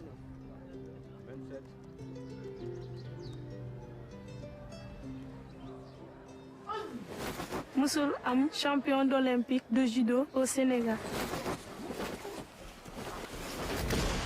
Sama yaay moo ma jàngal nii lépp li ma bëgg sama àdduna liggéey rek moo ma ko mën a may.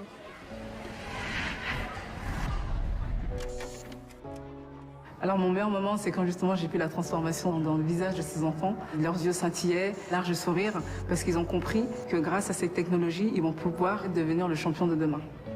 Alors c'est vrai que j'aurais aimé que cette technologie existe quand j'ai commencé le sport, tout simplement.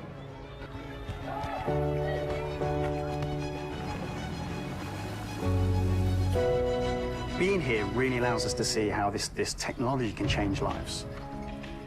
It really has a massive impact across the country and the ability to really change Senegal's sport, also the future of so many young people.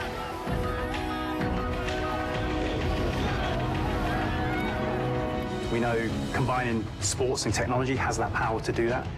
Now, with artificial intelligence and the partnership with Intel, we can actually give everybody an opportunity. Aujourd'hui, il n'y a plus de limite.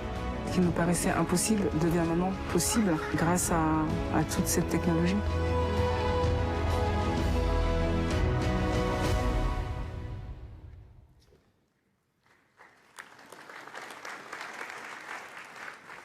Difficult to add much more after what we have seen here. But in less than a week, our team was able to test over 1,000 young athletes, discovering 48 high performers, including an exceptional 14 years old identified at the same level as a Category 1 elite football player. This technology can improve how NOCs identify and invest more efficiently in sports talent and development, providing much more opportunities. Imagine a world where every child has a chance to be discovered and potentially to become an Olympic athlete, even in the most remote or challenging areas. So we aim to give the youth, no matter where they come from, the opportunity to live the Olympic dream. It's not just about the fortunate few with access to top-notch technology and coaching, as you mentioned, Mr. President, yesterday. It's about providing a tool for everyone. Today, I want to announce that we are exploring the feasibility of launching a global talent identification program. Our aim is to provide everyone in the world and all the NOCs with access to this technology. By doing this, we believe that it will improve drastically the way athletics talents are identified. At the same time, we are exploring the potential of using AI to enhance the training and coaching for athletes. What I just described covers the two extremes of an athlete career, no? To be identified first and then to improve to reach the highest performance as an Olympic athlete.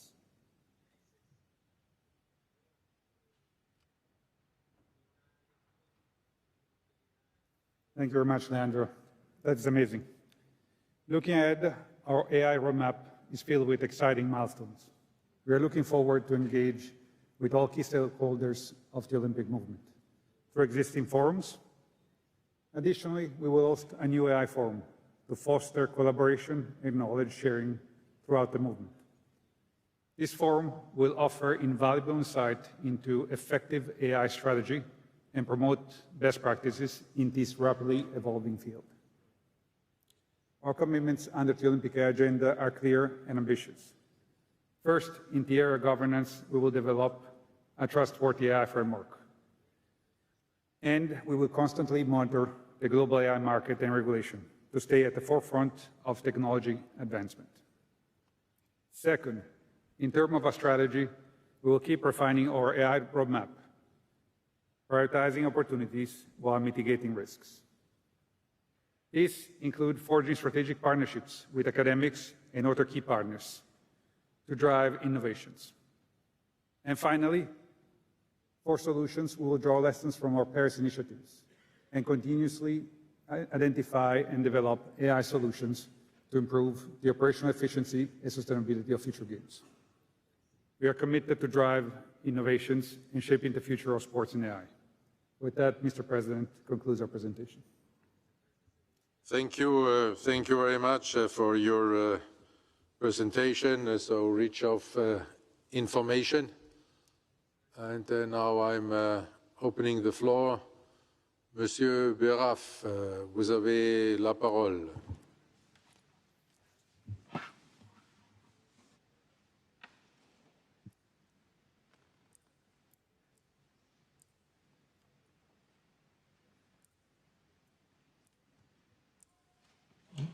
Monsieur Beraf. Mr. Beraf? C'est peut-être moi. It may be on my side that there is a problem. But I actually didn't ask for the floor. Je vais vous donner la parole.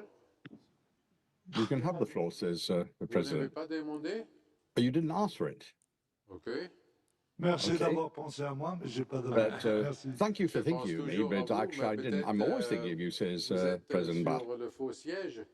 But you are in the wrong seat. À votre droite, là. Who is there on your right? Qui? Tidjane Thiam. Ah. Alors, c'est peut-être vous? C'est peut-être, oui. C'est peut-être vous qui est Monsieur Beraf. Oh, perhaps you are, Mr. Beraf. Well, perhaps just for a few minutes, with your permission. So we'll start with Mr. Thiam. Thank you very much, President. And thank you to the team for a most impressive presentation. Really exciting stuff. And I think the idea of a global initiative is to be commended, because I think we all believe that talent is uniformly spread around the planet. It's opportunity that is not. And this tool would be a great way to close that gap. The question I have for you is just what level of confidence do you have in the technology and its inability not to produce either false positives or false negatives, i.e.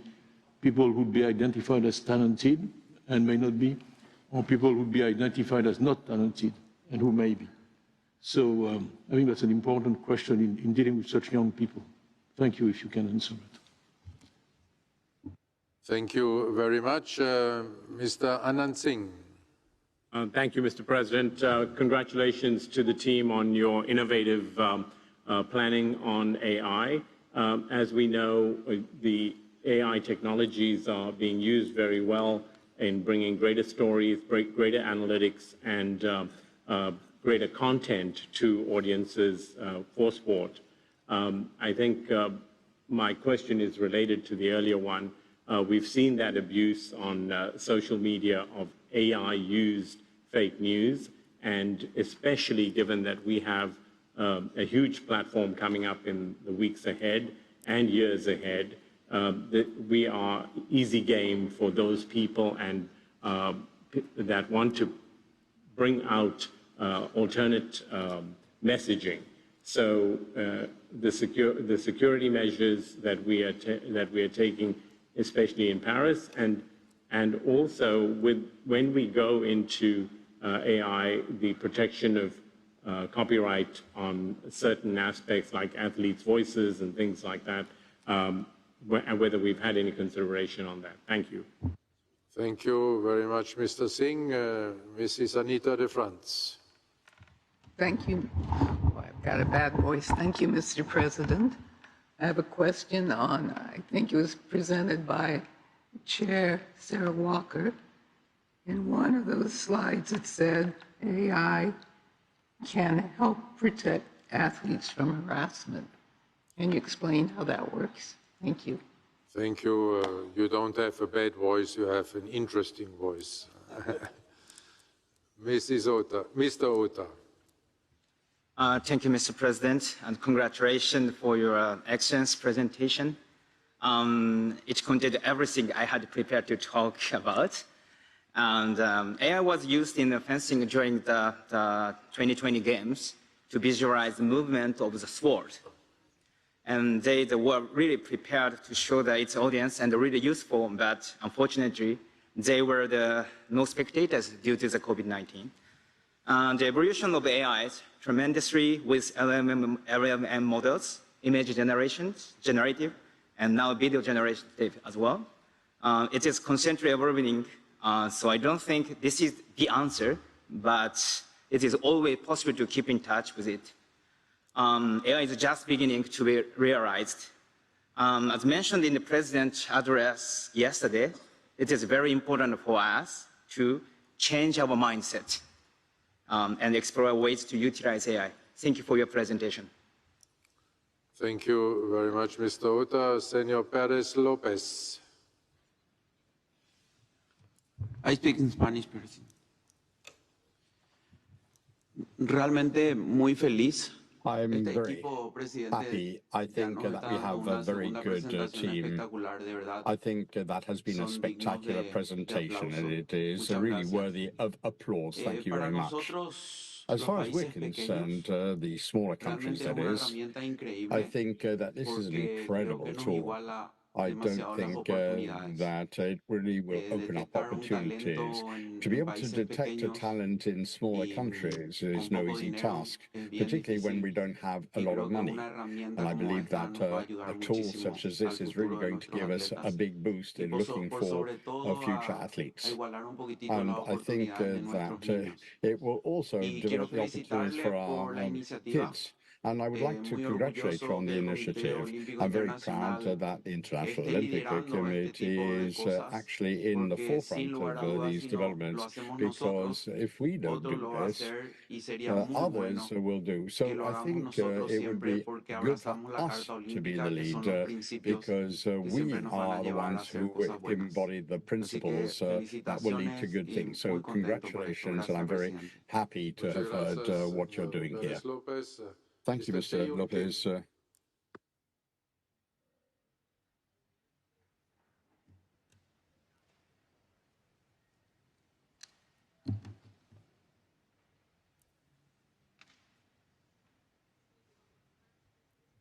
Mr. Kim. Thank you, President. Thank you for the leadership, your leadership and IOC's leadership in embracing AI to advance our sports.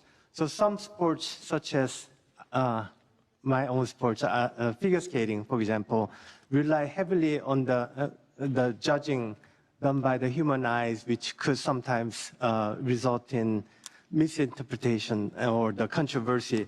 So we're very excited about the opportunities that AI would provide, assisting the human judges in creating more accurate and timely judging. So ISU would love to work closely with IOC and support IOC's drive to use AI to advance our sports. Thank you very much.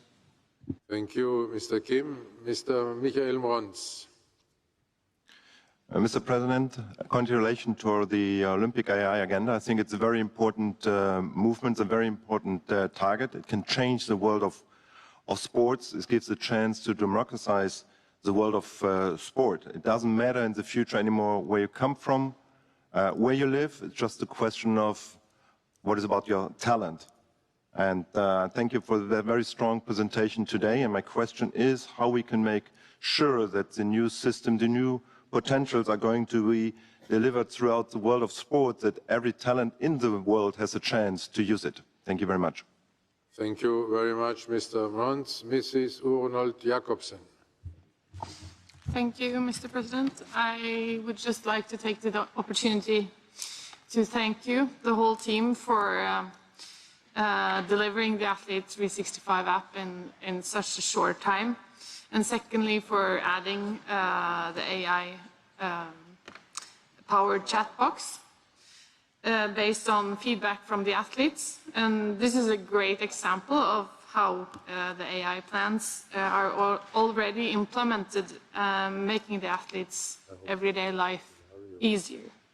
So congratulations to the team, and I'm excited for what lies ahead of us. Thank you. Thank you very much, Mrs. Urnold Jacobsen. Mr. Capralos. Thank you, Mr. President.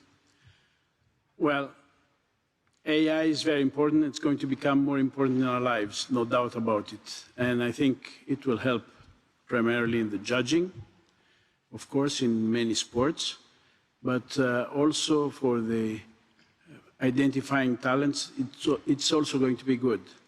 However, just identifying talents is not the solution, because as we all know, a big talent can be lost if he or she doesn't have the will, the power to do the hard work that is required to become a big champion. I think that now we're still at the beginning, and there are going to be many more solutions going forward with AI, so that's very important to be at the beginning of it. Thank you.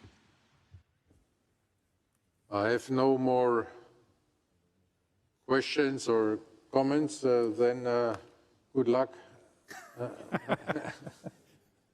Thank you, Mr. President. I will try to distribute the questions. I will start, though, answering the one that I can, and then I will ask my colleague to help me if I can. Mr. Singh, you're absolutely right. Fake news is a current problem that we have. We are actually working with Intel right now on a system that actually, an AI system that will actually identify fake news media. It will actually be using the eye of the person talking to really understand, and actually looking at the veins and the blood coming through it to actually understand if it is fake or not. This is an easy way to figure out if there is fake news, because actually the eye will not move properly. So we are actually working on that right now. regarding Mr. Perez, my colleagues sometimes make fun that I don't speak Spanish, but muchas gracias, if I can say it correctly. And I will let my colleague Leandro speak about the talent. Thank you. In relation to the question about reliability and capabilities of AI system that we develop with Intel in talent identification, the most important thing to highlight is that this system, what it does is to understand if the young athlete being tested has capabilities or potential to be developed as a future athlete. Then it comes the work of the National Olympic Committee and the respective national federations to introduce him in a training program to understand also what is the right sport, because this technology was developed to be very generical, again, just to understand what are the strengths of the community that we have in different countries in relation to genetics and many other conditions. After that, it's a turn of national federations and NOCs to put them in a training program. After that, as I explained, we are developing also tools to develop much better the capabilities of athletes being part of a training program. Thank you very much. Thank you. I don't know if somebody wants to address then still the question of Mr. Thiam. Where it's about that it's the free choice of the individual to make use of it, and that then the sports organizations cannot impose. Oh, exactly. What I'm saying is that exactly that is we are providing the tool for the each National Olympic Committee to have the information of tested young athletes that sometimes are not easy for us to discover because maybe they live in remote areas or they're not part of a sports system. So they will have the information for them to choose together with the athlete what is the right path, what is the right sport, and what are the desires for the future. So with this system, the strength will be found. Let me give and try. If I interpret it, Mr. Thiam, correctly, you know, the question was if you have a talent identification and they're telling you you're great for pole vault, but the athlete still thinks he wants to be a wrestler. Right. That then the sports organizations, you know, should not make the talent identification a condition for the access to the sport. And so the participation has to be voluntarily, and then also the choice of sport has to be up to the athlete or the parents. This is what I was referring to yesterday as the human dignity and the human-centered approach. Was this an answer to your question, Mr. Thiam? Sorry, because also, I mean, calibration is very important because people develop differently at different ages. There is certainly one famous case in Africa, which is Zinedine Zidane, which many of you know, who's a football player, who was rejected by the Algeria team at the age of 18 because he was too frail, and he became the best football player in the world. So all I'm saying is that there has to be room for exceptions in a system like that. Otherwise, you risk eliminating people wrongly or giving false hopes to people wrongly. And so you captured them. Exception and free decision. Yes. Thank you very much. Thank you very much, Mr. La Rosa. Next round of answers. Thank you very, very much. That being said, in this room, I think we know at least of one person who wanted to be a footballer and ended up being a fencer. It didn't work out bad. It resulted in an Olympic medal. Mr. Singh and Ota-san, I think they have touched upon the heart of what is today major concerns in the area around the AI. AI has incredible opportunities. It presents us with some fundamental challenges, and they are mostly around the area of what we have generically been calling fake news and also around the area of protection of intellectual property. Those are big issues, not fully addressed yet. What we are doing as the IOC, in terms of generation of fake images. First of all, in the vast majority of the images that we produce ourselves, OBS and the broadcasters, you need to be aware that we have a contractual obligation, which is also a very strict editorial rule, that the images that we produce reflect the reality of the competition. That means we do not change. There are other events where those images are changed. We do not change the reality of these images that we deliver to broadcasters, and which are mostly the images that will be consumed around the world. You may have noticed that most of the innovations that we bring in actually generate or regenerate or use originally developed and captured realistic images. Of course, we add data, we are sketches and so on, but we do not touch reality. Regarding fake news generated by others, in the Olympic Games, we operate under a regime of extreme vigilance. The IOC is engaging very specialized companies that, as Ilario mentioned, actually are largely using AI in order to identify fake images that are related to the games. Not just piracy of the games, of the images of the rights holders, but also related images that are untruthful or unrealistic, and take them down in collaboration with all the major platforms around the world that we're in constant contact. Of course, the issue of fake news will not go away, but at least in the Olympics, I think we are more than diligent. The issue of IP. This is a big issue, yet unresolved, and it's going to be a big dialogue in the future, especially in the area of drama with actors and so on. I showcased today one example of the use of IP through AI, which in my view is an exemplary use of the opportunities of AI, fully respecting the IP. What NBC will be doing in these games.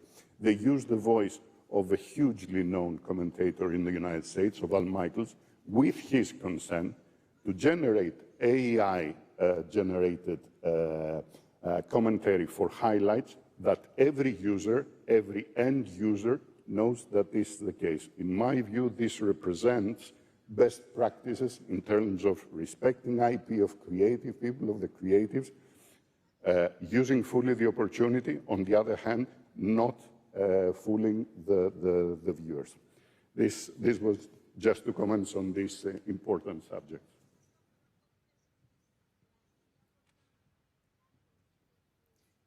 Thank you, Mr. France, for your question. With the cyber abuse on Paris, I will just expand slightly on what was presented. So there was some internal collaboration between the athletes department as well as the Safe Sport unit to really deliver this initiative for Paris. So basically anything that breaches the community guidelines of the social media platform will be flagged by AI and hopefully removed before the athlete has a chance to see it. Therefore, they can focus on themselves and their performance. Athletes automatically in Paris are covered by the service, but they can also opt out if they choose not to. But it's everything that is publicly available on the platform that is being monitored.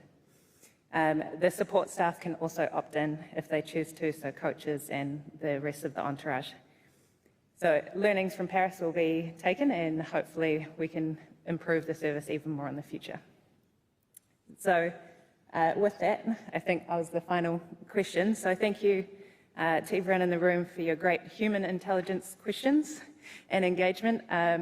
The comments and the questions means there's a lot of interest. I hear your concerns and as well as all your excitement. I can tell you I'm very excited about its potential for good. And with that, if there is no more questions, thank you to Ilario, Leandro, Yanis for their work, and also to the AI panelists that we had, the experts that help us get to this point. Look forward to what this brings for the IOC. Thank you very much, Mrs. Walker, Mr. La Rosa, Mr. Connor, and Mr. Exarchos. But to be sure that this round of questions was not beyond my human intelligence, I want to be sure to ask all those who have asked questions, have your questions been answered? Or do you consider still something to be open? There, Mr. Singh, you're not happy? Hey, happy. Okay. That's good news. So then everybody appears to be happy. Thank you very much. Congratulations, and we see each other after Paris to drive things forward, then to get the Olympic community on board, and also to be able to thank our top partners who are so engaged in this, and looking forward to even more partners joining this a really very inspiring effort. Congratulations again, and thank you very much.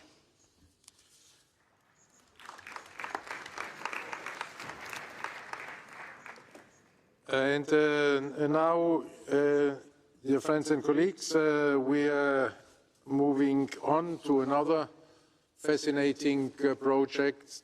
These are the Olympic Esports Games.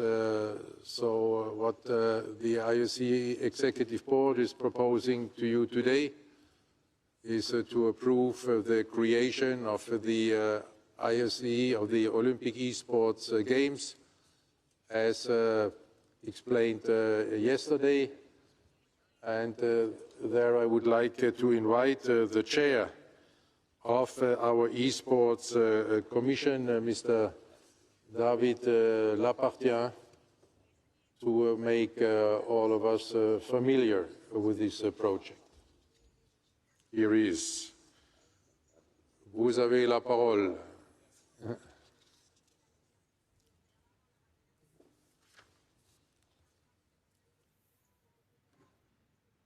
Ladies and gentlemen, dear members, dear friends and colleagues, dear Saudi friends, it's a great honor for me to be here this afternoon to talk about the proposal for the creation of the Olympic Esports Games. Nothing the passionate young global communities engaged with esports and gaming, the Olympic movement began its engagement and exploration with the esports community at the Esports Forum in Lausanne 2018, bringing together the Olympic movement and the esports community for the first time ever. The positive discussions led to the Esports Liaison Group chaired initially by our friend, CAIF President Patrick Baumann, and then by myself, which provided a framework to continue to bring together the Olympic movement and the sports communities to progress discussions. Olympic Agenda 2020+5, our Olympic movement vision and strategic plan, then also strongly highlighted the importance of this area. Recommendation 9 had a clear objective to encourage the development of virtual sports and further engage with video gaming communities. And it was focused on the goal to leverage the growing popularity of virtual sports to promote the Olympic movement, Olympic values, sports participation, and grow direct relations with youth. In addition, Recommendation 8 of the Agenda 2020+5 has the goal to grow digital engagement with people, aims to use Olympic digital and social media channels to deliver engagement during and between the Olympic Games. Discussions with Olympic movement stakeholders and the esports community on the implementation of these recommendations led to discussions and potential Olympic branded events. As a result, in 2021, the IOC organized the first Olympic virtual series in partnership at the time with 5 international federations, featuring online competitions and final in 5 games, nearly 250,000 overall participants, and 2,400 news stories globally. Building on the success and learnings about the Olympic Virtual Series 2021, the IOC also worked in partnership with the Singapore National Olympic Committee to create the Olympic Esports Series in 2023. This included online qualification and in-person finals across 10 sports, each governed by an Olympic or IOC-recognized international federations, in addition to exhibitions, engagement games, or free-to-play zones in Singapore in the Olympic Esports Week. In all, 19 IFs over the 20 game publishers collaborated with the IOC in this project. There were over 500,000 unique participants from around the globe, 131 players from 61 countries in on-site finals, and 20,000 visitors across 3 days to the festival. Following the success on the Olympic Esports 2023, the IOC developed an official IOC Esports Commission composed of a mix of Olympic movement and esports representative, which a mission to encourage the development of virtual forms of sports within the Olympic movement, further engage with esports community and provide recommendations to the IOC Executive Board on all elements of implementation of Olympic Agenda 2020+5 related to esports and gaming. Equality. We have seen the rapid growth in esports in our stakeholders.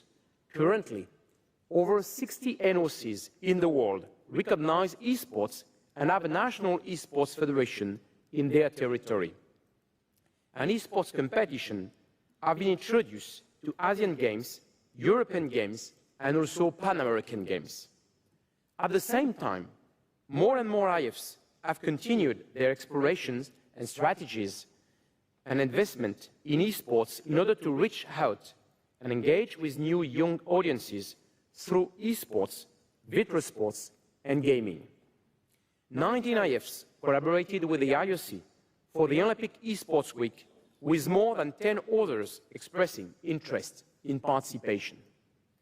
Based on all this, at the last IOC session in Mumbai, our IOC president asked the IOC Esports Commission to look into the creation of Olympic esports game, highlighting that we must adopt a new mindset and reach out to the digital-first younger generation where they are.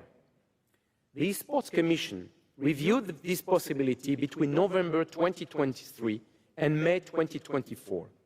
And in June 2024, last month, the Esports Commission presented a strong recommendation to the IOC Executive Board to create the Olympic esports game, which was unanimously supported by the IOC Executive Board. Why we are creating the Olympic esports games? There are three main objectives. First, we aim to provide a new form of engagement with a global audience, always promoting the Olympic values.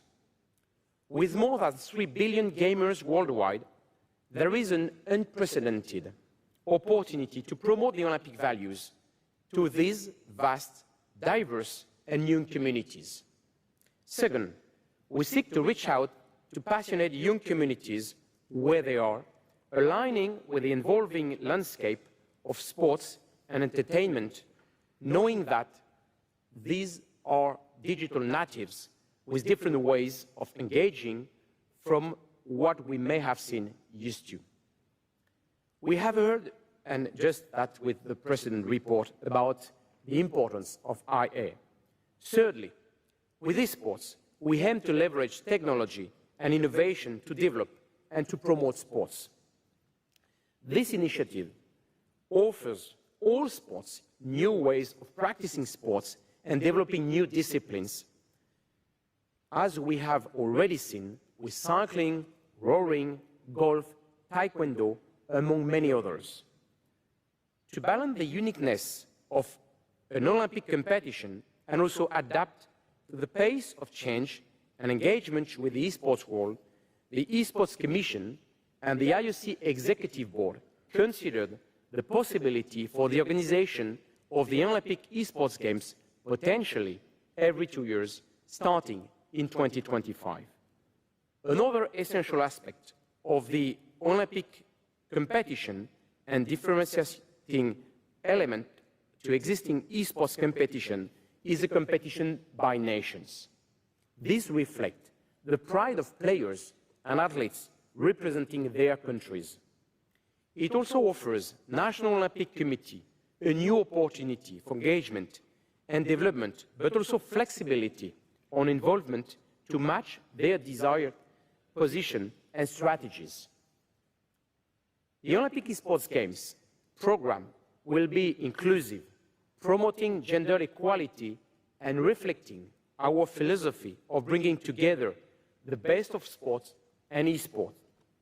The games will include physical sports games, electronic sports games, and core esports titles which reflect the Olympic values.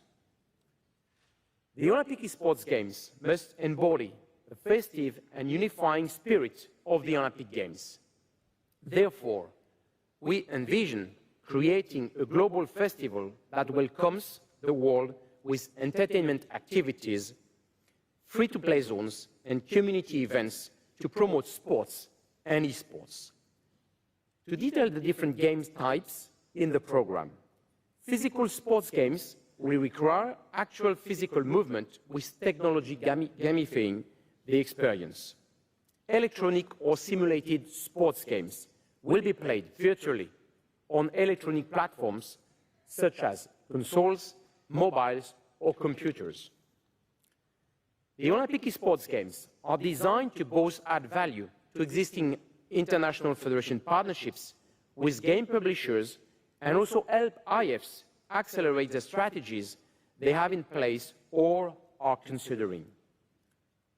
Where an IF has existing relationship with a game publisher, this relationship, of course, will be prioritized.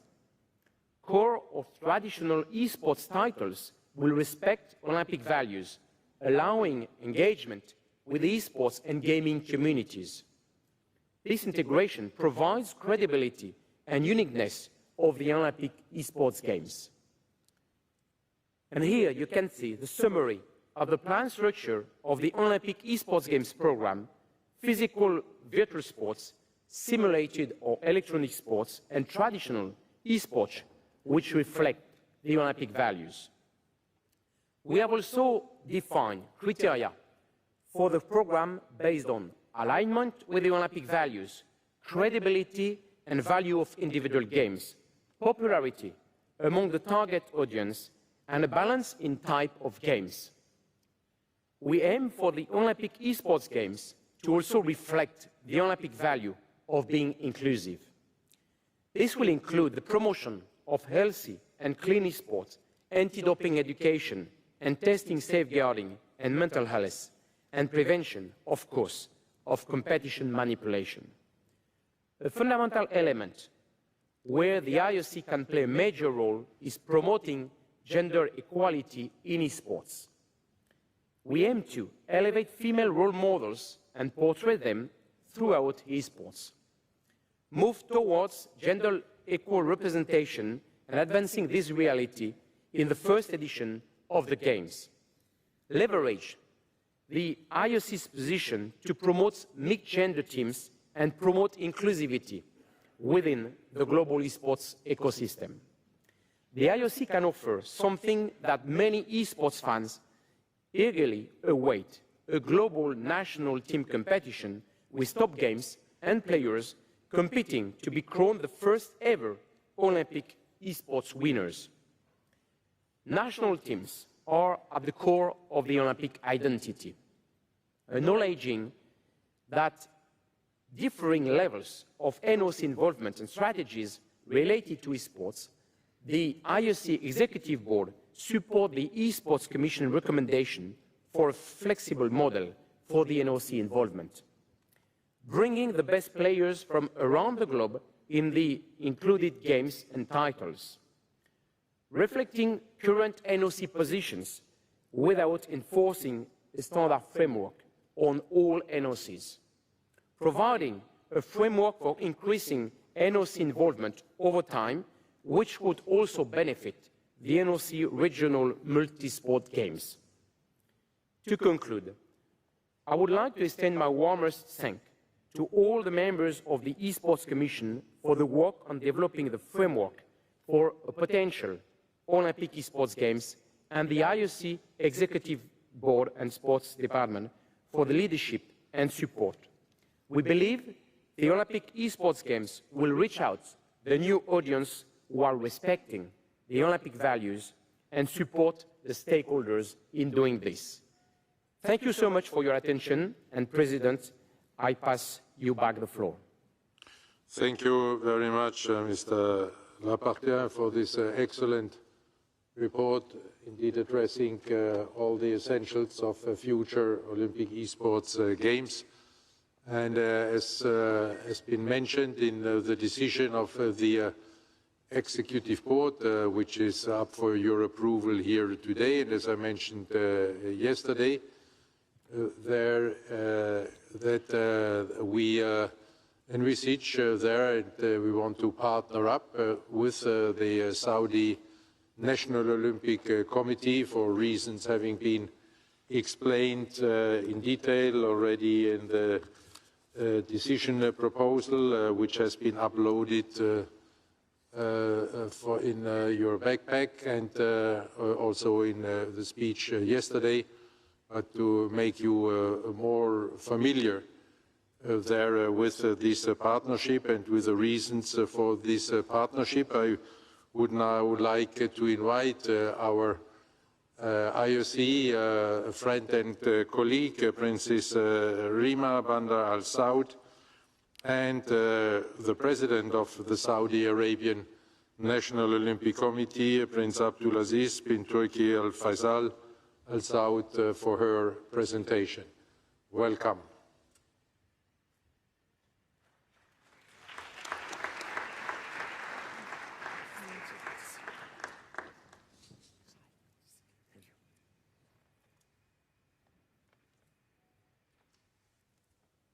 Thank you, President, for your kind introduction, and thank you for your leadership in support of Saudi Arabia's sporting journey. Your remarks in the opening session yesterday of working in partnership to advance sports together are very precious to us, and we thank you for your constant support. Dear distinguished IOC members and esteemed guests, it is wonderful to be with the Olympic family today. A privilege to speak to you all ahead of the Olympic and Paralympic Games, especially in Paris, the City of Light. Paris has endured a beacon of intense creativity, of exchange, of knowledge, so it is an entirely appropriate location for our discussion today. It also feels very fitting when you consider that a century ago, in 1924, Olympics in Paris delivered many new firsts and created Olympic traditions that remain strong with us today. In 1924, the Games showcased new sports, technologies, and drove new innovation forward. And in many ways, 100 years later, we must continue that same journey to shape the future and look ahead. David has just highlighted the real opportunity that exists to engage new young audience in new ways through esports, to create what is next, to instill the Olympic values further within future generations, to create new heroes and inspire new dreams. For Saudi Arabia, this feels very familiar.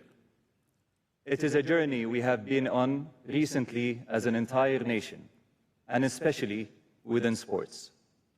A rapid journey of growth that has seen much written and said, yet not always understood. So I would like to briefly share our own story in our words, to explain why I believe Saudi Arabia has become one of the most exciting and fastest growing countries in the world of sports, and to describe how we have emerged as a genuine home for esports. The reason is simple: our people. Why we have an incredibly young people. We have an incredibly young population. 63% of Saudi Arabia's total population is under the age of 30. That is over 20 million people, and their energy is infectious. They are our greatest asset. And just like the rest of the world, our young people simply love sports. They want to compete, to connect, to contribute, and play on the world stage. And we want them to. We are the first to admit that in the past, opportunities for real growth simply did not exist in sports. Access was limited, focus was narrow, and structures were amateur. Many sports were watched more than played, and our people had to travel to enjoy live events and tournaments. But in 2016, everything changed thanks to the leadership of King Salman bin Abdulaziz Al Saud, the custodian of the two holy mosques, and Vision 2030, introduced by His Royal Highness Crown Prince Mohammed bin Salman bin Abdulaziz. It was the start of an entirely new era for the country and for sports. Vision 2030 is our ambitious roadmap to transform Saudi Arabia, to diversify our economy, to open up to the world, and most importantly, to improve the quality of life of every resident in Saudi Arabia. Halfway through delivering Vision 2030, Saudi Arabia has become more inclusive, more sustainable, and more global in our outlook. Every aspect of society, for girls and boys, women and men, and every sector is transforming fast and making positive progress, with sports central to our growth, even accelerating change in society. I am proud to say we are more active, healthy, and a happier society. The stats are compelling. Since Vision 2030 was launched in 2015, we have tripled the number of official sports federations from 32 to 98 federations. Everything from kite surfing to skateboarding, boxing to beach volleyball. We have more than tripled national sports participation in the kingdom to nearly 50% from only 13% in 2015. More people, girls and boys, women and men, are playing sports than ever before. Sports is alive in our communities, schools, and universities. Our grassroots are flourishing. Pathways to podiums are being built. Olympic values are being shared. And even our life expectancy has increased from 76 to 78 years old. Through sports, the world has an open invitation to the kingdom. Since 2018, we've hosted over 100 international sports events and respectfully welcomed over 2.6 million fans, all delivered to inspire new role models, encourage participation, drive excellence, and to create new friendships. We are traveling beyond our borders to compete and to connect, more often in more sports, to join the world on the international sporting stage, and to belong. For me, this is real growth that rarely makes the headlines. Growth that has real impact. Lives are changing for the better, and the sporting landscape is completely unrecognizable from 10 years ago, and in this short video shows.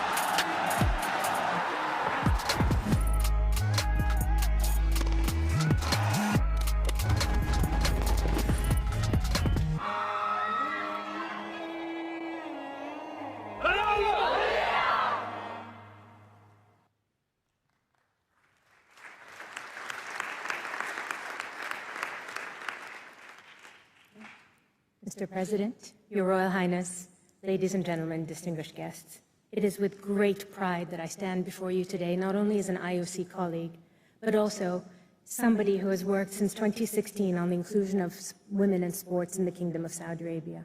Today, I am very honored to have the opportunity to speak to you. What you've heard from Prince Abdulaziz is the profound and compelling story of sports in the Kingdom of Saudi Arabia, but it's also a story of transformation.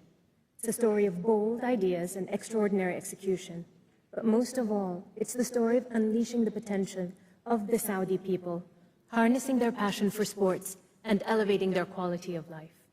And it all began, as Prince Abdulaziz stated, with the Kingdom's roadmap, Vision 2030. Vision 2030 was launched by Crown Prince Mohammed in 2016, and it's opened the Kingdom to the world, and it's welcomed the world to the Kingdom of Saudi Arabia. But it's also ushered in a new era of economic diversification and economic opportunity, driven by investment into key strategic sectors, and one of the most important is sports. It's delivered a wave of reforms that have transformed the society, and more importantly, empowered women and youth. And it's opened Saudi Arabia to the world, and as I mentioned, bringing you into us.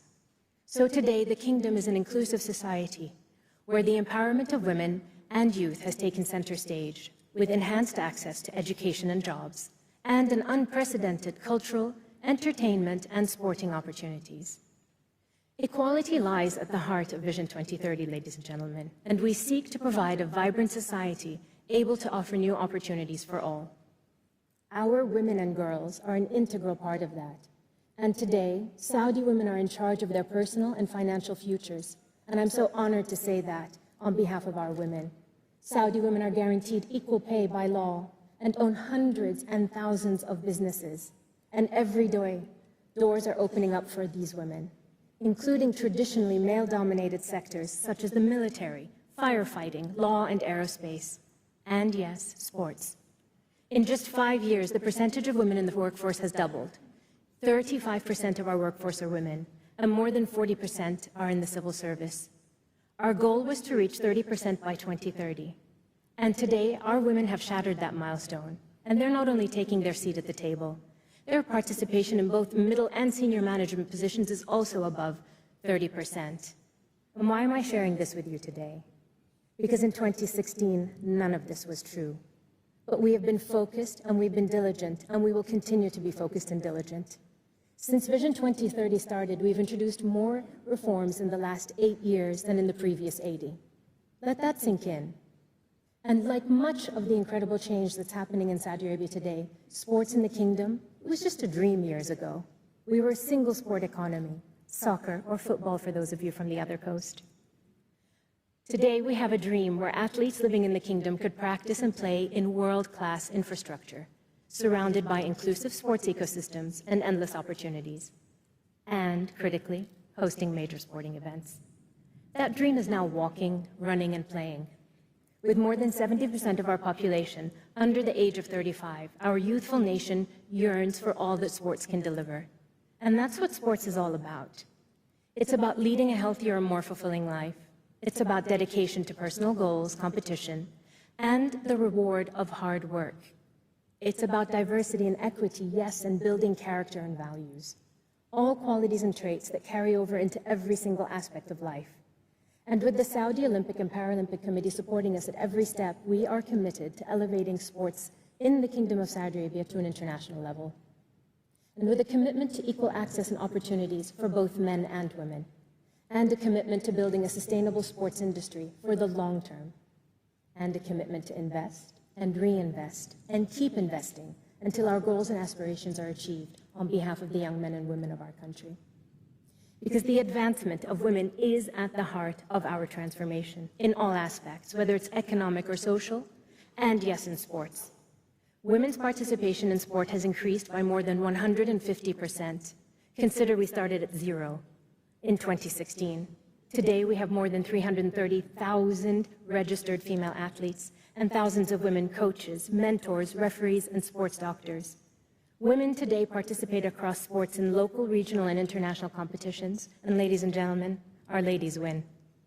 I think it's holistic in every way, and with growth and advancement happening at an unprecedented rate and in such a short period of time, Today, the opportunities for Saudi women in sports is limitless. In every sport, in every podium, every medal is now within reach. For women in the kingdom, the limits are only defined by the size of their dreams, the scope of their talents, and their commitment to hard work. And today, we serve as an inspiration for those women in our region that don't have those opportunities, who deserve them as much as our women do. In the kingdom, we have introduced a series of sports into girls' curriculums in our schools. We've reformed regulations to create licenses for women to use and operate and own their own sports clubs and gyms, mandated that all federations have female board members, and created women's national teams. And for our national sports teams, we have guaranteed men and women are paid equal. And today we're fighting the fight like everywhere else to make sure that women have access to the same quality of facilities that men do. The results speak for themselves. Today we have more than 500 women's sports centers with 104 female board members, 7 female presidents of federations, 37 women's national teams, 15,000 girls enjoying tennis in schools for the first time in their lives, and over 70,000 girls playing in our sports football leagues at schools. And altogether, female sports participation today is only 2% behind men's. We have indeed come a long way in a short time, and far beyond the numbers, ladies and gentlemen, is the human impact that is the most important. The role models that have emerged, the legends that are being created today, and the barriers that are being broken. All around us, in my country, we're inspired by girls and women from all walks of life and careers, and that's why we're so proud of our trailblazers. Dunya Abu Talib, our Taekwondo athlete, the first ever Saudi woman in 2024 to qualify for the Olympics. Today, we have also another first, paving a path for our young ladies to follow. We know her struggles and triumphs are and will be celebrated, as will her achievements in these games. But equally, we are a nation that is moving in one direction and one direction only, forward. And that's why we have so much excitement for the future. And that's why we'll continue to invest not only in our people, but in sports. We want to give everyone a chance to find their sport and to fall in love with it. But before any athlete can step up onto any podium, they need the platforms to get there. And that's why we've created events like the Saudi Games, which is a platform for Saudi athletes to excel, to be their best potential. It is our version of the Olympics. And with over 50 events, including esports, involving more than 6,000 athletes, men and women, and including Paralympic competitions. The Saudi Games inspire Saudi youth to compete at a higher level and to keep upskilling. And the Games also demonstrate our ability to hold large sporting events. This takes us to esports, why we're here today. Something that Saudi Arabia has a natural affinity to, as it is one of our most established sports. And you may ask yourselves, why are we here? Why are we asking you to have faith in our ability to deliver this with you? Well, long before our transformation, it gave our young people what they strived for: instant access to compete, instant connection to the world with no judgment, a platform to unite, and an inclusive place where age, gender, language, background, and religion simply did not matter, only their skill. And when it comes to esports, it is not new to us. We didn't just explode on the scene. We have over 23.5 million. I apologize for the 0.5. Clearly, this person is in development. But half of this number, half of 23 million, are women. So we are not only at the heart of esports, we've been at the heart of it, connecting, shaping, investing, and innovating. And today, we would like to welcome you and the world to the kingdom and create the future of esports.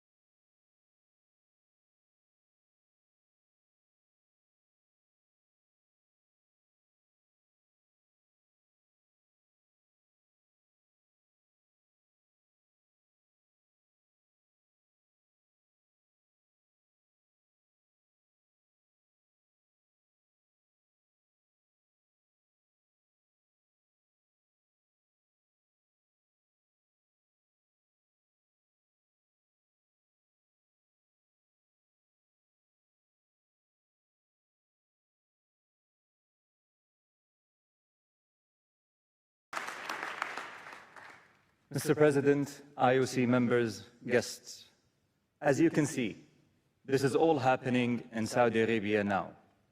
Not the distant future, the stage is already set. Today, you have heard about our progress and our transformation. Some of you have witnessed in person our efforts to grow participation in sports, often considered as traditional. And we know there are many more hard steps to take on that journey. But for us, esports is different. We are not playing catch-up. We don't need to ignite new passion. It already burns bright. In esports, we already have a rich past, an exciting present, and a promising future. And the reason why is the same reason why we are investing across all sports, our young people. Our commitment to esports is simply a reflection of the world our young people live in. For years, the esports community in Saudi was active and growing, but unsupported. It was hyper-connected, but also very disjointed. We saw a massive group of talented young people with untapped potential who deserved more. We also saw this was happening globally. And so we responded by trying to bring the entire community and industry together. Not bound by the past or hampered by aging infrastructure, we embraced the fresh energy and spirit that has made esports a truly global phenomenon. We accepted that our young people rarely distinguish between sports, esports, and entertainment. We encouraged new ideas to spark bold new formats, new partnerships, and help fuel global investments across the esports industry. And we accepted roles of responsibility across the spectrum of internationally recognized federations to help shape the future. That is why we have been able to bring together the esports community together like never before. Through competitions like Gamers 8 and the inaugural Esports World Cup, which is taking place in Riyadh right now. That is why in the last 2 years alone, we have hosted over 1,700 elite players from 80 countries and welcomed nearly 4 million fans to our international tournaments, with a further 1.3 billion views on our stream from across the globe. And that is why I believe Saudi Arabia has emerged as a natural home and global hub for professional esports, as well as a home of the 23.5 million gamers and 5 world champions, and trusted to deliver major moments. Esports players and fans have seen for themselves our commitment to grow their sport. They've sampled the incredible experience we offer and witnessed the positive changes happening in Saudi Arabia every day. Looking ahead, we see a bigger opportunity to do something even more meaningful. We all have the chance to write new Olympic history together, the chance to inspire new dreams and new ambitions for literally millions of athletes around the world. Clearly, some questions still need to be answered and firm plans put in place. But we look forward to being part of the solutions and playing our part by working together with you all.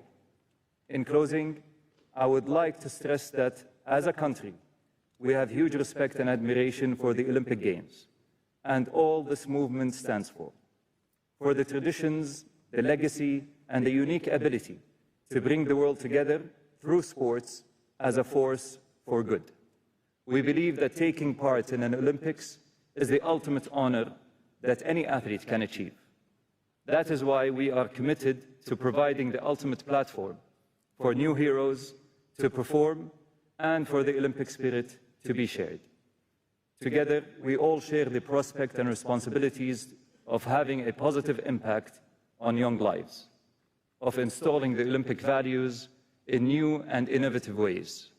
We relish that opportunity and look forward to welcoming you and the global esports community to the Kingdom in 2025. Thank you.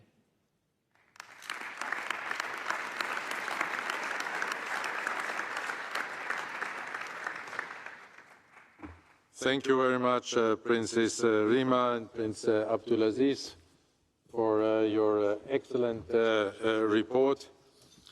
And I would also like, before we come to the Q&A session, just like to repeat and highlight some information from the IOC point of view, which may just confirm again what you have been what uploaded, what you have heard from Mr.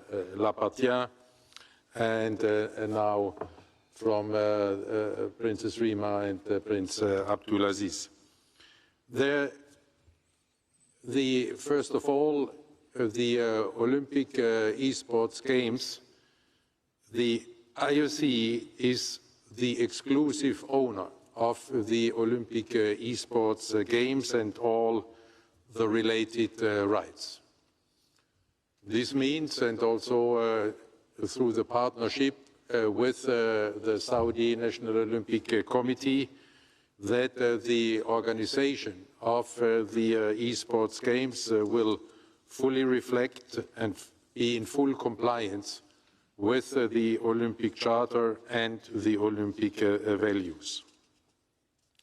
In terms of organization, this is from the IOC point of view, the structure of the organization of these esports games would be different from the organization and totally separated from the organization of the Olympic Games, as the nature and participation and organization of esports is very different, but it will be an IOC internal structure.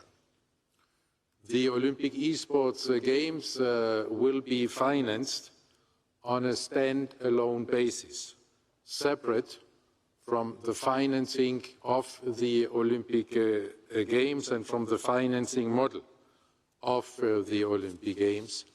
And this is also the clear message to all our stakeholders that the organization of these Olympic Esports Games will not draw on the revenue generated from the Olympic Games and from the success, the financial and commercial success of the Olympic Games, because again it will be stand-alone. And the financing of this stand-alone event of the Olympic Esports Games has been validated by the chair of our Finance Commission, IOC Vice President Siam Yang, who was on board of this journey from the very beginning and always accompanying this journey, and it is fully supported by the IOC Finance Commission. And all these reasons together have led then the IOC Executive Board to propose to you, dear friends and colleagues, today to create the IOC Esports Games. And with this, I open the floor for any questions you may have. Monsieur Jean-Christophe Rolland. Merci, Monsieur le Président. Je vais m'exprimer en français. Thank you. I'm going to speak in French. First of all, I wanted to say thank you to David for the work of his young commission and the excellent report he made. I'd also like to say thank you to the Saudi Arabian delegation for their presentation, which was extremely detailed. Now, I don't really have any questions, really, but I do want to make a few comments. I think that there are a certain number of international federations who have gone into esports, and to take up this wonderful opportunity in order to be able to connect ourselves with a larger audience, to connect ourselves in with younger people and tie them in with our sport. And there have been a lot of work done within the framework of Agenda 2020 plus 5, and to have reinforced that commitment with the IOC, I think is good. As far as rowing is concerned, I'm very much into esport. I think that there is a really physical activity involved here. And I think the objective is to be able to control the regulation of the sport and not to allow this as a kind of open field for other organizations or other bodies. And I think it is important that the international federations to be engaged and to keep the prerogative here. And more specifically, we need to be able to promote the values of Olympism.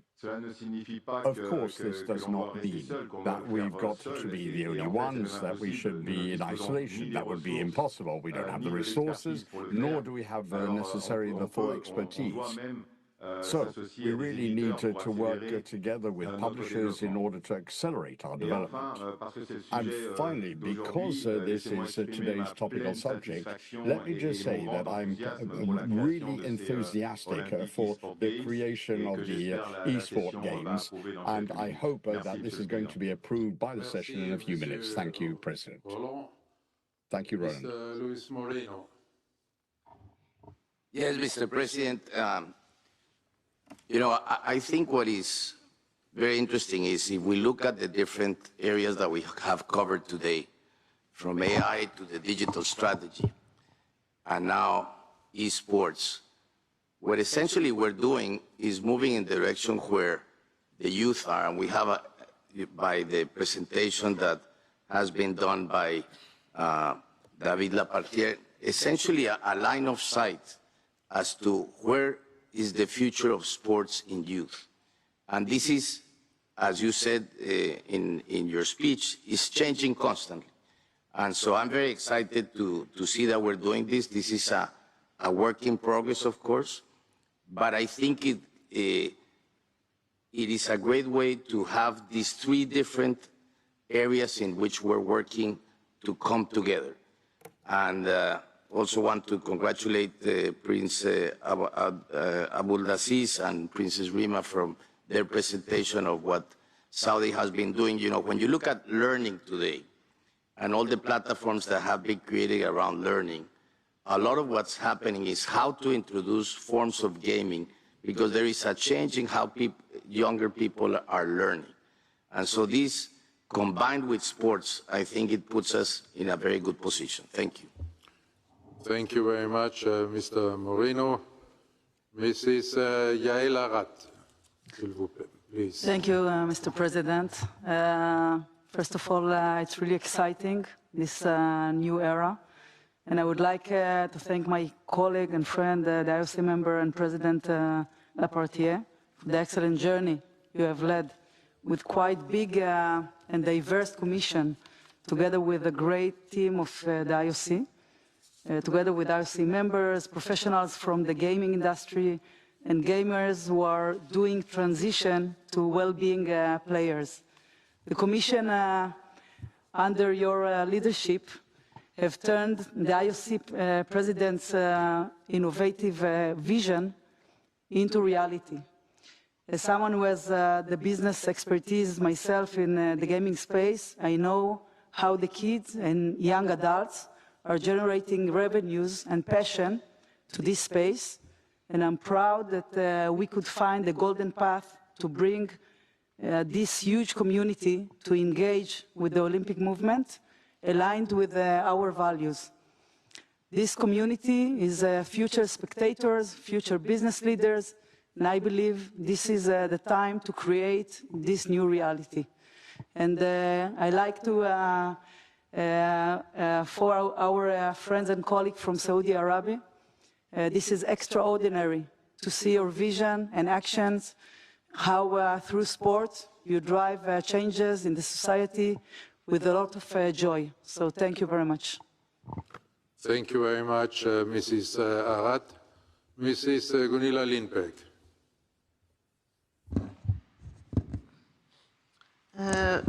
Thank you, President. And first of all, congratulations also to David and his Commission, and also, of course, to the Saudi delegation. And I'm amazed by the quick development you have had for the girls and the women in your country. I remember we had a discussion 5-6 years ago when you had 1 or 2 clubs in the country, and we said we have to change that, so congratulations.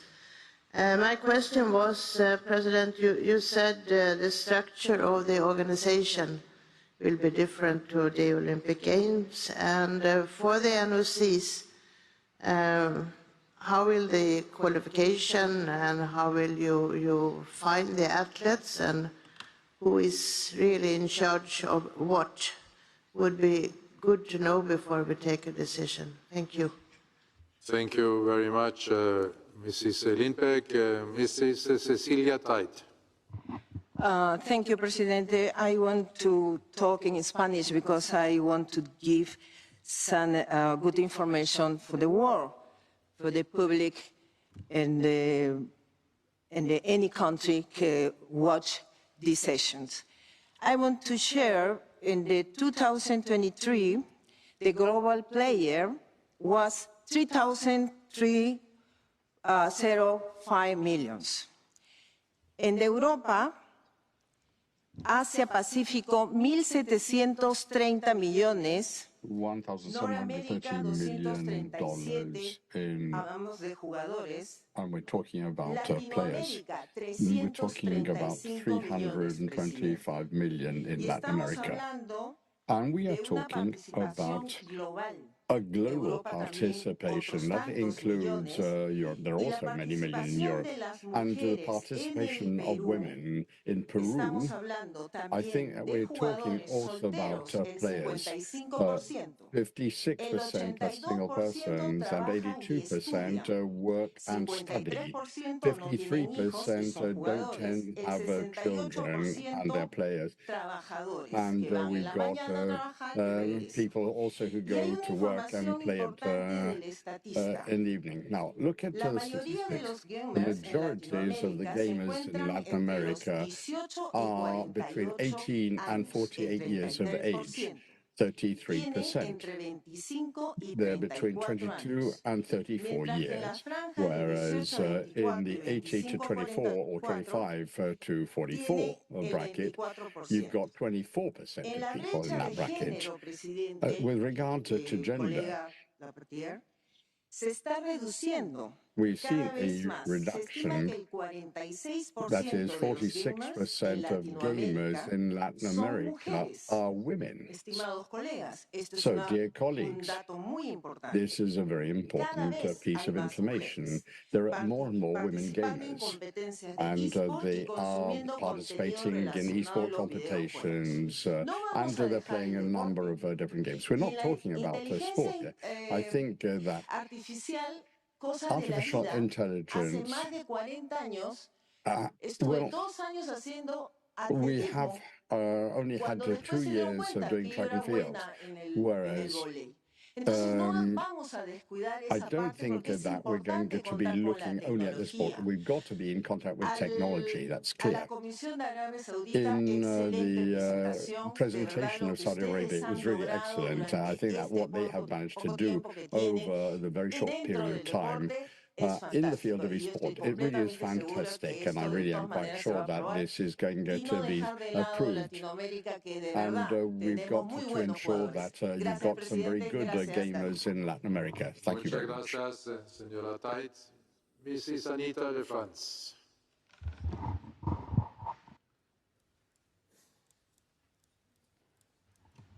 Thank you, Mr. President. I want to first congratulate the princes for 8 years of work and success. That's amazing. Thank you for letting us know all of the changes that have been effectuated. And I also thank the Prince for taking on this new task with the esports. Thank you very much. And if I could ask Micah one question, not 2 questions. One, will we continue with virtual sports? Because I think personally that virtual is the future, and soon there'll be places where you can go and take part in sports virtually. And the other question is, oh, someone brought it up, the question about money and whether there'll be any financial prizes from the esports games. Thank you. Thank you very much, Mrs. de France. Madame Garadali. Merci, Monsieur le Président. Thank you very much, President. I also want to congratulate my friend David and the Prince and Princess from Saudi Arabia. I have participated in a number of competitions in Saudi Arabia, and they know how to organize tournaments and championships. My question, how in the future the selection of host countries, how will that be done? Yesterday I learned it was going to be Saudi Arabia that's going to be organizing esports competitions in 2025. But in the future, how are we going to choose the host country? My second question is, Est-ce que le président a entendu ma première question? Did you hear my first question, President? The question is directed to Mr. Lapartien. Enfin, je parle personnellement, Well, I'm speaking in my personal capacity.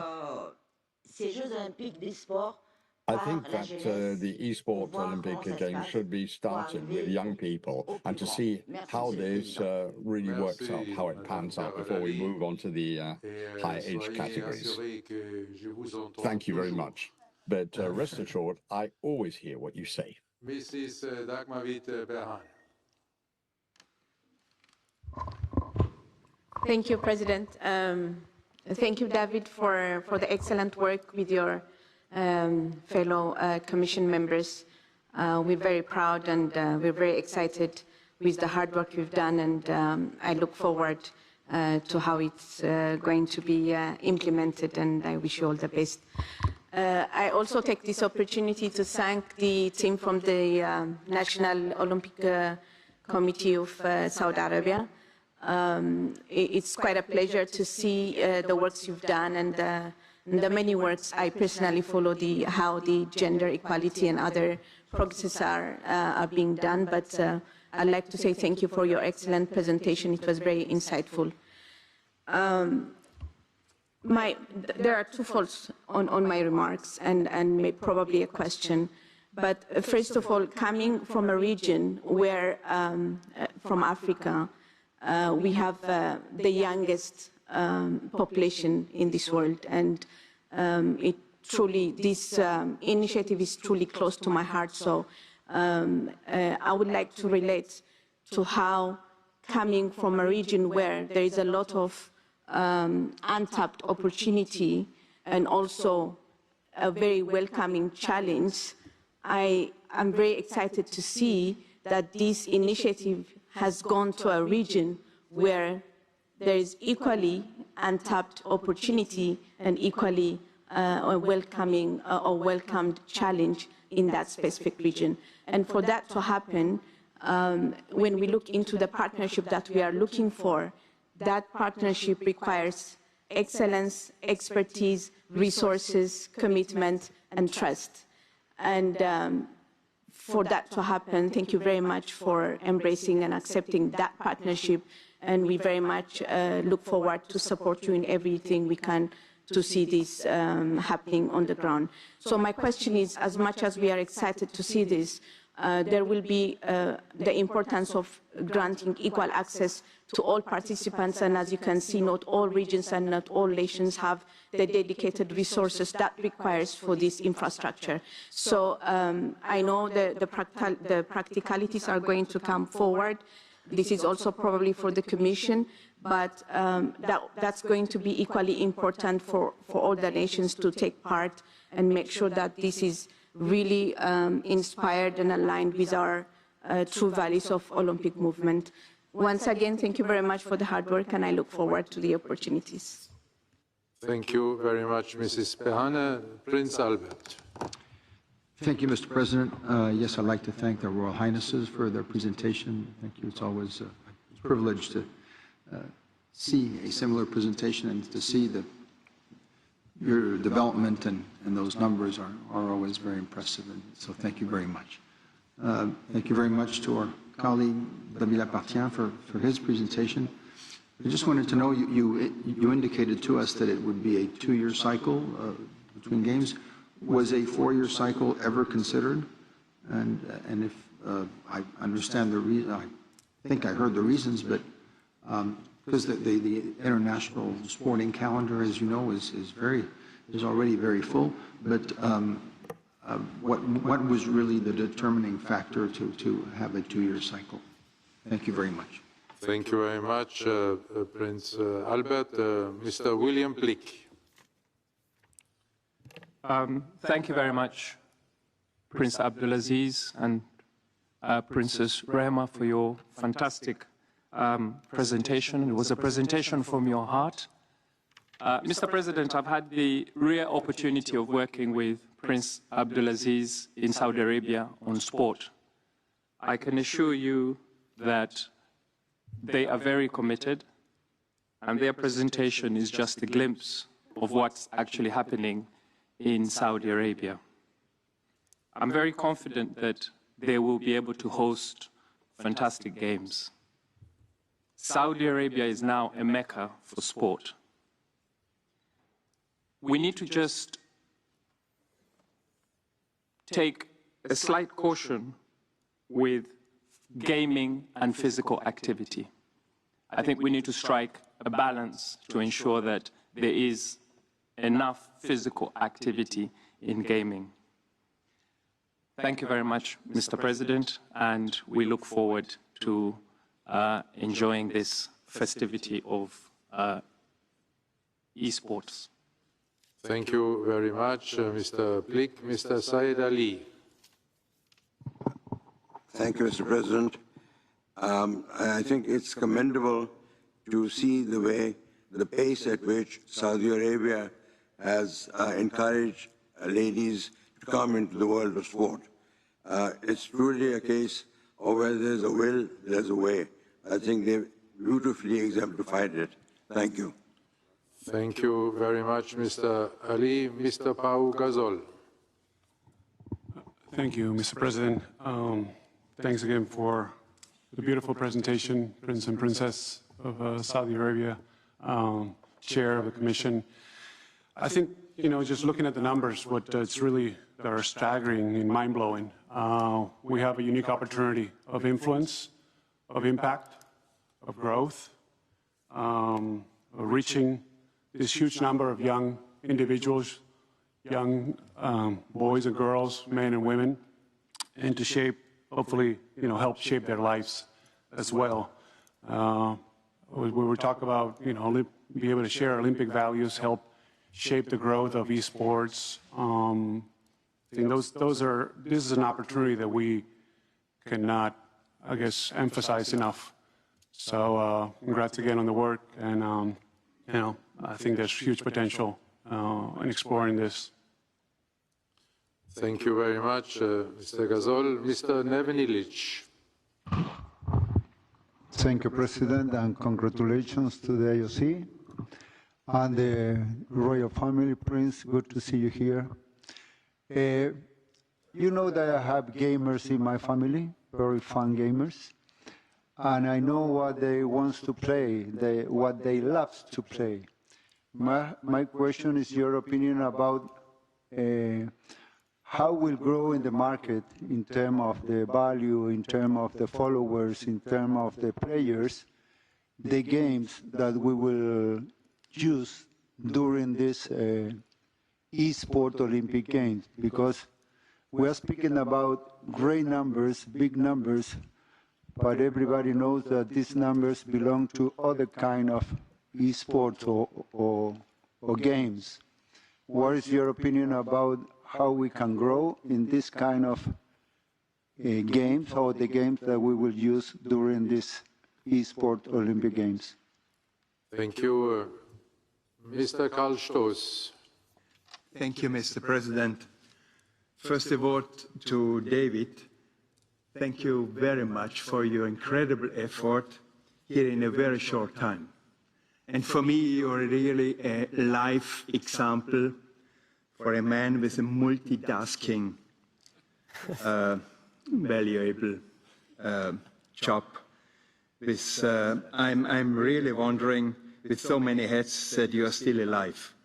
But I'm back to the presentation. We could also count your hats, Mr. Stoß. Yeah.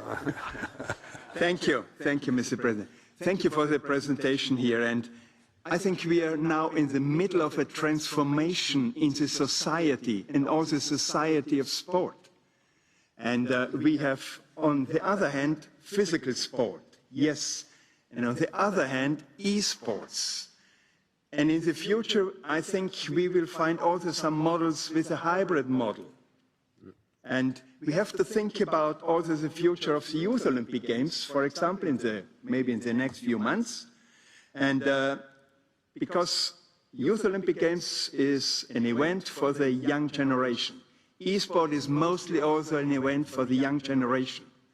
And I think maybe we could use Youth Olympic Games also as a kind of a lab with different possibilities, physical, hybrid, and esport.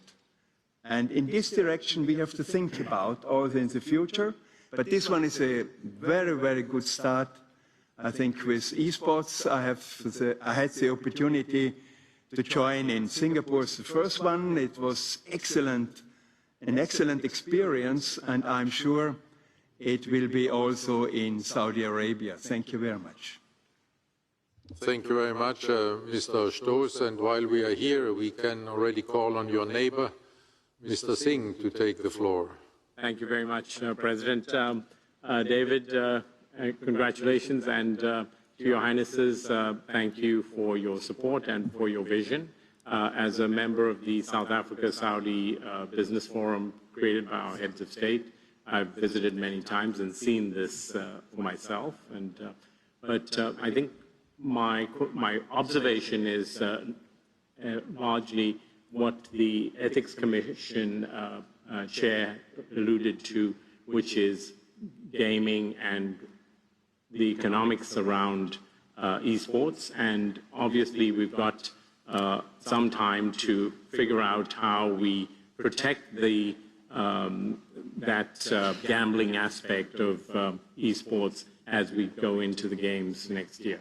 So it's something that needs careful scrutiny. Thank you. Thank you, Mr. Balasfurious. Thank you, Mr. President. Maybe in the spirit of Carl and Carl, allow me to join Carl, our neighbor, that's in praising both David and both Saudi Arabia and making a few comments. I have to admit that maybe because I'm still a freshman, I'm not always 100% convinced how much e-sport fits the Olympic movement in every aspect. But today I'm 100% convinced that the standalone first edition definitely fits Saudi Arabia with clear benefits to the Olympic movement. So the Saudis definitely have my vote. And thank you very much for the presentation. The e-sport elements were very important, but to me, maybe your report on what has been done in Saudi Arabia on sport has been even more significant and important. I always appreciate when there's not only a strategy, but also delivery, because both are equally important. So thank you very much and congratulations, and also allow me to conclude with admiring David, very similar to Carl.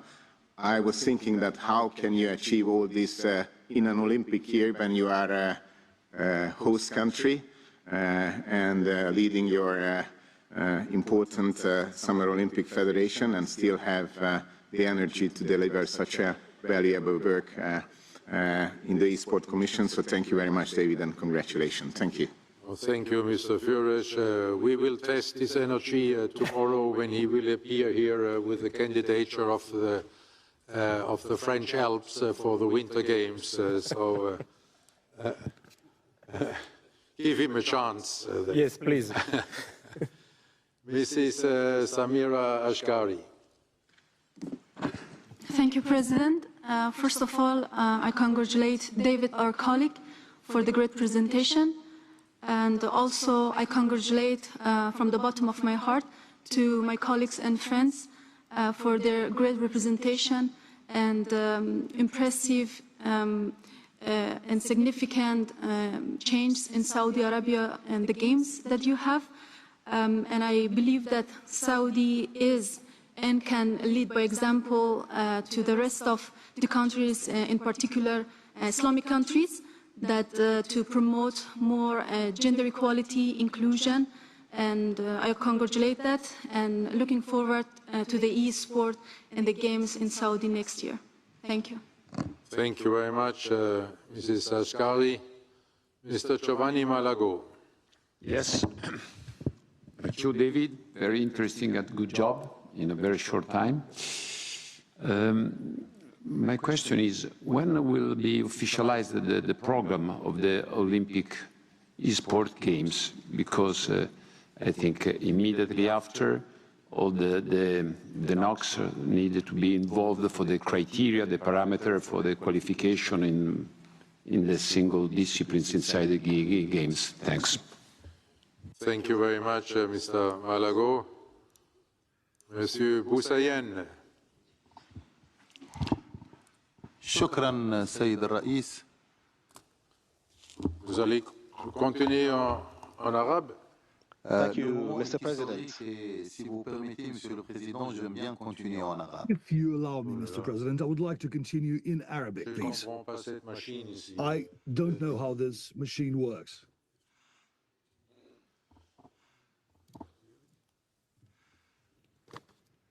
This is Arabic into English. I do not hear anything because she's not speaking properly. Please allow me at the outset to... I need to use the artificial intelligence, but... One more time, please. This is Arabic interpretation into English.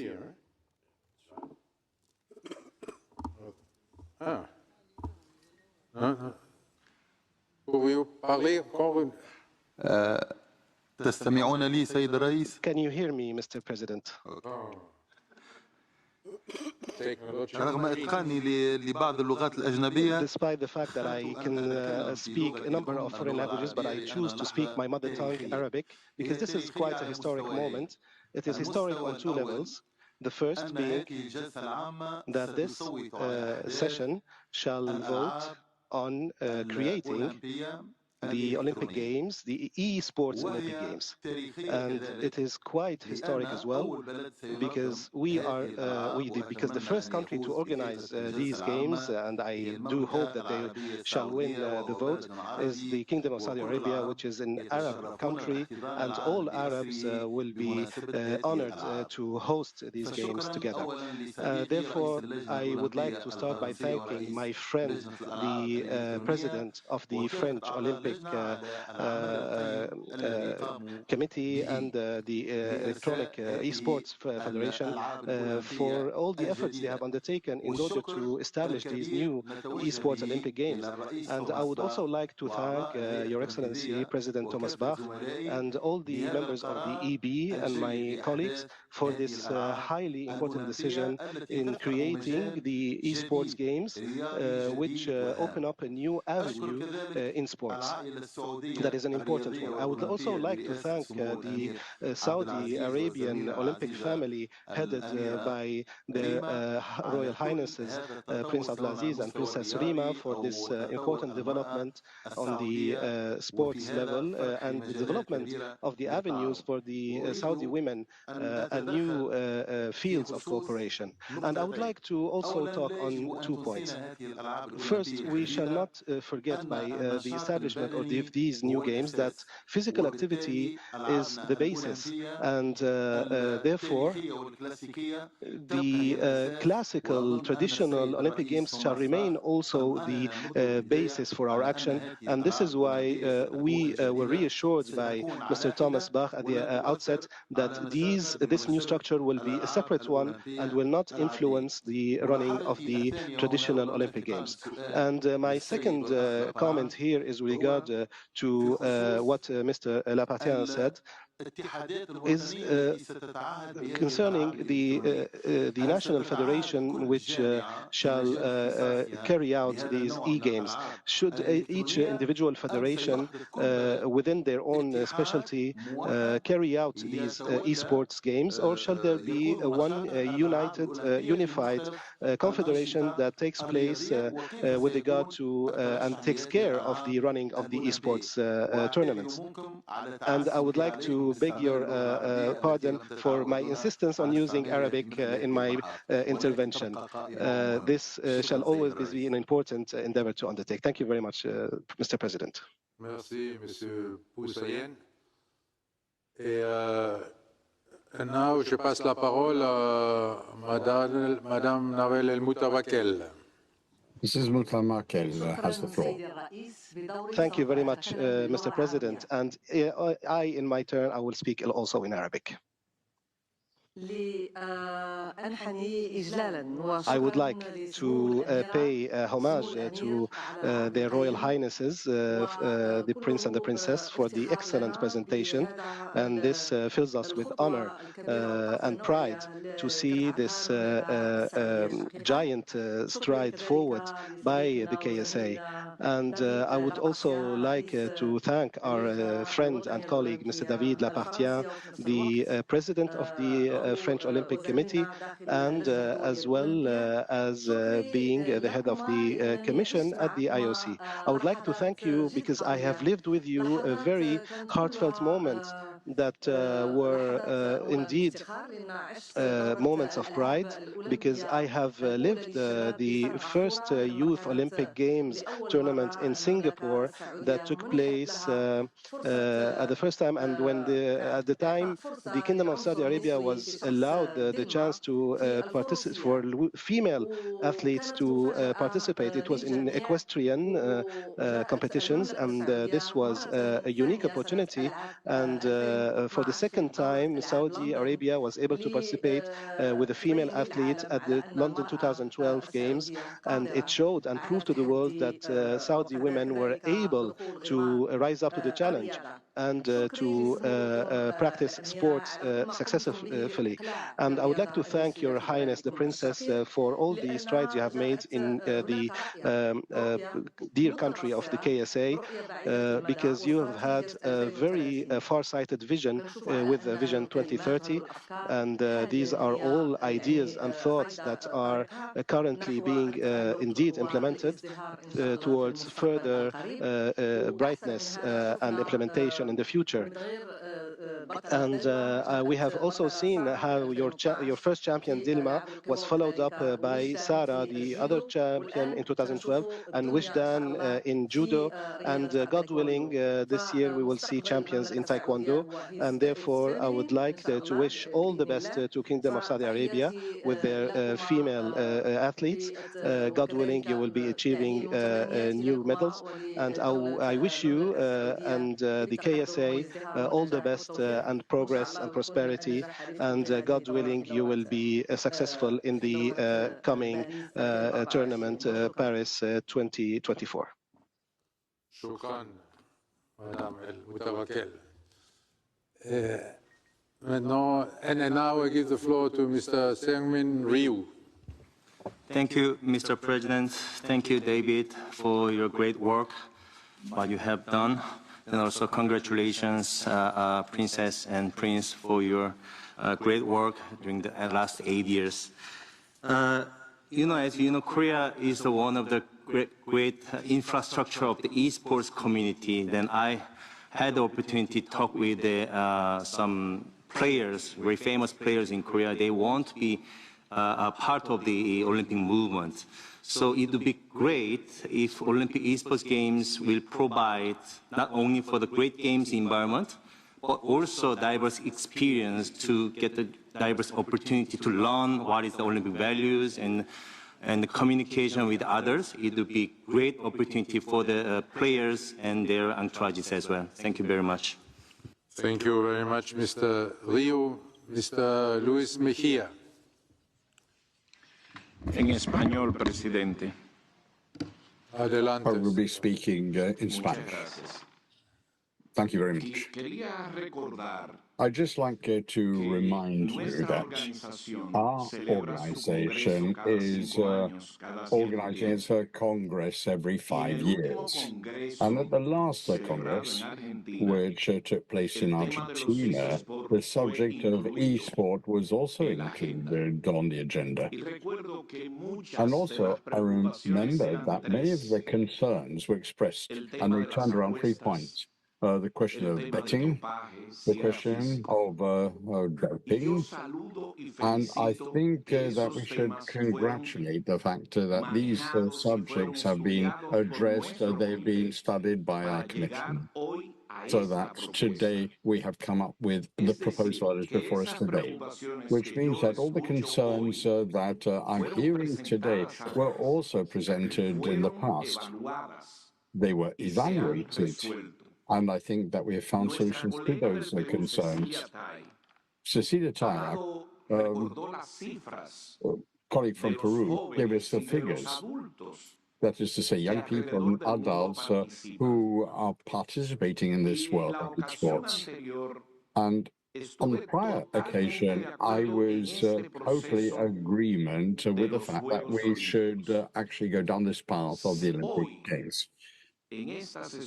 I think at this session today, we have addressed 2 specific points which I think need to be approved with unanimous backing.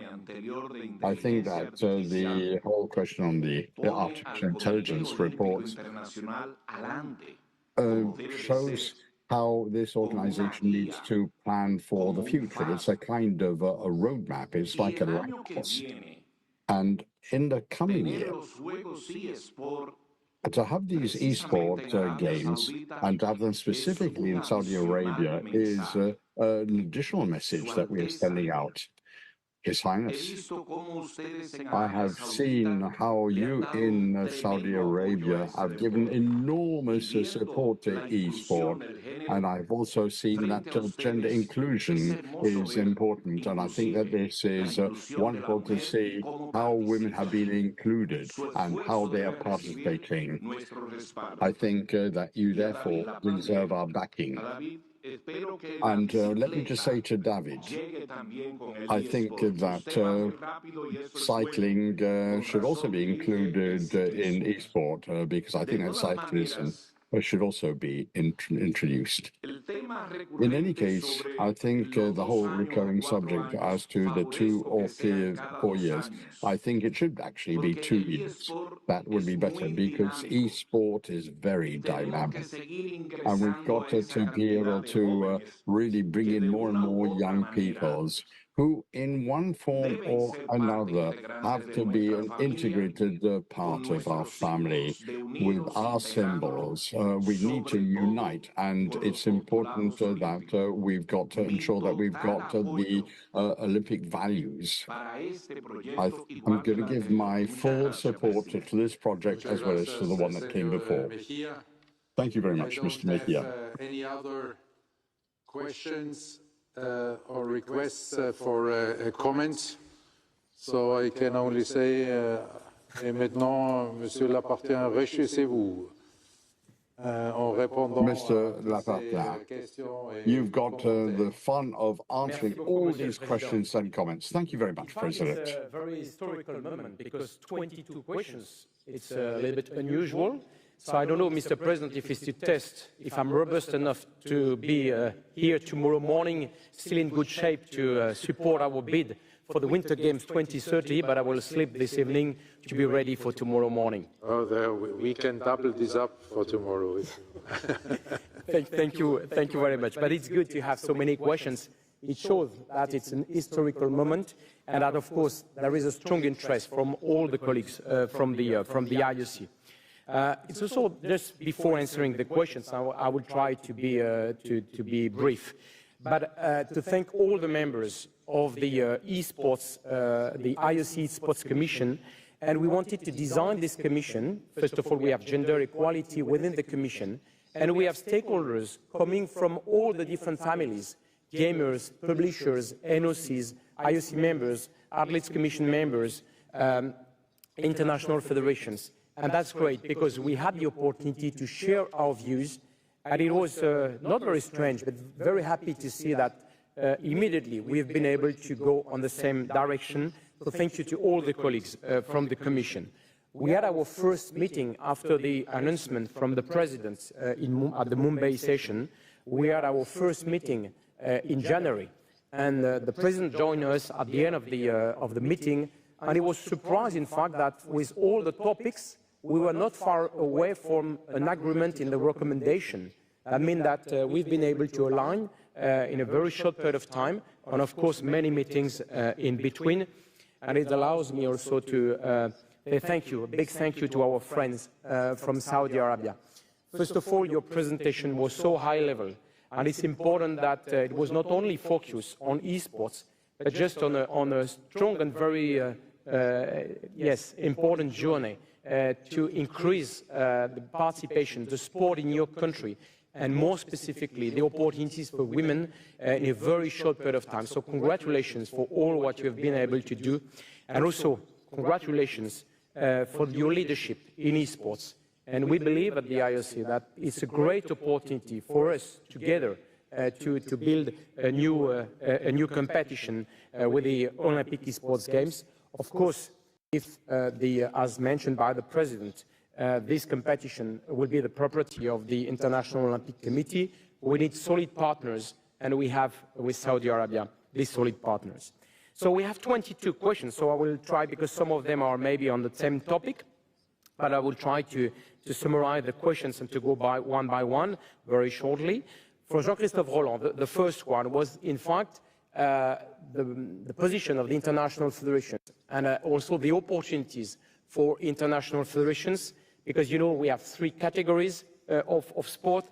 The first one is physical virtual sport, and this is a case for East Federation, the Rowing Federation.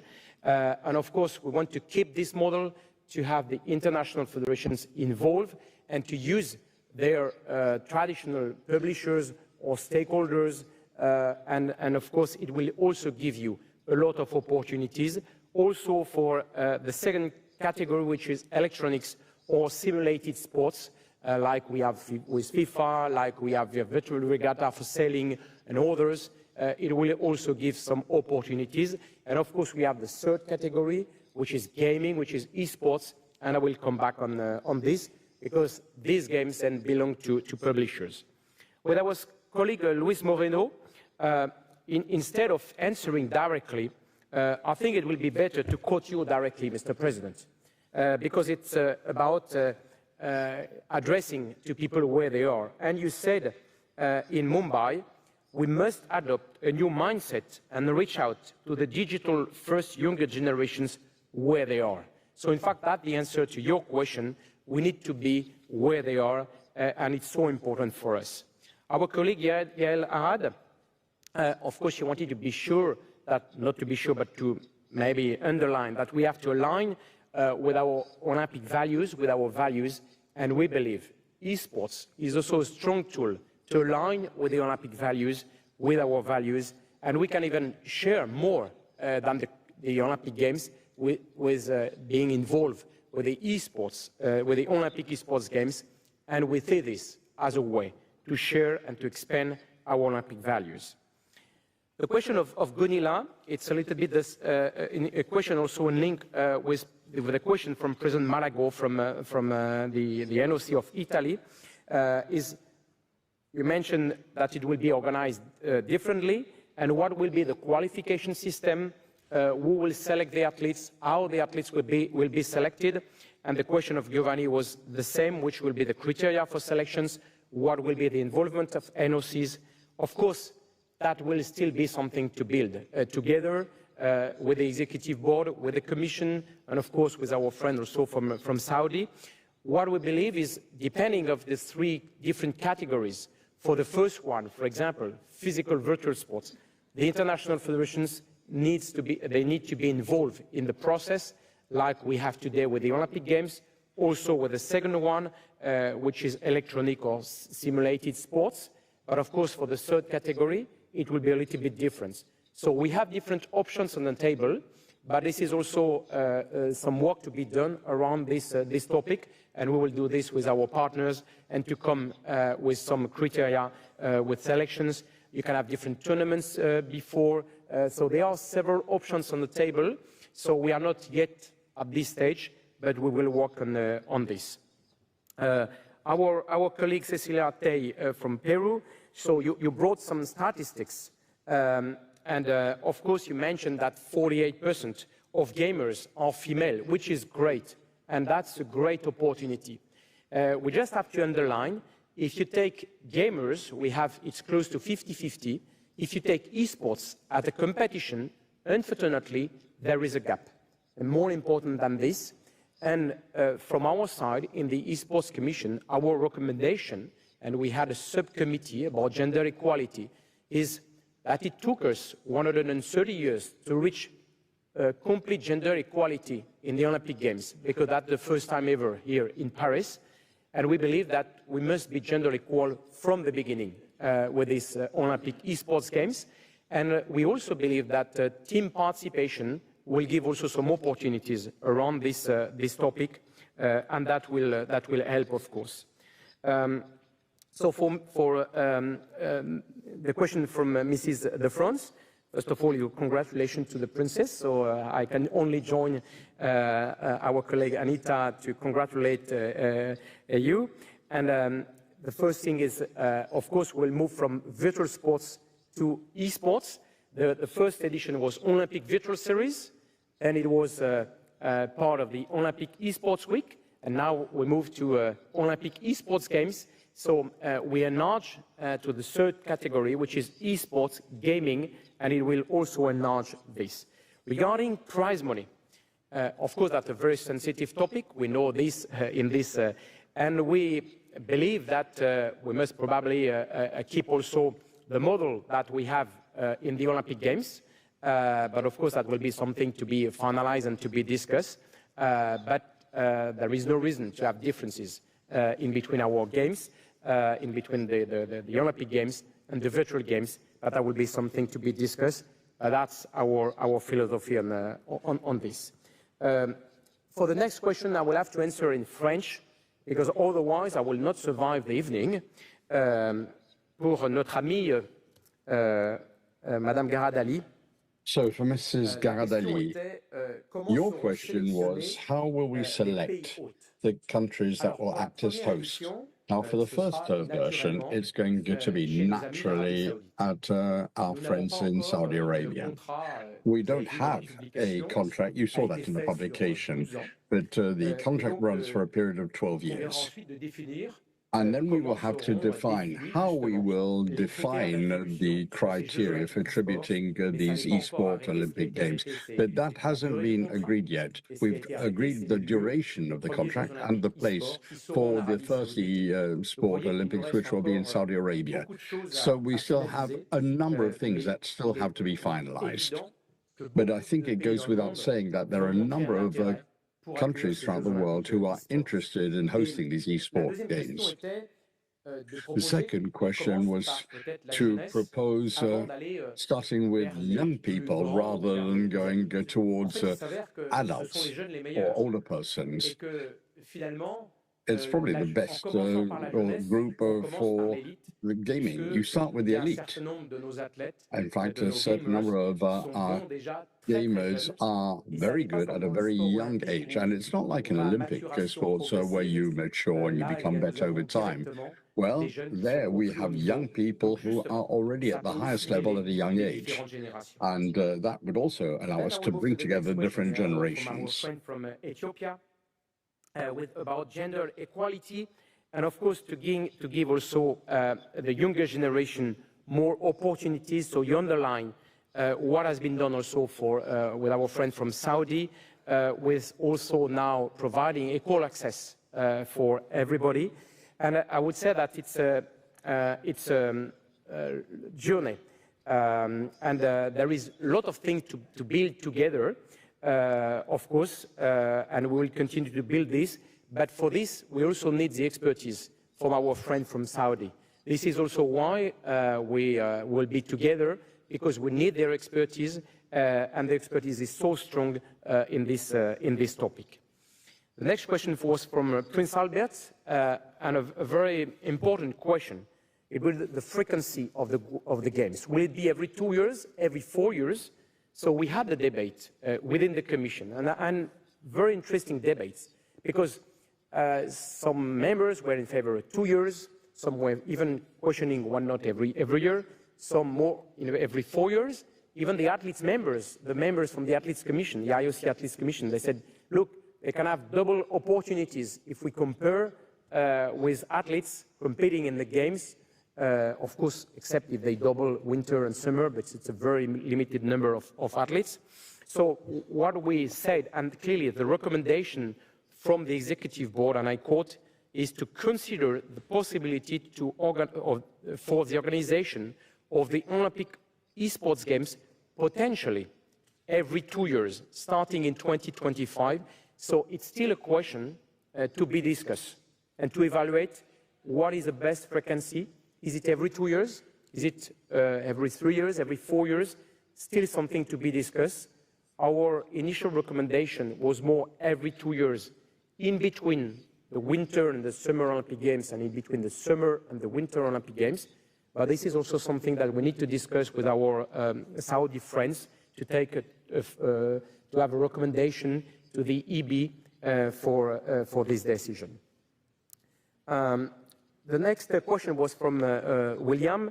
First of all, it was to congratulate our friend from Saudi Arabia, and also to propose to increase a good balance in between gaming and physical activities. And it's clear that we also see this as a pathway in between the gaming stakeholders and the physical activities. And we want to use this to have more physical activity, to promote physical activities. And it's clear that we don't want to have a generation only behind a screen, but doing physical activities, and we will do this. Our friend, Mr. Ali, was to congratulate, of course, our friends from Saudi Arabia, and I can only join him. And Mr. Dedor was about the huge potential of the Olympic Esports Games. We have 3 billion of gamers worldwide, so we believe we need also where they are. We need to be where they are. Our friend Nevenelik, of course, is one of the pioneers also because he introduced the esports disciplines in the Pan American Games.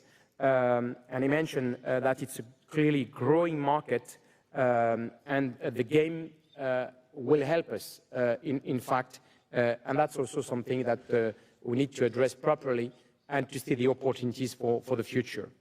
For Carl Stoll, thank you for the compliment, and but tomorrow I will be with another hat, and we've been discussing a lot for 2030.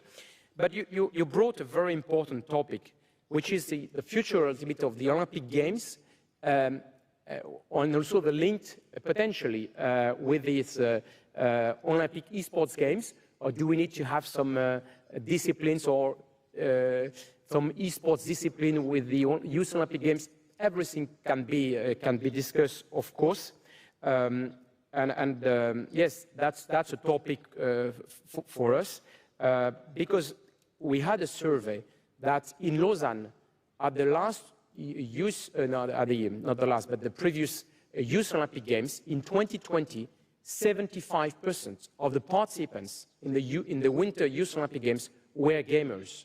So of course, with the young generation, it's huge figures, and we have to maybe sit and to see how we can work together also on this. For Mr. Anand Singh, of course, you mentioned another important topic, which is to protect the integrity of the result about gambling and other aspects.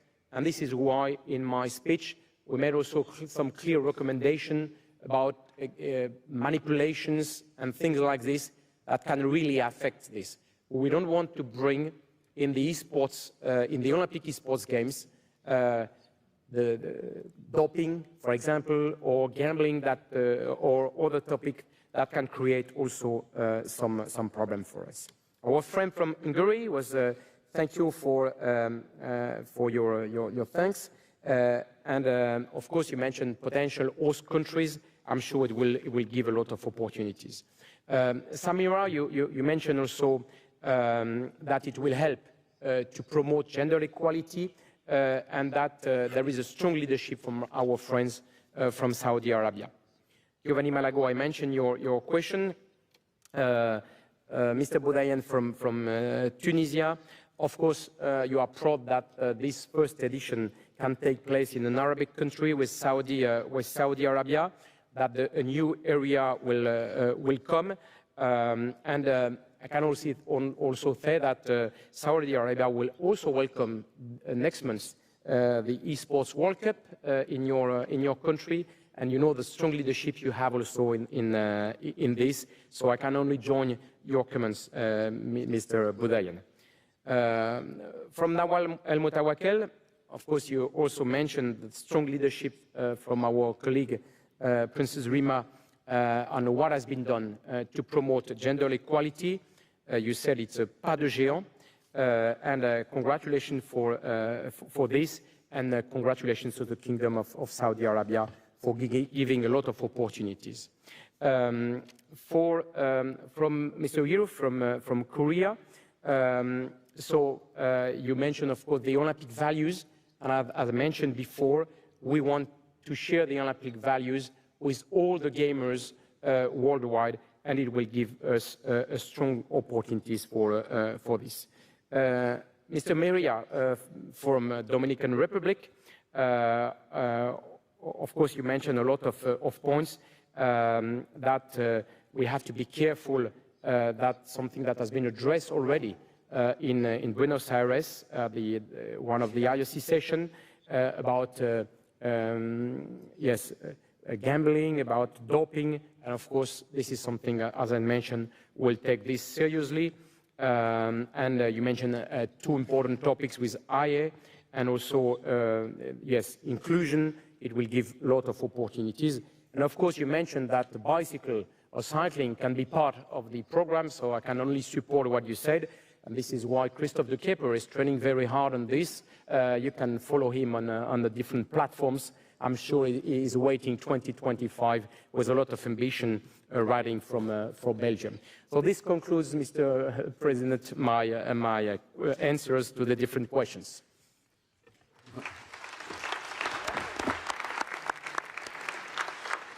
Merci beaucoup, Monsieur Lapartien, et félicitations. Thank you very much, and congratulations. You have set another record. You have answered 22 questions, and in a brilliant manner at that. So thank you very much. Dear friends and colleagues, now it is decision time, and I want there to put for your vote to approve the creation of Olympic Esports Games in the framework of the proposal provided to you by the IOC Executive Board. Who is in favor of the creation of Olympic Esports Games? Please raise your hand.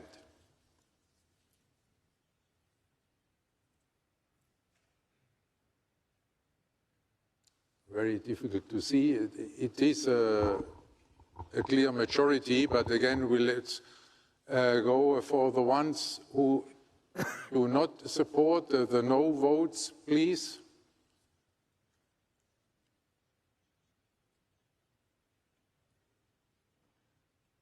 We see no vote. Is this correct? If somebody wants to vote no, then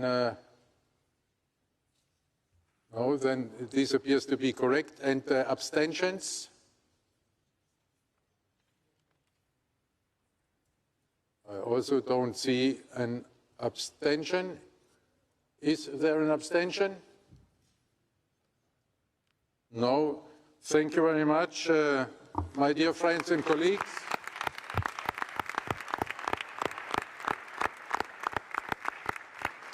With your vote, you have created the Olympic Esports Games. Congratulations and thank you very much, and also congratulations to our friends and partners from the Saudi National Olympic Committee.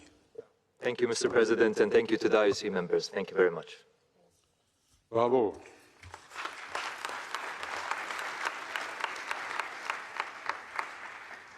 And now, coming to the end of this afternoon session, I pass the floor to the Director General for some information and some further proceedings. Yes, thank you, President. It will be very short.